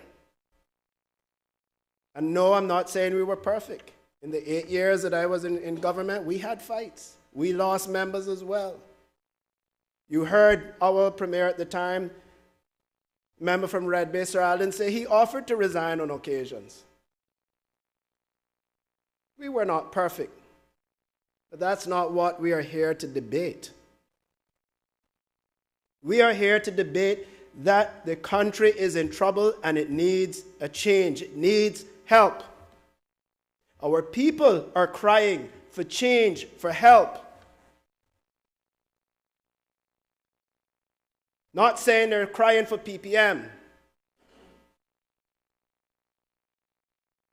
It's those on that side, Madam Speaker, that have to decide how that change is going to happen. If by some miracle they can come together and find a way to get us out of this constitutional crisis that we're facing at the moment with a 9-9 hung parliament, I will be happy. As long as they have settled their differences and they can go to work for the country in harmony, bring us a budget that will take us through the next year and a half until the elections, a budget that will help our people, a budget that will not put us in bankruptcy for years to come, a budget that they don't say, oh, we don't care about. It's not going to be our government that's going to have to deal with it in 2 or 4 or 6 years. A budget that serves the country for the future and serves the people for today. That is my wish. That is what we are debating tonight. Not what PPM did, what PPM didn't do. Not who was invited to what meeting, wasn't invited to what meeting. That's not what we're debating. The people deserves a budget that has been thoroughly thought through, that has been created based on consensus, on advice as to what is best for our people and for the future of this country. Not a budget, Madam Speaker, based on promises or threats, or promises and threats. That is not the way budgets are done. You don't go to one person and say, oh, if you support it, I give you something. And then go to the other person, well, that person wanted it, so I have to take it from you. It don't work like that. It doesn't work like that. What we are debating tonight is that are we willing to risk staying in this constitutional crisis that we're facing?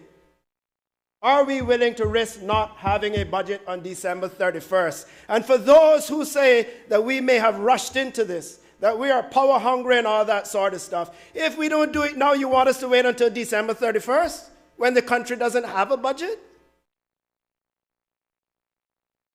Is that when we're supposed to do it? Or maybe December 24th, so we can all come out here and spend Christmas? Is that when we're supposed to do it? We are not playing politics. This is about the future of our country. My children, your children, our grandchildren.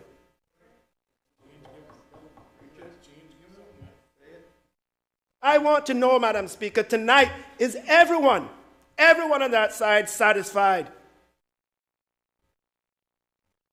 and confident that they have agreed on a 2-year budget that will serve the people of this country, that will serve in the best interest of our people today, our people 2, 4, 6 years down the road, because that is when mistakes manifest themselves. Madam Speaker, it's not about building things to put your name on it, or look what I did. One of the largest line items in my first budget was for memory, for the central data system in the government administration building. It had been ignored for years. On top of that was a renewal of licenses so that we could update our systems. You know why these had been ignored for years? Because no one can put their name in it. You can go put your name on a computer down and or mainframe down in the basement. Nobody ain't gonna see it. But it took up a large part of my budget in the first budget that we addressed. And that's what you have to do. Because it's not always about putting your name on something, Madam Speaker. There's been a lot of discussion about how we got here, Madam Speaker, so I won't go over that again. I won't go over that again. I won't talk about this 16-1 vote and all those things, Madam Speaker. I'm not going to go into that this evening. Madam Speaker, I ask the Premier this. Hand on heart, Premier, do you feel that you are, or do you even feel that you're accomplishing your own objectives, your own environmental agenda?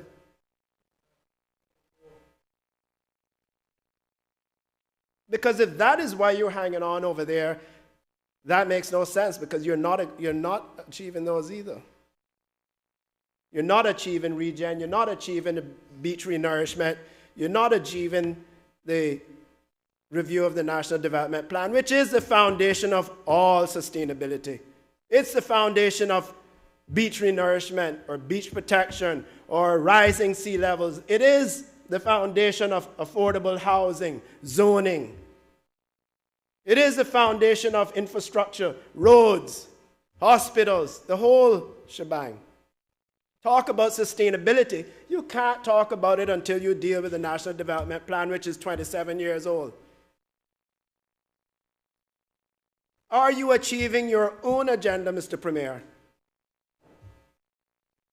These are the tough questions we have to ask ourselves.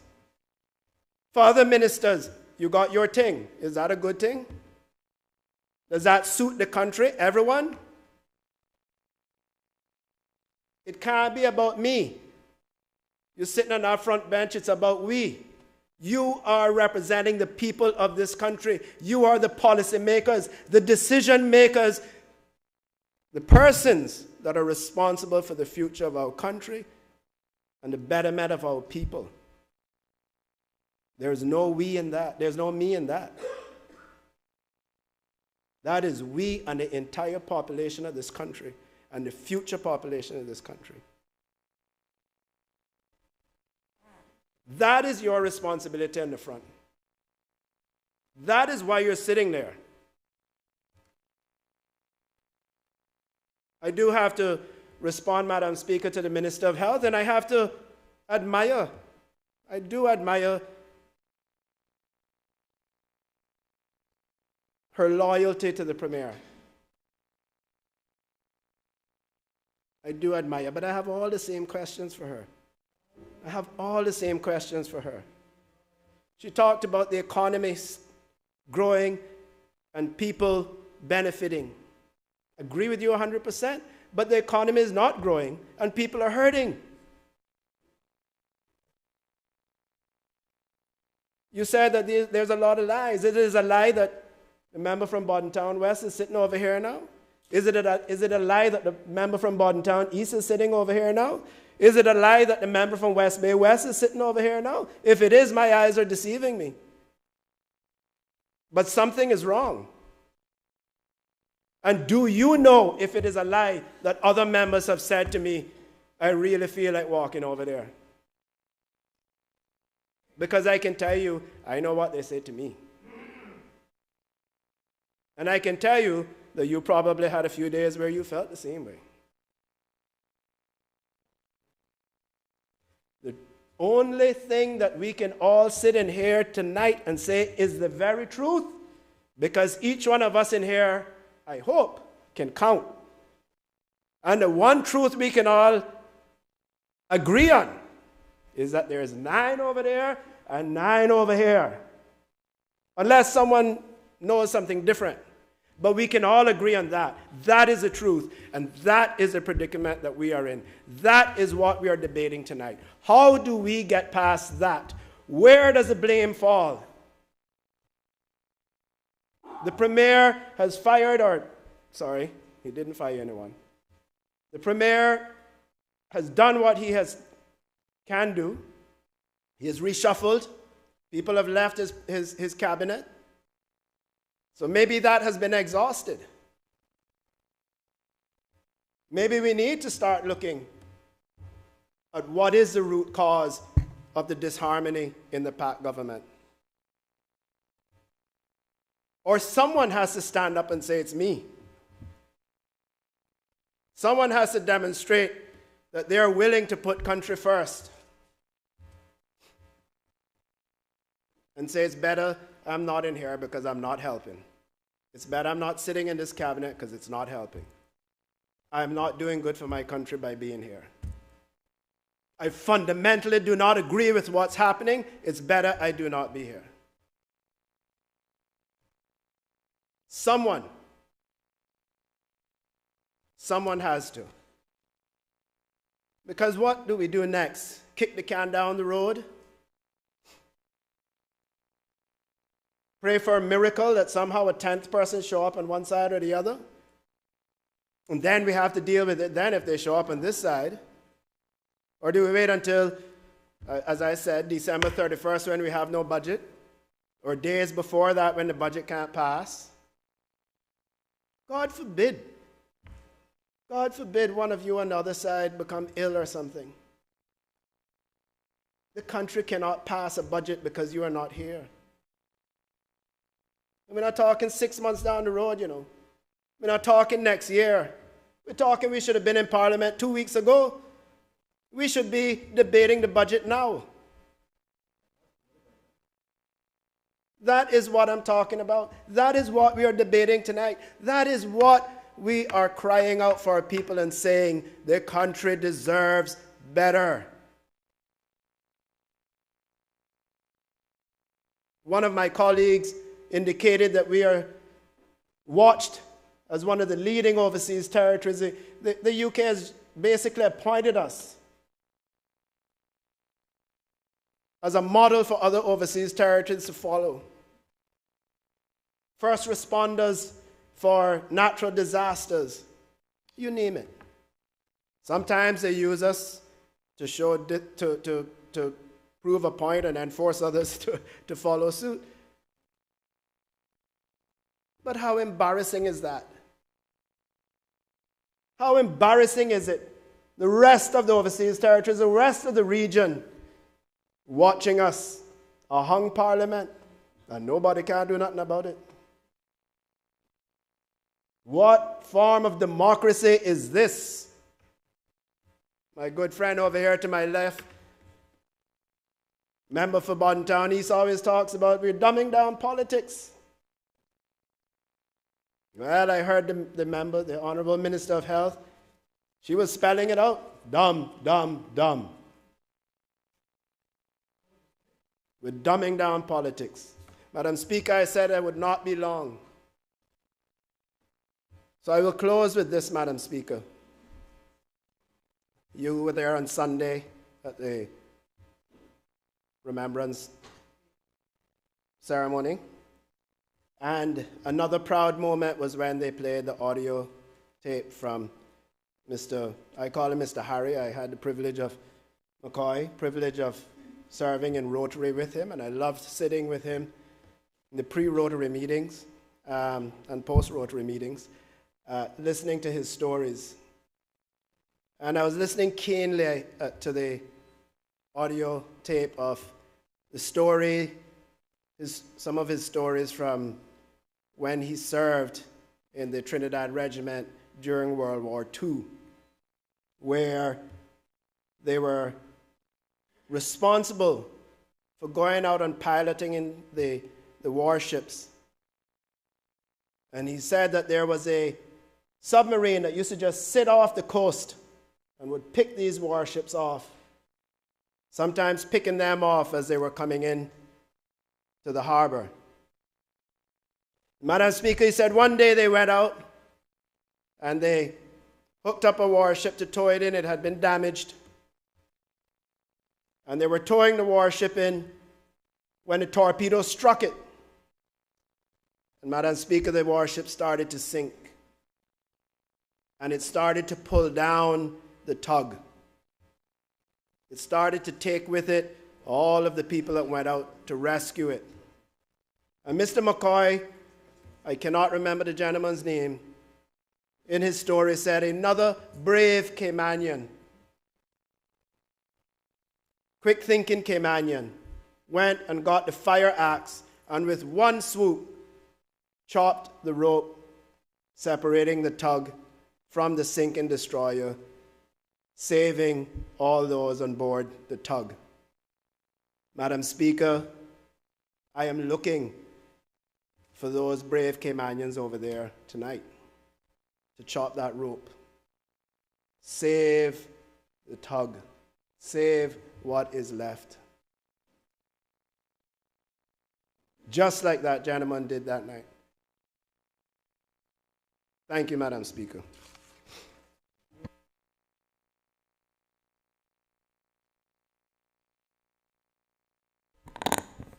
Does any other member wish to speak? Does any other member wish to speak? Does any other member, the elected member for West Bay South? Sorry, the honorable member.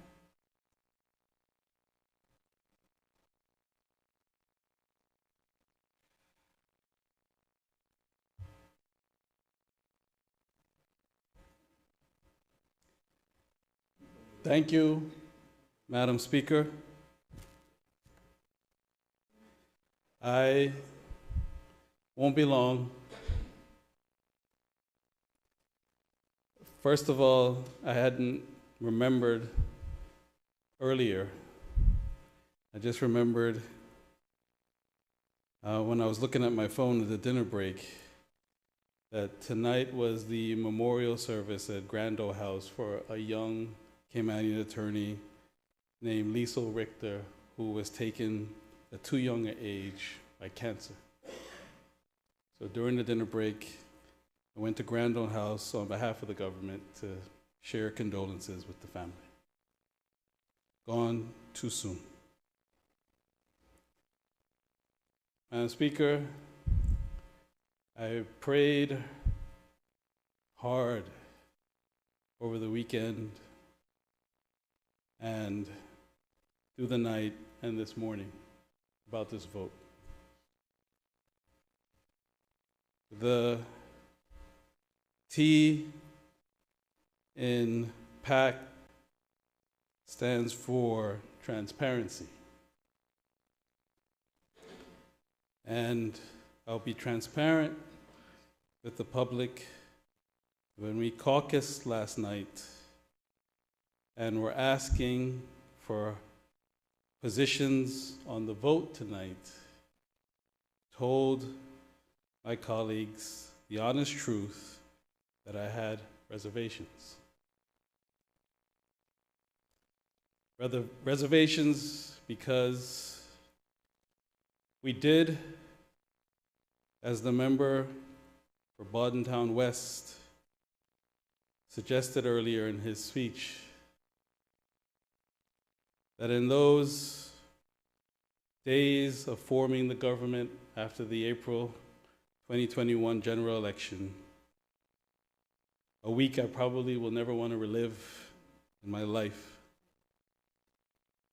But we did form for a noble cause that a group of collective freethinkers could pay strong attention to the grassroots and give it greater attention. To focus on social and community issues. And it is a noble cause. It remains so. But at the same time, when you hold high office, Madam Speaker, you have a duty and an obligation to exhibit respect, professional conduct, and collaboration. That might not be fair, but that is our obligation. We are to lead by example. And if there has been any success internationally or locally, it's not just by the merit of work that the government performed, it's by its conduct and how people perceive you. In those aspects, I don't think I could honestly look you in the face, Madam Speaker, and say that the government hasn't had its shortcomings on those counts. It is true. We have to acknowledge it. We have to face it. We have to confront it squarely. It is true what the member for Red Bay has suggested, that there are civil servants who are more stressed than they've ever been. I've been there. It's not easy to present to caucus on a good day. It's nerve-wracking. You don't want to let down your minister. You don't want to let down your chief officer. You don't want to let down the DG. And at best, at minimum, I should say, they deserve respect in their presentations. And then you end up in an awkward position because you don't want to talk over another minister, and you end up letting it slide. But that means that persons like me who know better also bear responsibility. We can't have a situation, and in this case, as the member for Georgetown South has said, I'm not telling tales out of school. There are things that have happened right here on the floor of this house for the entire world to see, where you have a cabinet that seems at battle with itself, unprecedented. So we have to face these issues. And the reason why they matter is because there's a connection between that and carrying out policy objectives. I think if the DG was here, I think he quotes Peter Drucker, that strategy, the culture eats strategy every time. So you cannot achieve all that you could. And yes, we've had solid achievements. But if you don't get the culture right, it hinders even higher achievement.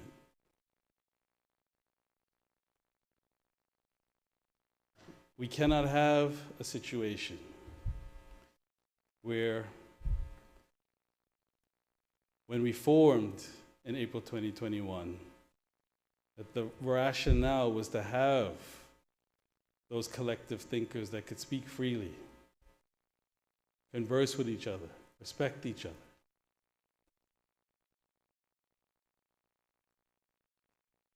We have to do that in order to achieve even more for our people. The leader of the opposition laid out two paths because the arithmetic must be fixed. You can't deny that. Either, if my note is correct, a new PPM-led government, or second, a reformulated pact. And whether that, take names and faces out of it, whether that reformulation is different people in different posts, is just the start of it. It's more so us committing as a group to a better culture. So my prayer is that if we're going to fulfill all the challenges that lie ahead, don't need to recap them, they've already been said here throughout the night. I will put my hand up to say, I need to do better. I need to call things out when I see it. I need to step in and be a larger voice with my experience to say, I've been on the other end of that table That's not good. That doesn't exemplify higher office. And it's hindering better performance. Now, we've had cycles of this in this government. And yes, we'll have these junctures where there's a threat of movement on one side of the aisle. We come back together, we pray, we say it's not going to happen again, and then it happens again. And now it's 9-9. But I will commit today to my colleagues, as difficult as this is, that if I step up and you all step up, we can fulfill the mission we started. And that includes collaboration with the opposition. And the proof is in the pudding. There are signs of it. To give credit where credit was due, I told the leader of the opposition I would say so when he congratulated the AG and I on Cayman's removal from the gray list. He participated too. I called him and asked him would he come to the governor's reception for the on-site team that was checking things out with their own eyeballs, and he came.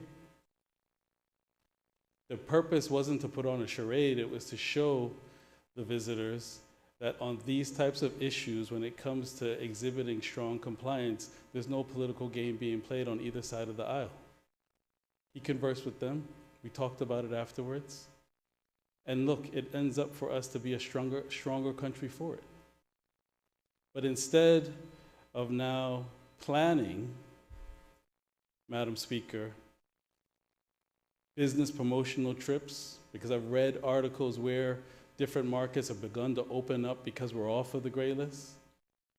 There's publications that Cayman Finance sent out where markets such as India and Latin America that used to have us as high risk are now going to allow some of our transactions.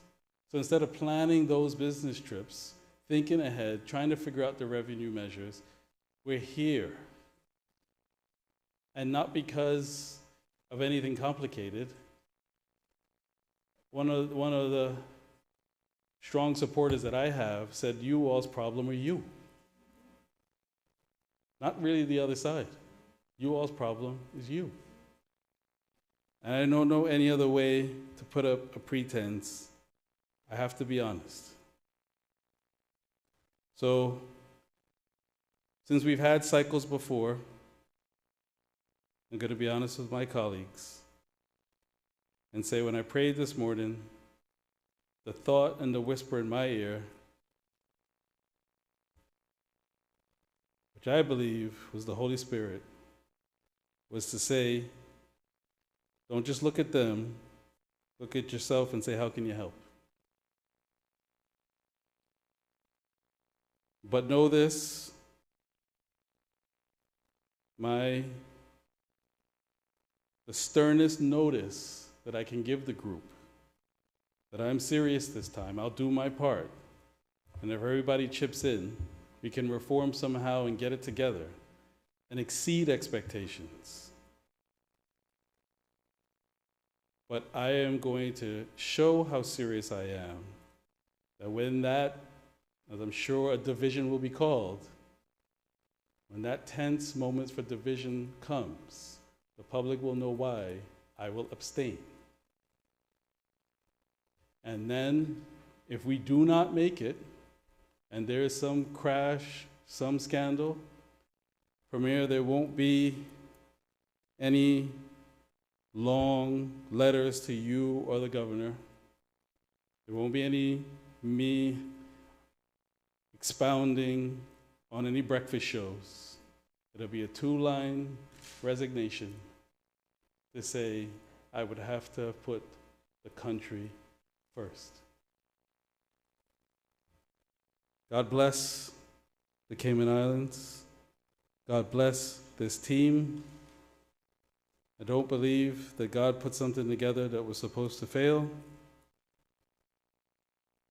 So let's come together. We have the ideas. We have the heart. We need to improve our culture. God bless, Madam Speaker.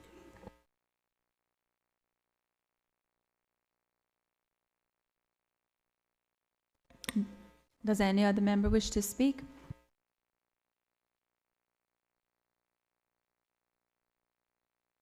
Does any other member wish to speak?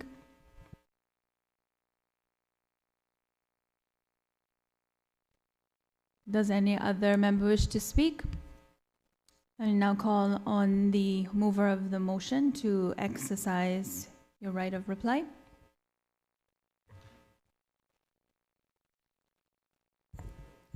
Thank you, Madam Speaker. Madam Speaker, it has been an extremely long day as we have debated this important private member's motion on the lack of confidence in the government. Madam Speaker, I wish to thank everyone on the opposition side who has spoken with regard in support of the motion, and who quite eloquently laid out all of the number of the issues and problems that we have seen that has been experienced in the last, 2.5 years. Madam Speaker, when I set out with my debate, I chose specifically to take it at a very high level of debate and highlighting what I saw were the particular issues and what potential solutions could look like for this in solving this this issue and the lack of confidence in government. And I've left it to my colleagues to really to put the flesh and the meat on the debate and the discussion. Madam Speaker, I think the issue has been, and the motion has been quite ably ventilated here today. And I thank to those on the government side who chose to speak. A bit disappointed we didn't hear more from more members on that side, but be that as it may, we had 3 members of the government bench, led by the Premier, to speak to the motion. Madam Speaker, as I listened to the debate, there are 2 things here that really struck my mind and really gave me pause for concern. And the first one, Madam Speaker, was really what I perceived to be the great contrast in the way it was described by Premier how his cabinet and his caucus operates. Because, Madam Speaker, he led us to believe that all was hunky-dory and that there was, there really weren't divisions and discord between them. But we had two former members of his government who are now sitting in opposition to the government, who described something that was just totally different. And I've also heard tonight one of his own members, his own ministers, say we have to be truthful. We alluded to the fact that these things and these difficulties have existed. And I believe that they have existed for some time, Madam Speaker. And we've heard it, talked about it publicly in the public domain. So we know that the challenges are there. It's not healthy. The second thing I wanted to make mention of, Madam Speaker, is that I had to, for those that spoke on the government benches, it was only the Premier, really, that mentioned it in a very small way, the real meat of this whole lack of confidence motion and the reason for it. And it is a fact that they are a minority government. They don't have a parliamentary majority. And so no matter if the vote tonight is to quash this and to vote down this motion, we are left in the same position that we are. The Mayor alluded to alluded that they could work it out, but it still leaves us no better off than we were when we came in here and started the debate.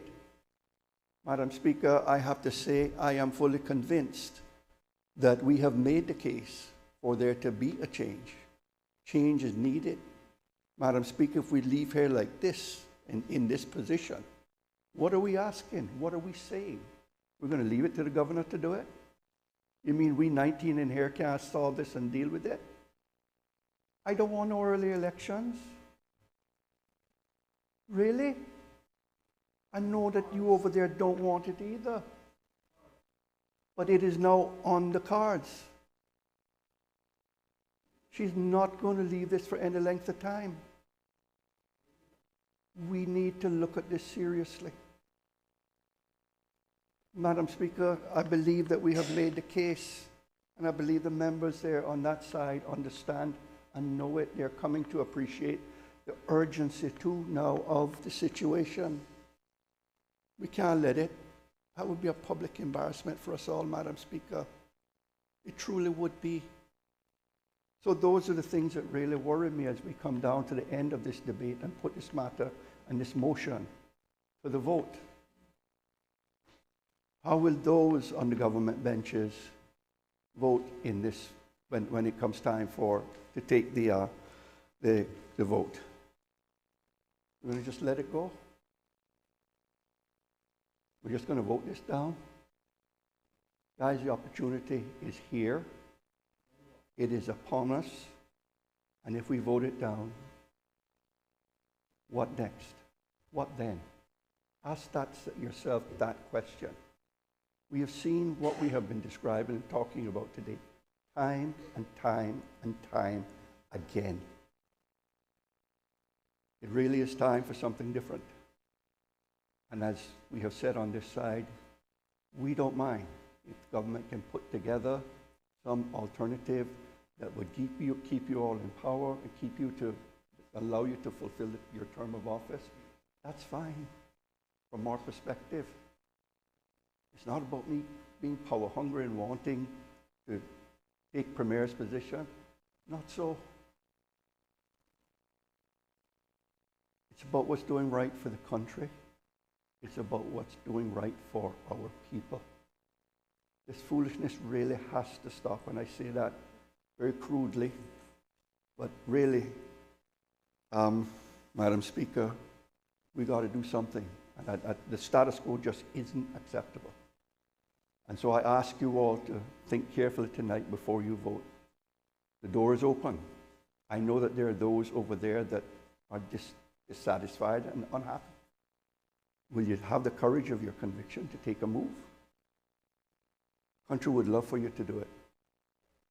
Let's do what is right, because that door might slam shut, and it might slam shut very quickly. So, Madam Speaker, I conclude the debate and wrap up here this evening with this, on this memo, and invite you then now we put the matter to the vote.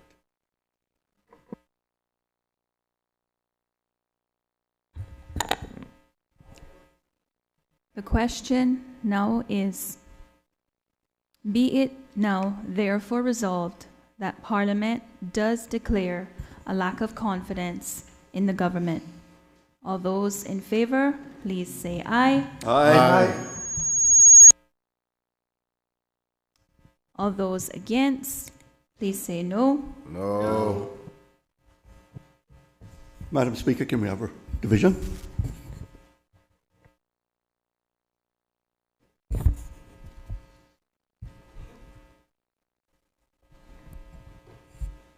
Madam Clerk, please proceed with the division.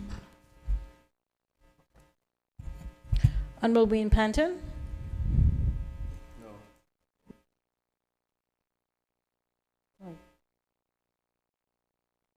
No. Honourable Juliana Connolly. Abstain.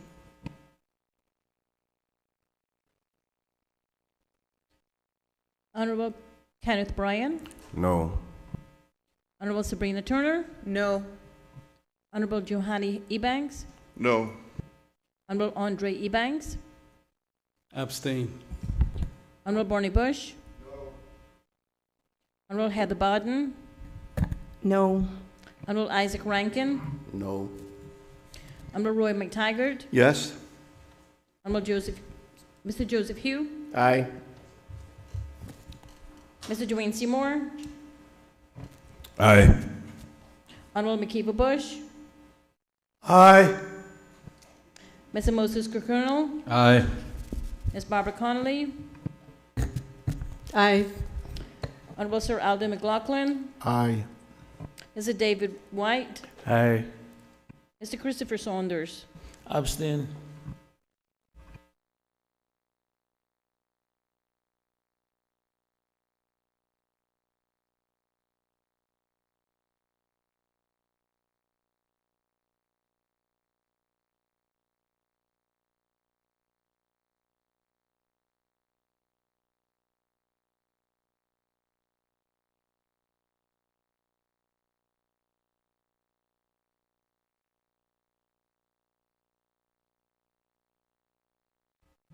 The results of division number 21 for private member motion number 10 of 2022-2023, lack of confidence in the government, 8 ayes, 7 noes, and 3 abstentions. The ayes have it.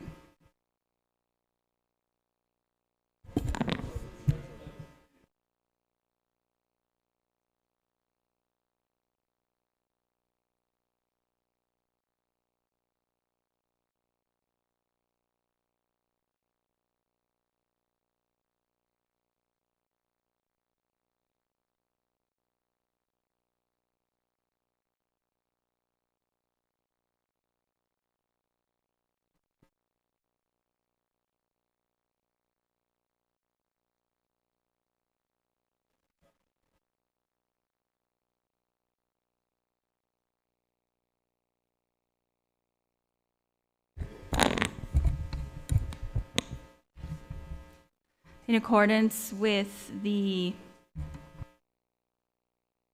Section 51(1) of the Constitution, which requires 2/3 votes of elected members of Parliament for a lack of confidence motion to be passed. Therefore, there has to be 12 ayes. In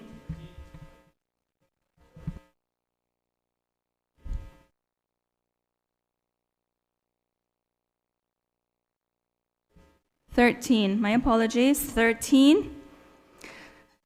As the motion has 8 ayes, it has failed.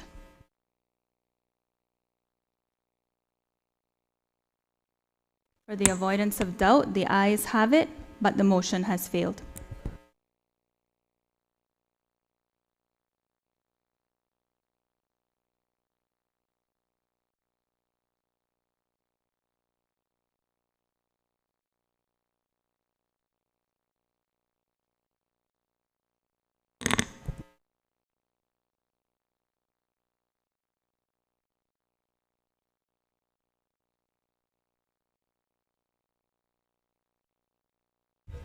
Before I move on a motion to adjourn, I would like to say a few words.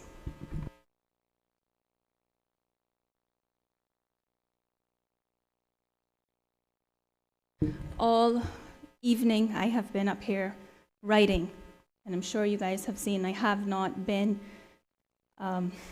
doing dictation of your speeches. I have just been in a position where I keep thinking about constitutional reform. To be sitting here as speaker and to be seeing what's going on, I can't help but put on record that I think that we have to eventually get to the place where the speaker role does become a role that is autonomous. And while I was thinking about the speaker role and autonomy and constitutional reform, then I started to think about political will, and I started to think about all the different things that we need legislative changes on in terms of our constitution. And I know recently we had the Electoral Boundary Commission do their report, which I'm expecting will be tabled here at Parliament in the future. But you really have to wonder if members of Parliament are the individuals that will determine if that report is accepted or not, if we're ever going to really get to the place where we are thriving constitutionally. And we're right back in the same position with the government having a hung parliament. And I see it as a sad day for our country.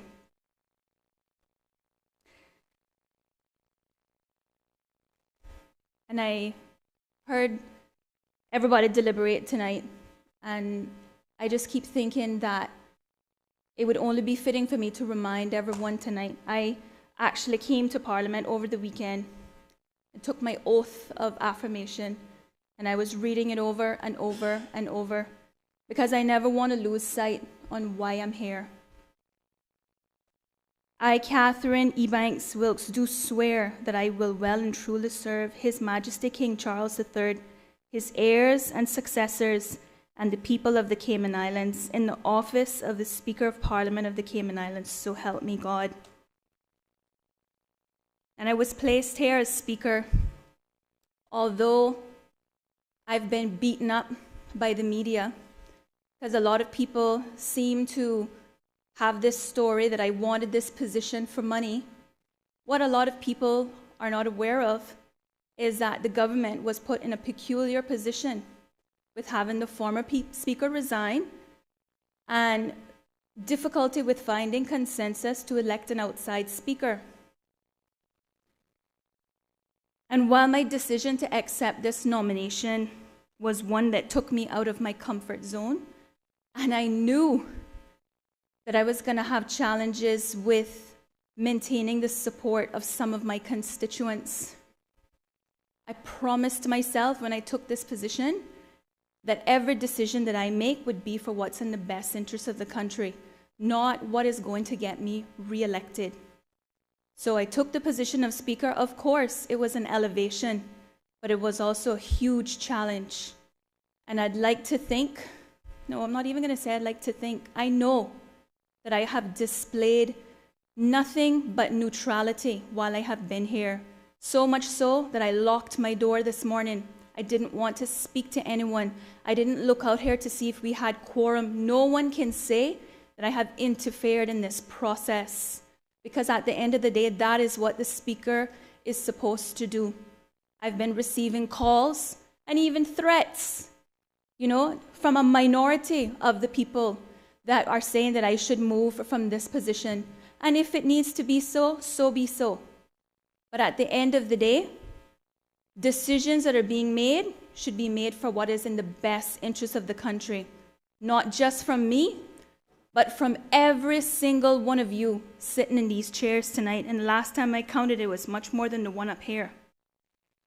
And there was one thing that came to my mind last night, and I just woke up thinking about it. It just keep chiming in my mind. And I just want to say that I pray that I will live to see the day when a majority of these seats of our parliament will be filled by leaders who possess the political will to make decisions that are in the best interests of the Caymanian people and for the love of country. And although there are 19 seats, until we have enough members who lead based on what is right, status quo will remain, and Cayman will never work for Caymanians. Honorable Premier, I call on you to move a motion to adjourn.